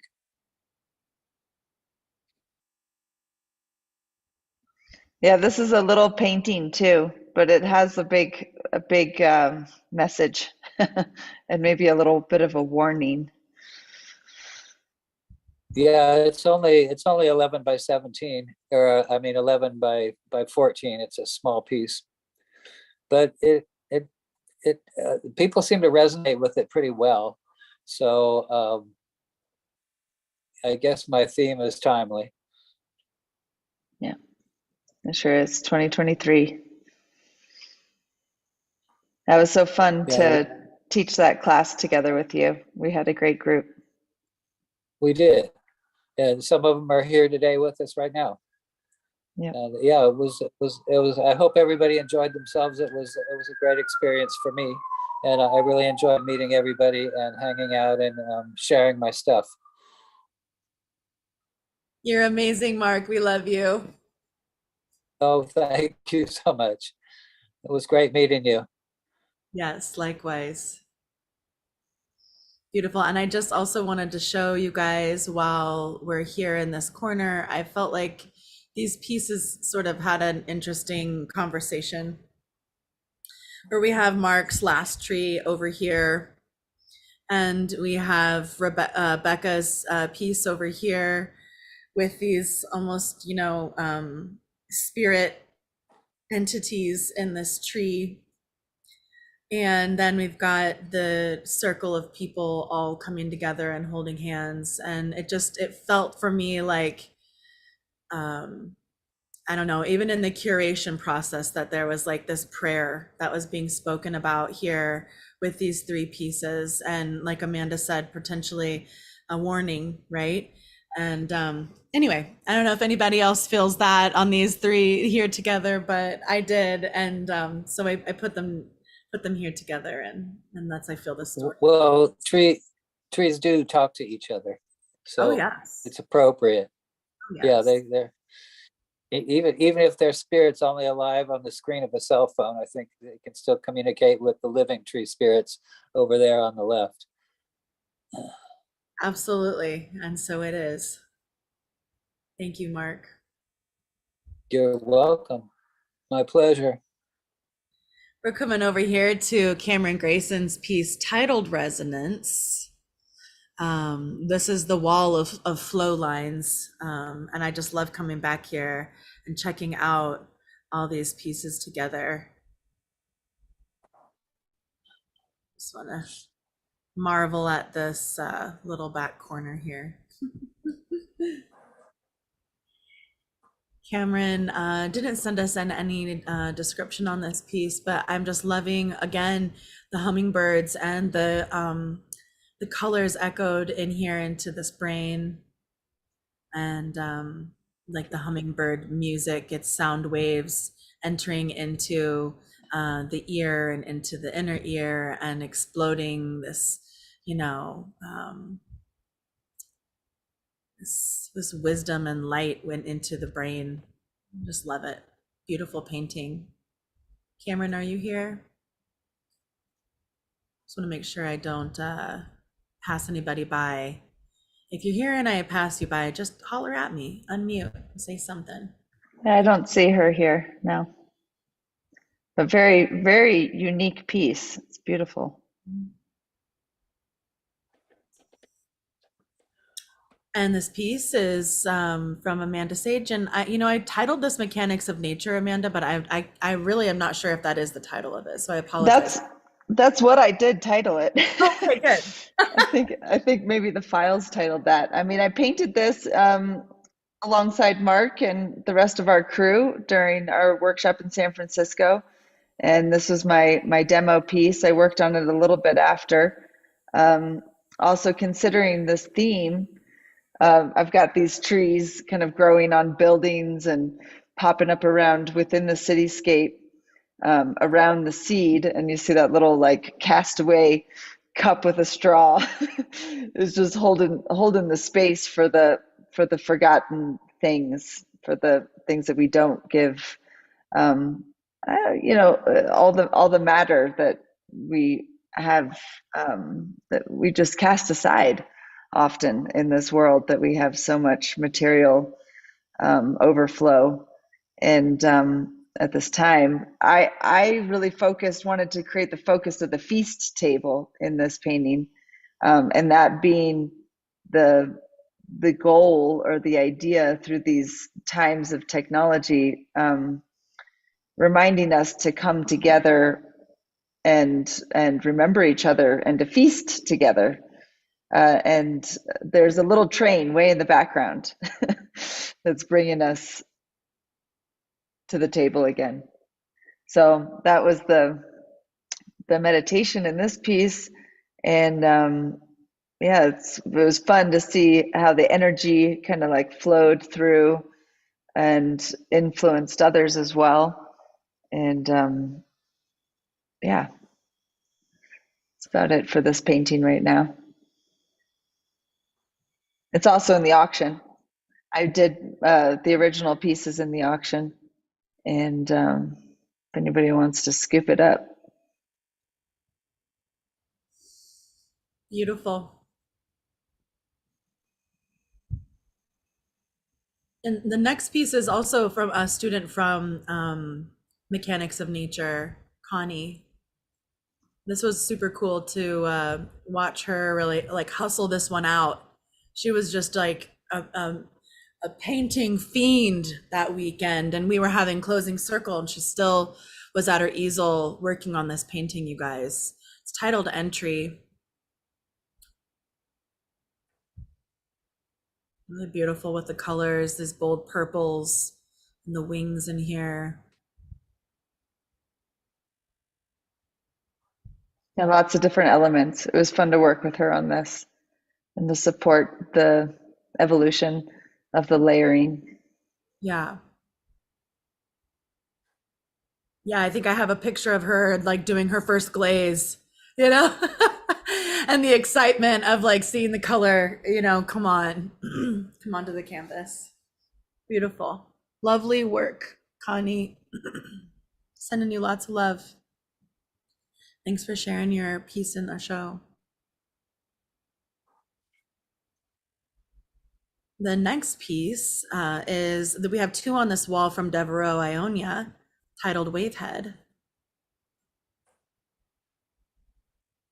Devereaux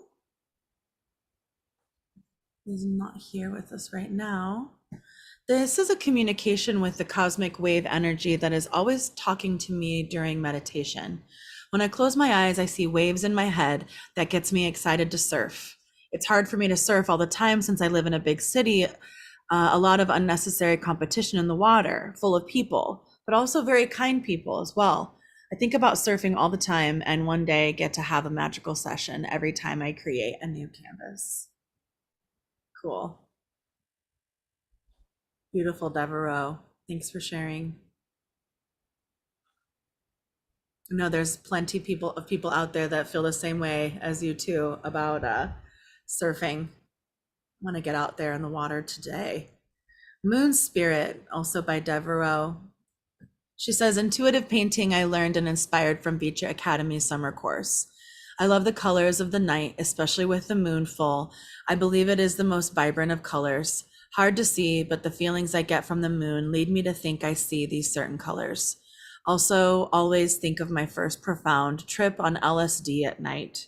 Never will forget the beauty of the moon and how it has guided me to where I am right now. Couldn't be more happy.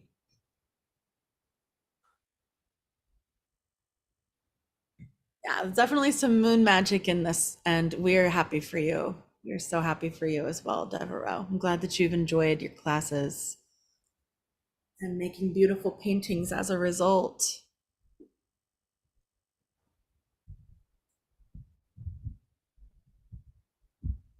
Angela, the womb of creation, place where all the dreams, the deepest mysteries, and magic of existence are real. You hear Angela? Yes, I'm here. I only submitted one because I got confused with the submission form, but yeah, I've done other painted in the courses. I'm sure the next exhibition I'll show it. But yeah, no, it's been a fantastic journey. So thank you all for allowing all of us that live in all sorts of places to attend and learn from all you guys. I think, as others said here, I wouldn't have even started painting before the pandemic. So it's been a fantastic journey. This painting, as it was from Kevin courses, it was it got us through a very long kind of vision, and I just wanted to picture just one moment of the vision. So it's actually 1 second of a long journey but it was very kind of meaningful. So kind of, and I was pregnant at the time. So for me, it was like it carried kind of important meaning on the whole process. So I don't know what to say. Is like a thank you all, really. Yeah. Well, it's a beautiful painting. Yeah, I was very much admiring it before, and just the delicacy of the baby inside the womb, and yeah, it's a special piece. No, thank you all of you. This group is magic. It's just magic. So thank you all. I don't even know what to say. Really, thank you all. And so gentle. And I also just want to acknowledge those of you, and I know you and Scott, you guys are in a totally different time zone, or we all are, but I know it's late for you. So thanks for staying with us. Now I wanted to incredible the painting that has been submitted and the journey that I've witnessed with some of you, because I remember some of the first courses that we attended online, and I actually remember when Christina started a painting on that session, and then I've seen a snapshot of her painting it. and I've seen other people's journey. So it's been fantastic just to be in this kind of brainwave with you all. And I know it's just the beginning, because you know, there gonna be more, and for me, it's just now becoming like my meditation, my kind of go-to places. I'm in my Zoom call and having my kind of meeting at work, and then I have my easel on one side, and I realized that I have a glass on the back, so some people can actually see the easel that I'm painting between the Zoom courses. the Zoom call, work Zoom call. So yeah, no, that's keep me going. Thank you all. I appreciate you so much in all of the classes, Angela. It's really beautiful to watch your work evolve, and this piece is so delicate and tender, and I just love it. Thank you all.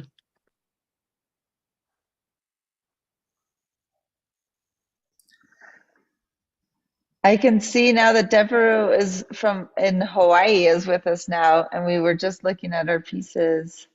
If you want to share, since we're right there with your work. Hola. Hello.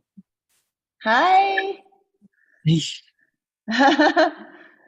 so good to meet you. Thank you for being here. Thank you for putting this on,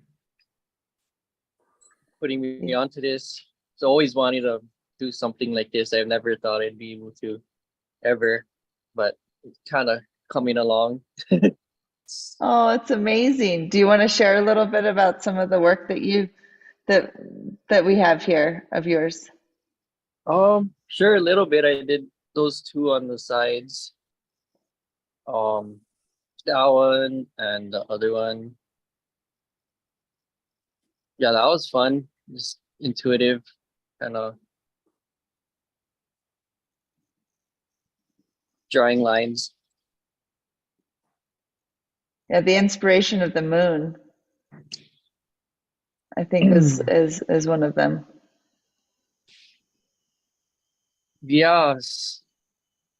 I just closed my eyes one time and kind of just turned into something like that. A tree kind of turned into that, and one of the most beautiful feelings I've ever had. And in this sun is just, I always think of waves and surfing and stuff, and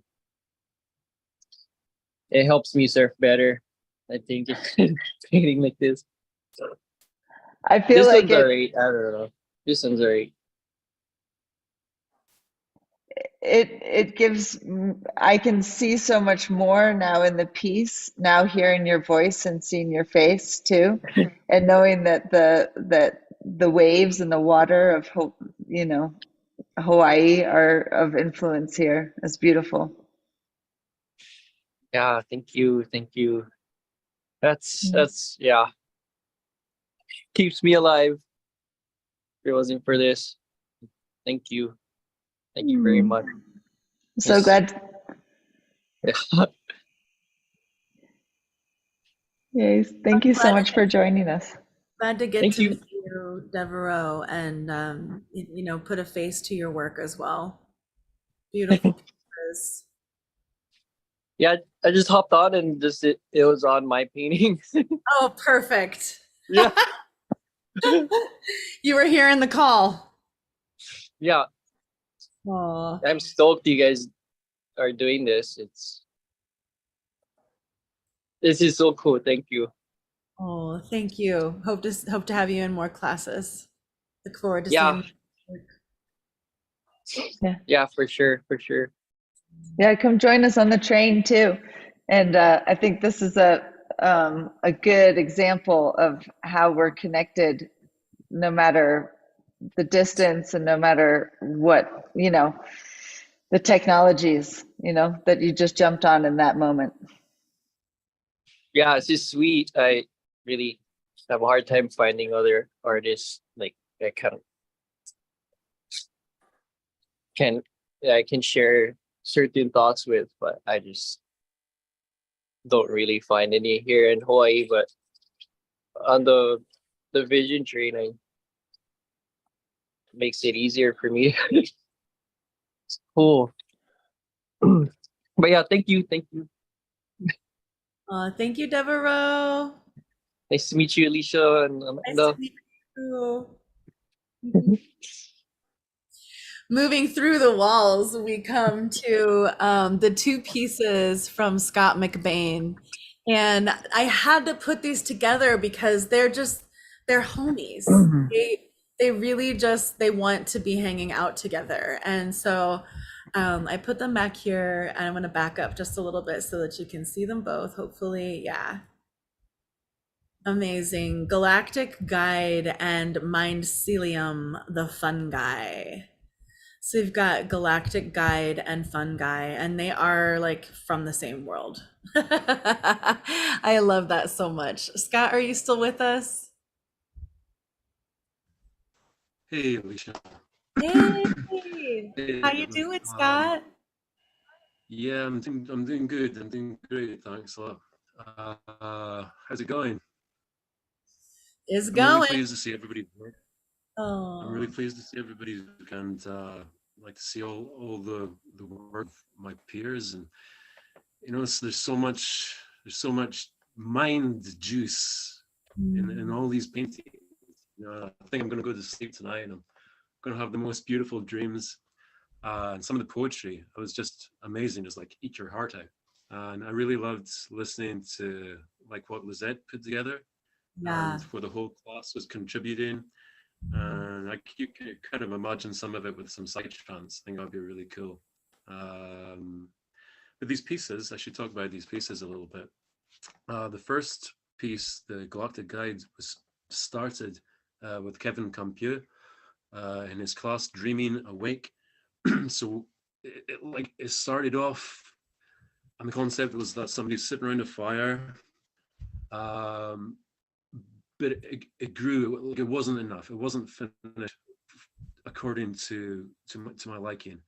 So it grew, and it became something that I kind of think about a lot. I think about this like a galactic council, and I think there's other people out there who think about the same thing and have the same kind of experience, and maybe have had this kind of experiences tripping, and they've met these kind of guides, and they've met the council as well. I was having problems with this because I felt the face was really flat, but I used a Mish technique to go in and start to pull out some highlights. I use a reflection from the galaxy. There's like a galaxy forming in the background, and it's like a reflection in a way, but in a way it's coming out from the face as well. So it's like the galaxy is within us, and we're within the galaxy. Yeah, I'm not happy with it as it is in its finished form. I think I can do a lot more with it, especially with the costume. I'm a lot happier with the face. Yeah. We could always do more, Scott. I think it's fantastic the way it is right now, and he's so powerful. It's developed a lot, and it's interesting that the name of the exhibition is Resonance, because the original form, this kind of bubble that's in the background, yeah, you see this kind of bubble here, that's a cymatic bubble. So that's like it's like a sound bubble. When you have these like trays of sound, and then you make a pure sound like a, and it creates a little poop poop poop poop poop poop poop poop poop poop. That's what it was behind his head, but he was sitting in a cave, and I suppose he could still be sitting in that cave and have the space background. We're all in space, and there's a quality of space in the world, and there's a quality of space in solid things, and everything has a quality of space. I love that. I love when you share your visions. They're so fascinating. Thank you so much. I really appreciate what you've done, putting the train together, like meeting you and meeting all the rest of the artists. And it's a great achievement. It's a step forward for the world. Like in many ways, the world is going into retrograde. Like the country that I live in, the UK, it's turned into a complete shit show. I'm finding it really difficult living. But in other ways, the world is moving forward at the same time. It's all become, for want of a better word, it's become a meta world. Yeah, it's a paradox for sure. There's so many of them. I see them all over the place, and I see them in all our paintings too. Ever more. Do you want to share a little bit about your self-portrait? Yeah, sure. Why not? Oh yeah. This is quite an old version of this. So I mean, you'll see now. I don't know how you can see that. I can't really see myself on the screen, but I've developed this so much more. I'm really loving what it is now, but I feel that in the face itself, I can still develop it more. Like I put some lines in that make it pop out a little more, because you know the first time you look at something, like 60% of what you see is going to be what's bold, right? What's going to go like stick out first is going to make you go boo. So I put in the boldness, but it needs more subtlety. It needs something more. So I'm gonna keep working with this one, and it's kind of like a special piece. And it's taken from real life, a real picture, like when I was taking some mushrooms. Like psychedelics have always been an integral part of my spiritual experience. And I remember the first time when I was like 17, and me and my mates all took mushrooms, and I was lying down outside, and there's like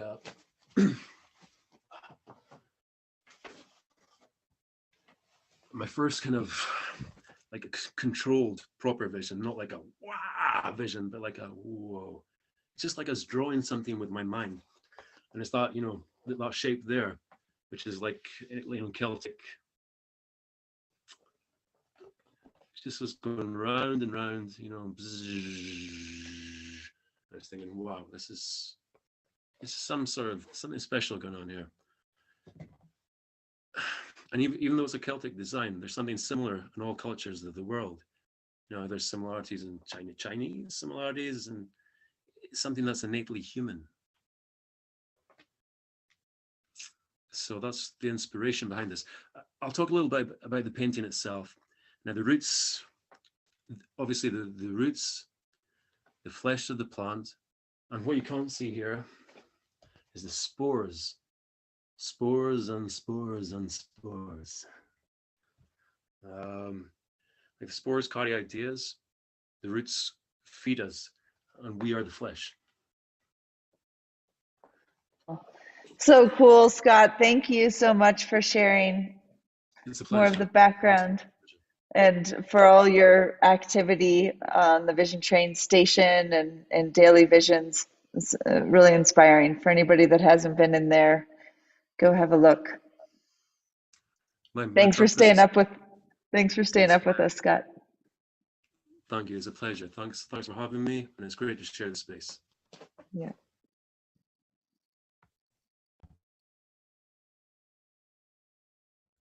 Our next piece, and I do have to apologize to you, Miles, because we also had Miles taught a class with us last fall titled Branding for Artists. And I did originally have the graphic that he made for that class in here as well. But then I didn't end up curating the classes according to the classes.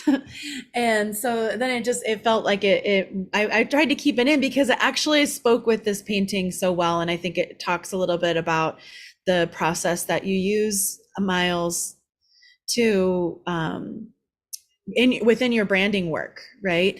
That there's these explorations that happen organically, and then you do go and render it digitally in Illustrator and other things But anyways, I did remove the other one because I didn't have any other titles of classes in here. But I was glad to keep this one in, obviously, because it's beautiful. Well, thank you so much. Yeah, the other one, I think it would have been an odd piece in a sense for this because it's more like a graphic poster. So it would have kind of stood out in a funky way. So I think that actually makes sense as an overall thing. But the distinction here for me, I spent a lot of time doing design work. So, it's quite analytical. It's quite about organization, about being able to find ways of organizing chaos, essentially. Most people's businesses, they look clean on the outside, but it's often quite messy.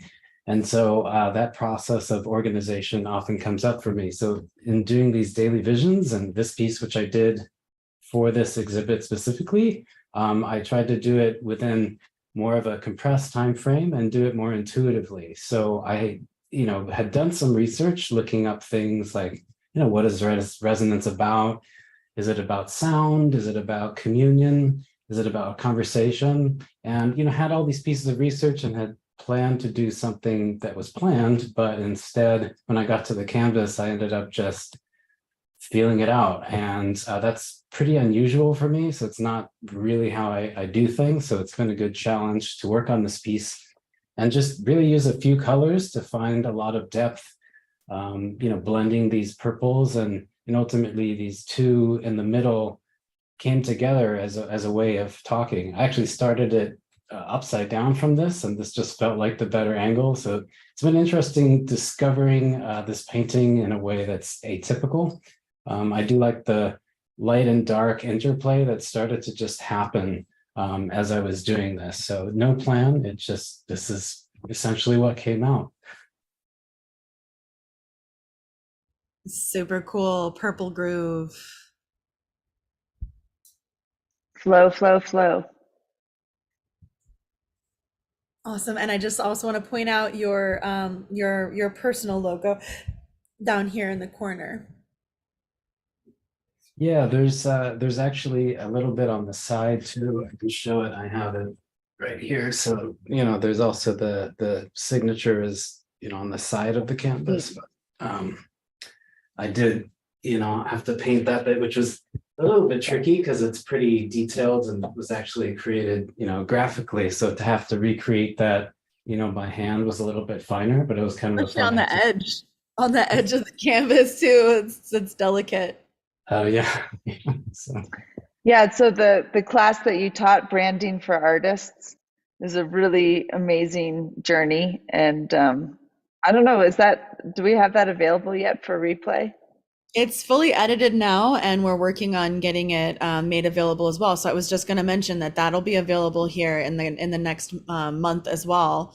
Branding for Artists, which is ultimately it's a powerhouse packed full of information on how to brand any business. And actually, we were thinking about retitling the course Branding for Entrepreneurs, because it's really it's incredible for anybody that's a business owner that's looking for guidance on how to brand themselves, whether that's in creating a logo or creating branding or on your web pages, on in your websites and things like that.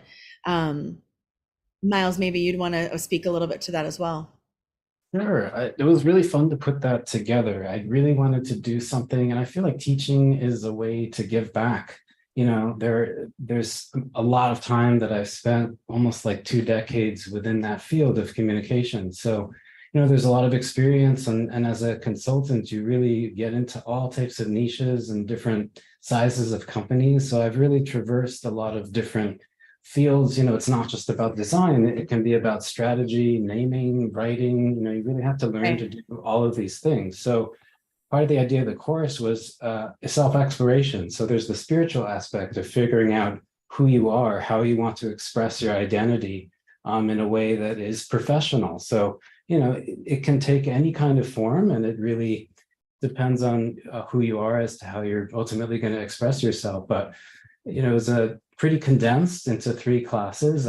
Could definitely go for, a longer semester or something like that. But it was fun to, take that journey with everyone, going from ideation, kind of immersing yourself into who you are and, how you want to convey yourself, all the way through implementing that. So how to make it possible and real for you to bring your identity out into the world.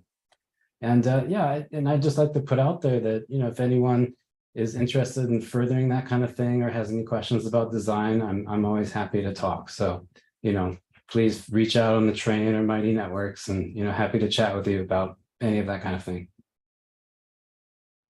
Well, you're a wealth of knowledge and incredibly generous with it, Miles. And thank you so much. I loved your course. It was, it was like, sometimes I was just like, whoa, this is like, like you said, this could be a much longer course. I feel like you packed in decades of experience into 3-4 hour sessions. So buckle in, y'all. That'll be available here in about a month. So. And thank you so much. I mean, I really appreciate, your trust in me to do that course, and just, having this platform and community to go back to has really been a godsend for not only the pandemic, but just, returning to that creative side that was missed, when you're only doing commercial work, like that personal creative work. So I really appreciate, both you and Alecia and everyone here, helping to make that a reality and keep inspiring and supporting. Thank you, Miles. So appreciate you being a collaborator in this journey.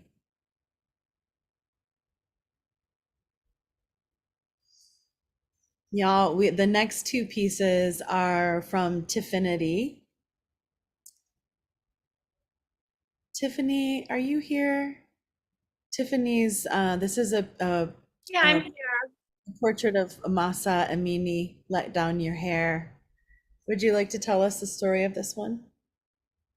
Absolutely. Well, where I first heard about Mahsa Amini was on the Vision Train, actually.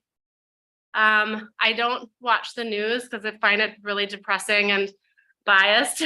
And actually, one of our global artists from Iran came on, just popped on. It's like, just wanted to let you guys know what's happening over here in Iran. This young 22-year-old woman was beaten for showing a little too much hair under her scarf, far less than this picture.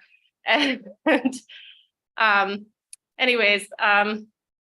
and she died because of that. And her death sparked a revolution in Iran, where you had thousands of people going to the streets, women taking off their headscarves, people around the world cutting their hair. Even train rider Courtney Crew cut her hair for the cause. And but yeah, he was telling me about it at that time, and I was, flabbergasted. I know, for decades the rights of women in Iran had been squashed on.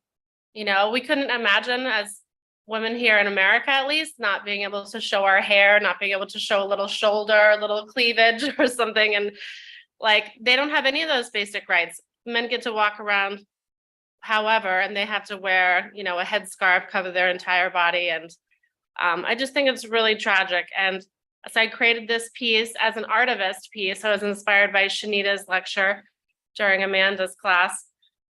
And I thought it was important, to just put it out there to make sure people know about this.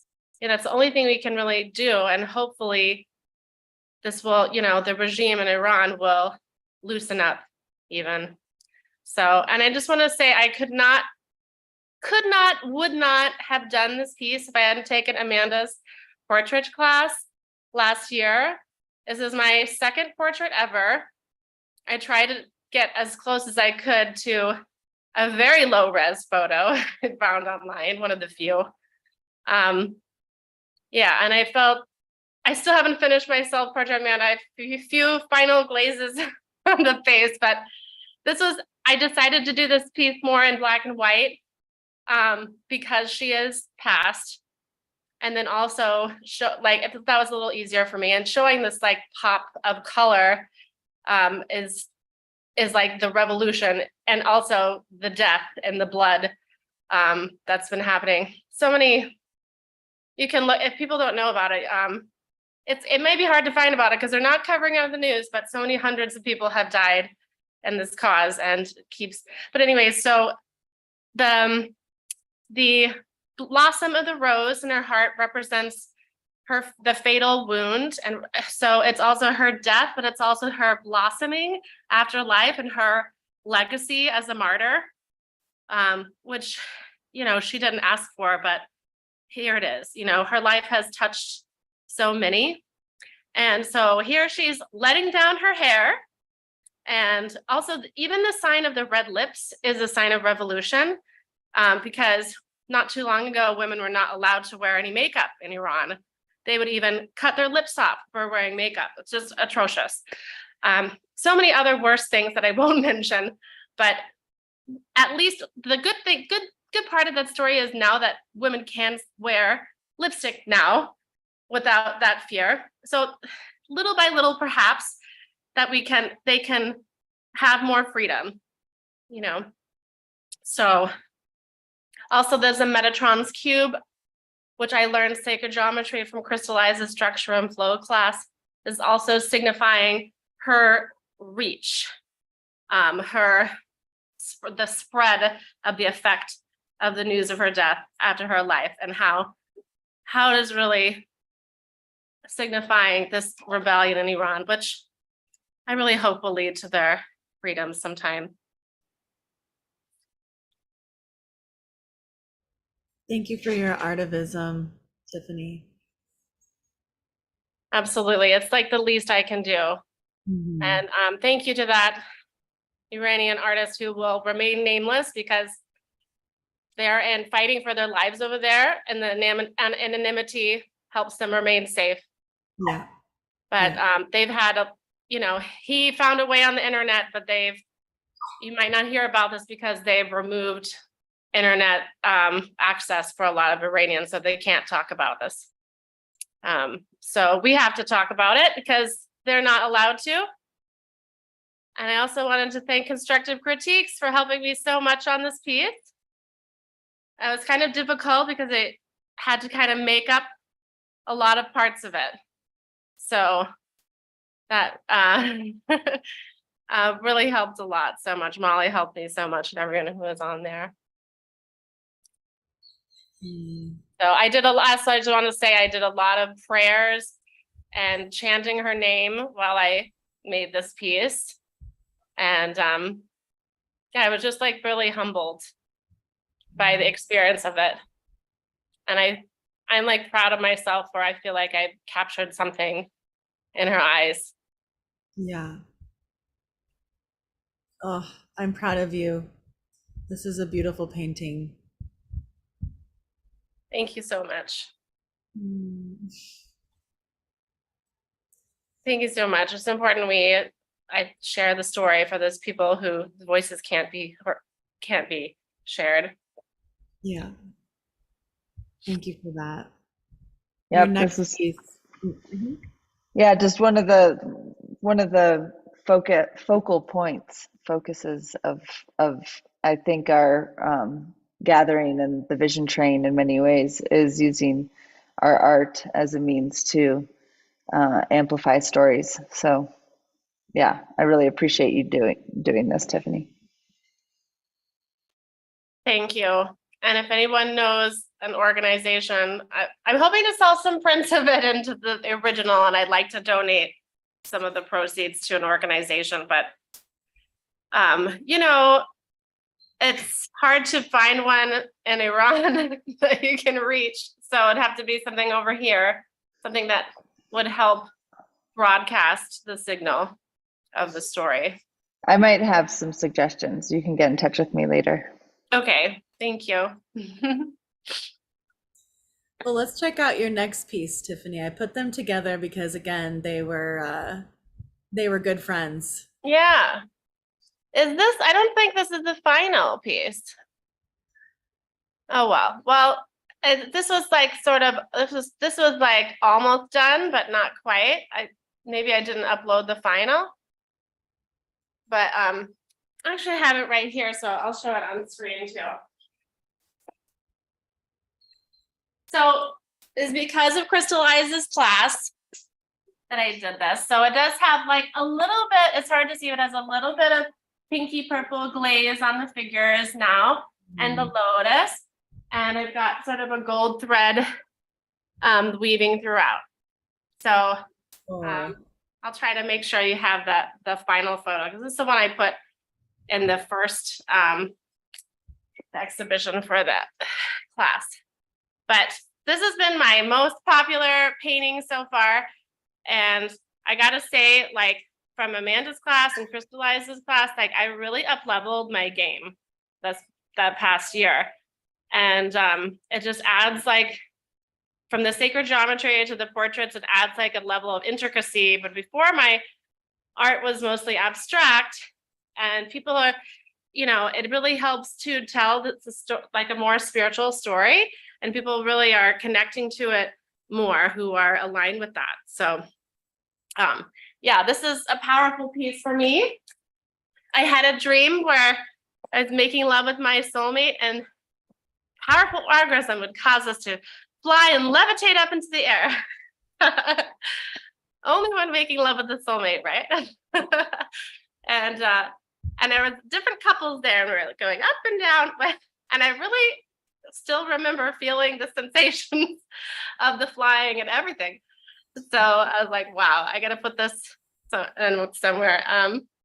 So this was inspired by a photograph from a Russian photographer. It's in my Instagram somewhere. Vadim Stein. Yeah, that's his name. And so when I put the sacred geometry in, you've got the lotus and the flower of life, and they're in lotus position. And you can even see how the flower of life is creating the temple arches. And there's even lotus at the side of the temples. So it's all like symbolizing the divine sexual union. And if you have some time later on, go read the poem. It's steamy, but I'm not going to read it right now. So.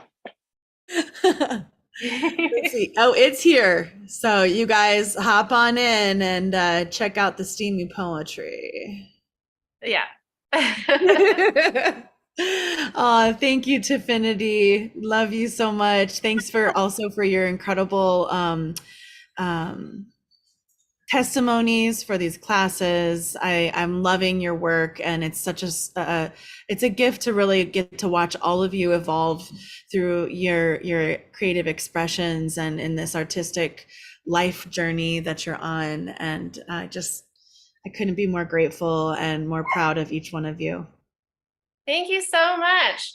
And Bootsy would like to make an announcement about the Hive Gallery submissions, which are opening up soon.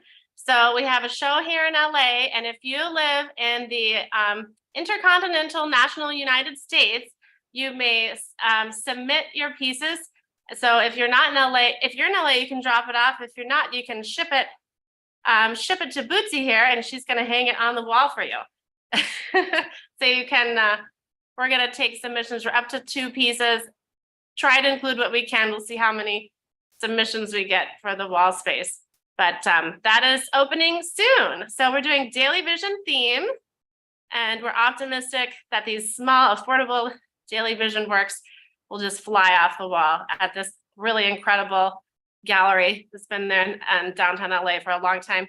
Amanda's studio is like right next door. She's got a close relationship with the Hive as well. So thank you so much for making all that possible, Amanda.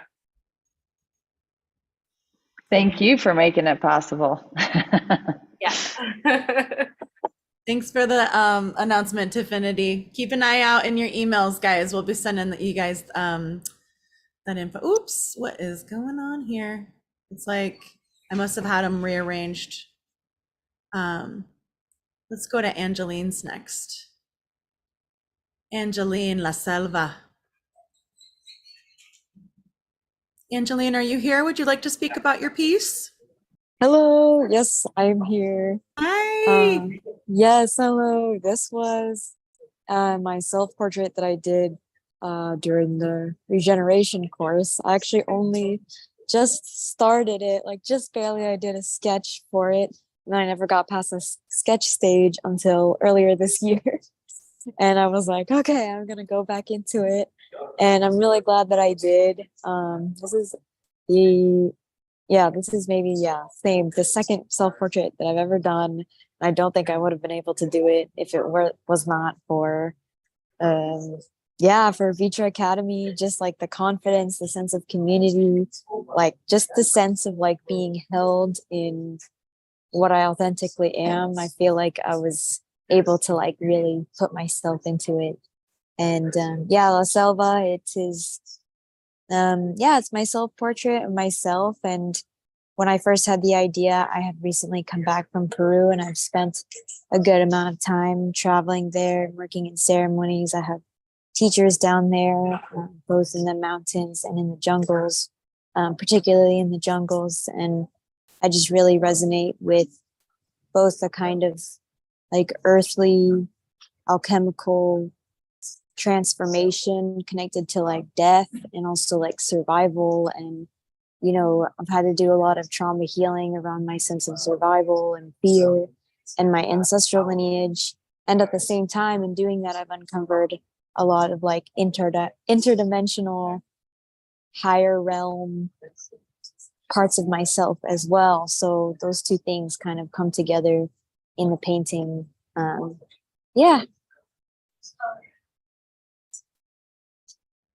Beautiful. So- Yeah, I was curating this. I thought, I don't think I've seen this before. And then I was talking to, I pulled it up for Amanda, and I was like, do you remember seeing this? And she's like, I don't think so. I mean, we're just like, you think you go through these journeys with the course, and you think that you know everyone, but then of course there's some that, for whatever, they can't come to the live class, or, so it was just such a delight to see this painting come in and see that it was from Regeneration. And I think it's beautiful. The snake is gorgeous, and your portrait is beautiful.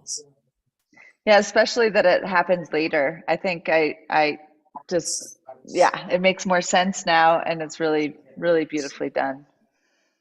Thank you. Yeah, I this is the first time doing like mish technique or anything, and it took me a long time, and I didn't want to post anything until it was like complete, or at least close to completion. But it was just I feel like at the end it really came together, and I just feel so grateful to be a part of this community. And Well, thanks for staying with us. I know this has been a really long show opening, but it's inspiring though. Everyone here is so inspiring. For reals. And it's so nourishing to get to hear all the stories. So thanks for being here. Nice to meet you, Angeline. Yes, nice to meet you. Yay, cool. See you again soon. We've only got a few pieces left, but this one here is by Mark Stevens from Mechanics of Nature in San Francisco earlier this year. I don't think I've seen Mark on here today, but this was such a cool one to watch evolve as well. And then to now see it come through now. I mean, I'm just now catching like this apple here. I had seen the lotus petals and the leaves around the head and the snakes, but I've seen this now for the last week, been looking at it daily, and I just noticed that there was the apple in here. I mean, there's just so much to see in these paintings, you guys. You're all incredible. Yeah, he continued to transform this painting so much during just the week we were together, or like actually it was only like 4 or 5 days. And then I think in all of his work there's such a complexity of story happening. But yeah, really cool piece. Thanks, Mark. Super cool. Oops, the next piece that we have is also super rad by Free Will Angel, the Wolf Pack. I just saw them a few days ago in Deer Creek. I saw Bob Weir with the Dead & Co. at Deer Creek a couple days ago. Angela, are you still here?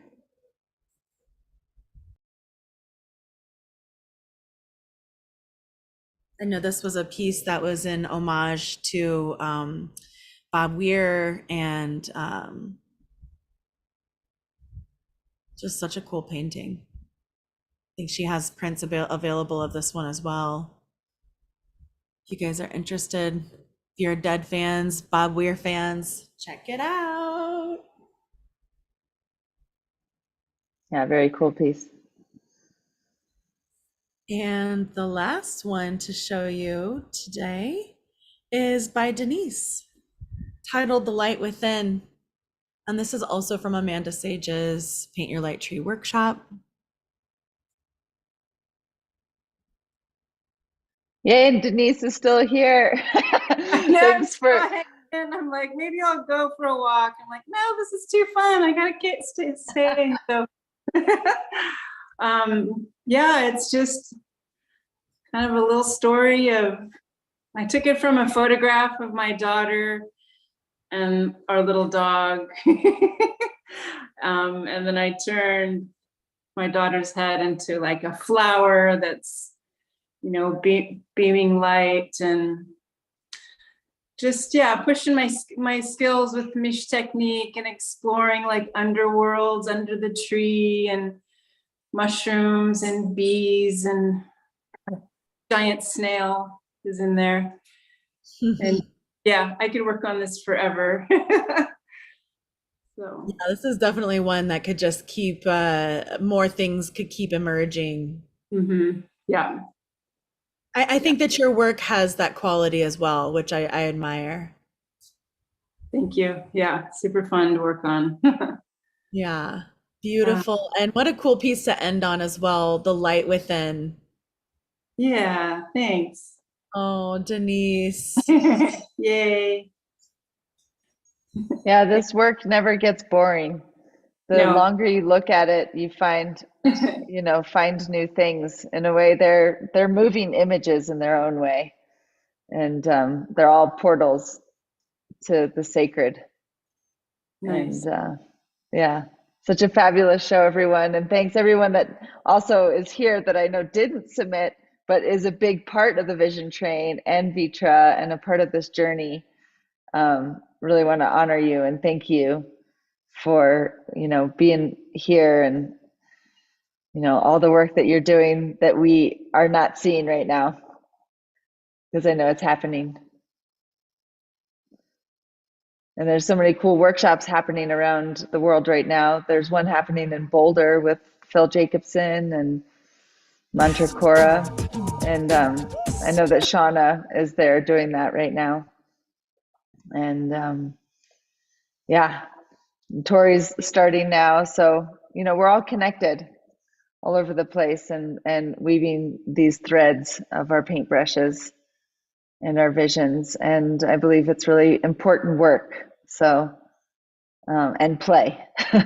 So let's just be nourished and fueled up through this show. Thank you so much, Alecia and Meg, for putting it together, and share this with your friends. Let's share it far and wide. We'll send out some more stuff in the next days and weeks, to keep the thread alive. And remember to also share about the auction. And if you do still want to submit one of your pieces to the auction, you can. Just go into the original page, and you'll find the instructions. So yeah, much love, everyone. And just another hour or two longer than we expected, right? It's always like that. It's always like that. I thought, well, it'd be awesome if we did this in 4 hours, but we did it in just over 5. And with 100 works of art, it's no surprise. So, and I also I love to hear from you guys. I love to share the floor with you and let you talk about your work. That's what we're here for. This is all for you guys, And so, yeah, I think I'd love to just take one final walkthrough, play our Vision Train song from Cornflower one last time, and let you guys take one last look at all of these friends that we have here gathered in this one virtual gallery space. This is your Vision Train and ViTra Academy 2023 Spring Exhibition, Resonance, Synchronizing Vibrations.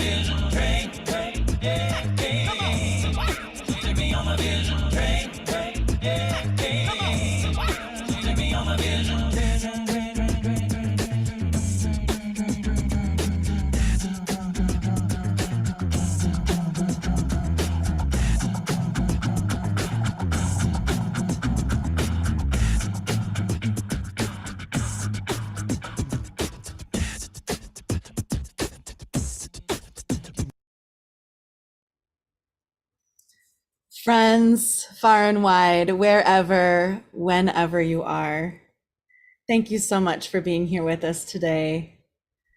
If you're watching the replay, you're with us here in spirit right now too. This exhibition has been created to offer a source of inspiration and a remembrance that when we resonate together and we synchronize our vibrations, that we are capable of affecting great change in this world that we live in today. Thank you so much again to all of our exhibiting artists, to our entire team that has helped make this a reality. Thank you to my amazing business partner, Amanda Sage. My name is Alecia Sacred Heart. It has been an honor to be here with you today, hosting this exhibition opening. I look forward to seeing you again soon. Choo choo! Choo choo! Everybody on here. Thank you.